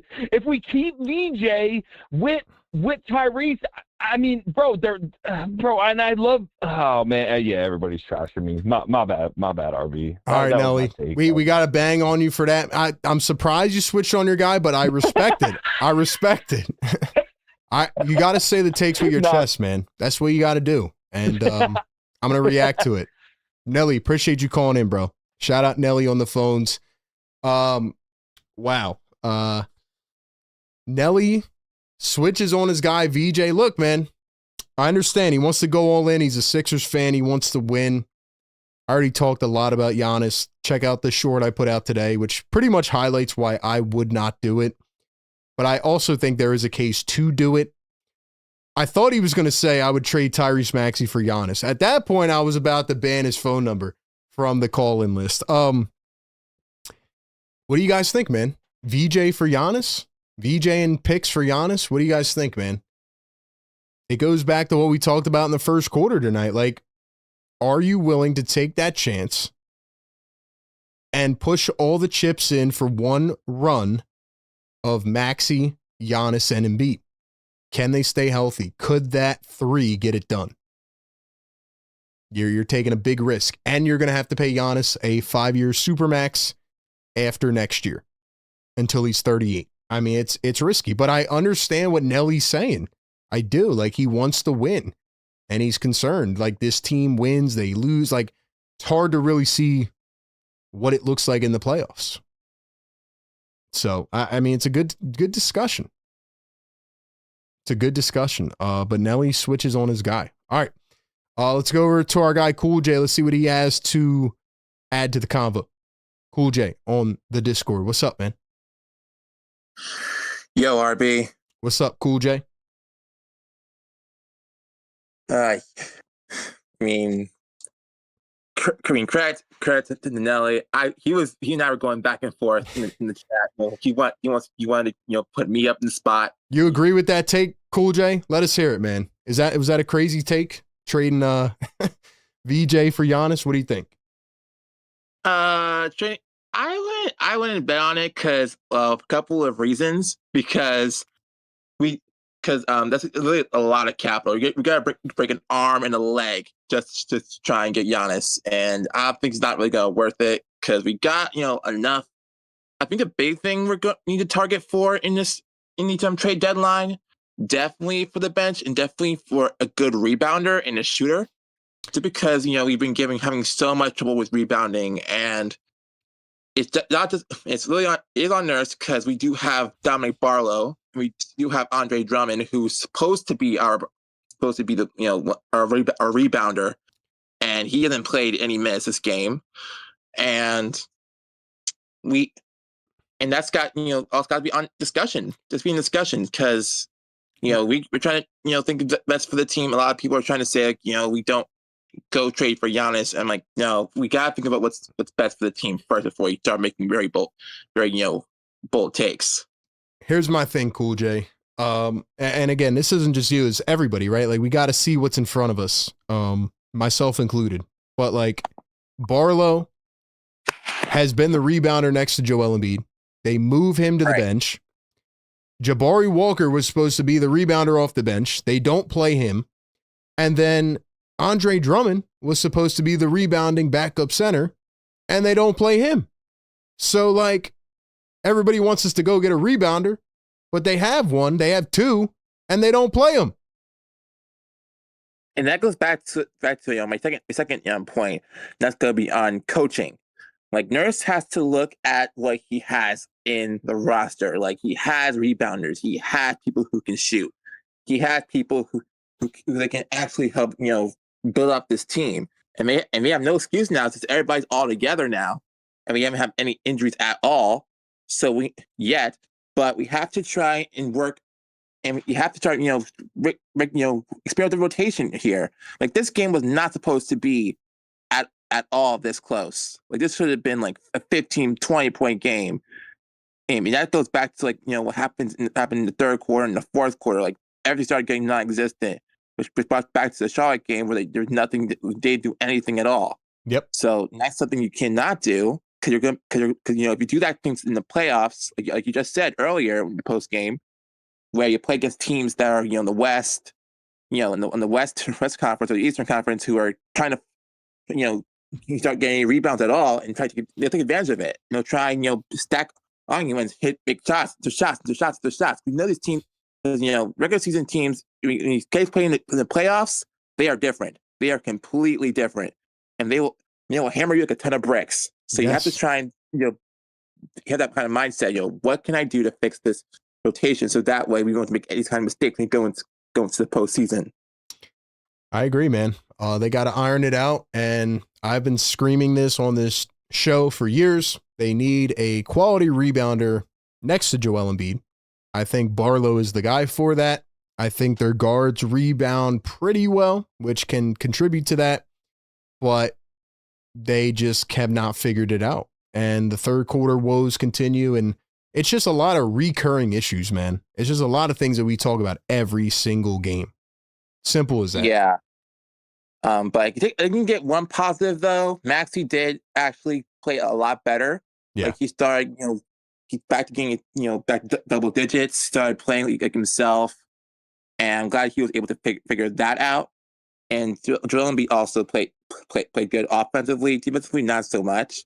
Yeah. But I'm glad, Maxey was able to get that you're able to get the back to Maxey when he needed to. And he made that shot and one shot. So that really did save the game for the entire team. Yeah, he won the game, man. They did what they had to do at the end to win it, but it was not pretty at all. Very ugly. Yeah, very, very ugly. They gotta beat the Pelicans much more handily on Saturday. Cool J, appreciate you calling in, man. Of course, thanks for having me in. Let's go, man. Cool J on the Discord, always bringing the heat, man. Shout out Cool J. I was cracking up reading the chat, man, because you got Nelly in here saying that he was going to curse me out because Walker's not a rebounder. Walker's absolutely a rebounder. You got to go check the stats, man. Karen is over here fanboying for Kelly. I know Karen loves Kelly Oubre. Like, I'm imagining Karen has like a room full of Kelly Oubre signed merchandise. Would you say Kelly Oubre was a rebounder? Kelly Oubre's averaging what, like 4 boards a game? I don't know what it is. Is Kelly Oubre like your cousin or something? It's just, I don't know. I would love to hear from Karen on the phone lines or even like who else? Dom Boyle, Busy B. We need to get y'all to call in, man. I need y'all to speak the truth, man.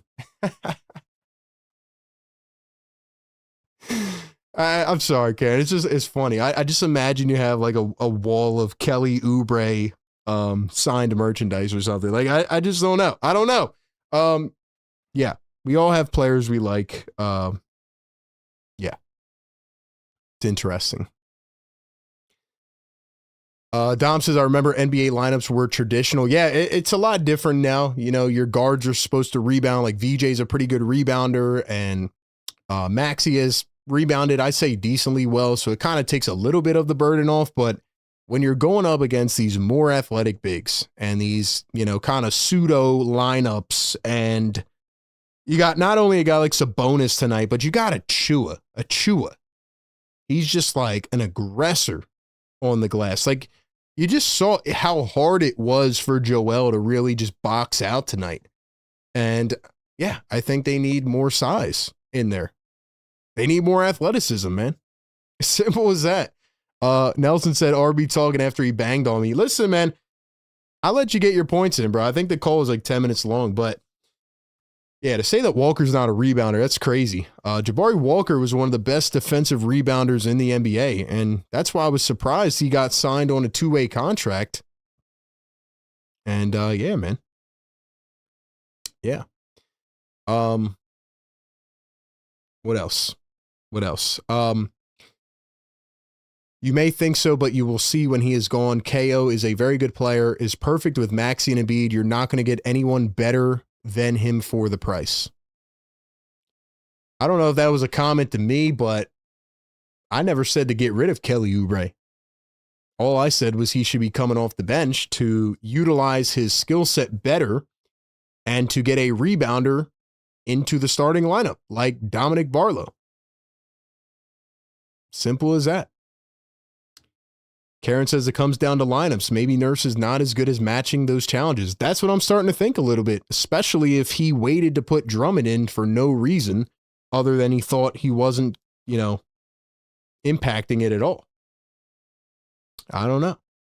But I think we're starting to see a team that's just going to duck the tax, and we're all going to be mad again, and we're going to say, well, hopefully this team can stay healthy, but they didn't really make the push at the deadline. Joel Embiid has 6 30-point games this month, his most in a single month since January 2024, which is when he got injured. I am really happy, and we will end it on a beam of positivity here because a lot of this has been negative tonight. But I'm really happy for Joel Embiid. I've been saying that a lot, but Joel Embiid in his last 18 games, 29.4 points a game, 9 games of 30, 8.3 boards, 4.3 assists, 52% from the field, 85 from the line, 63 true shooting. That's just like MVP stuff right there, man. And I'll tell you this, man. All-Star game in a couple weeks, Joel Embiid better get in the All-Star game. He has earned it. He's played well enough. If he doesn't, it is because they don't like him. So yeah. Anyway, that is where I'm at, man. That's what I got. Sixers get the win. They escape the Sacramento Kings.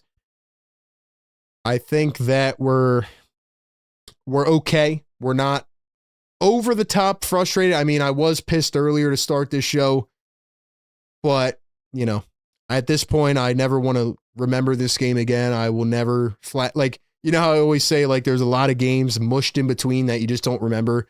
This is absolutely a game I do not want to remember for the rest of the season. I don't care about any of it other than they got the win. So now they take on the Pelicans on Saturday night. We'll see if that comes down to a last-minute shot as well, or if they can correct some of the mistakes. But that is where we are at, man. Once again, another great show with the community. Love doing this, man. Sixers Game Day Live. Right before this, I was doing Eagles stuff. Check that out. Check out all of our platforms, man. Links down in the description. Sixers get the win 113-111 with the Tyrese Maxey game winner, but they escape a very, very ugly game. Sixers advance to 26-21. Sixers Game Day Live with your boy RB. Enjoy the rest of your night. Catch y'all back here on Saturday night. Good night, everybody. Peace.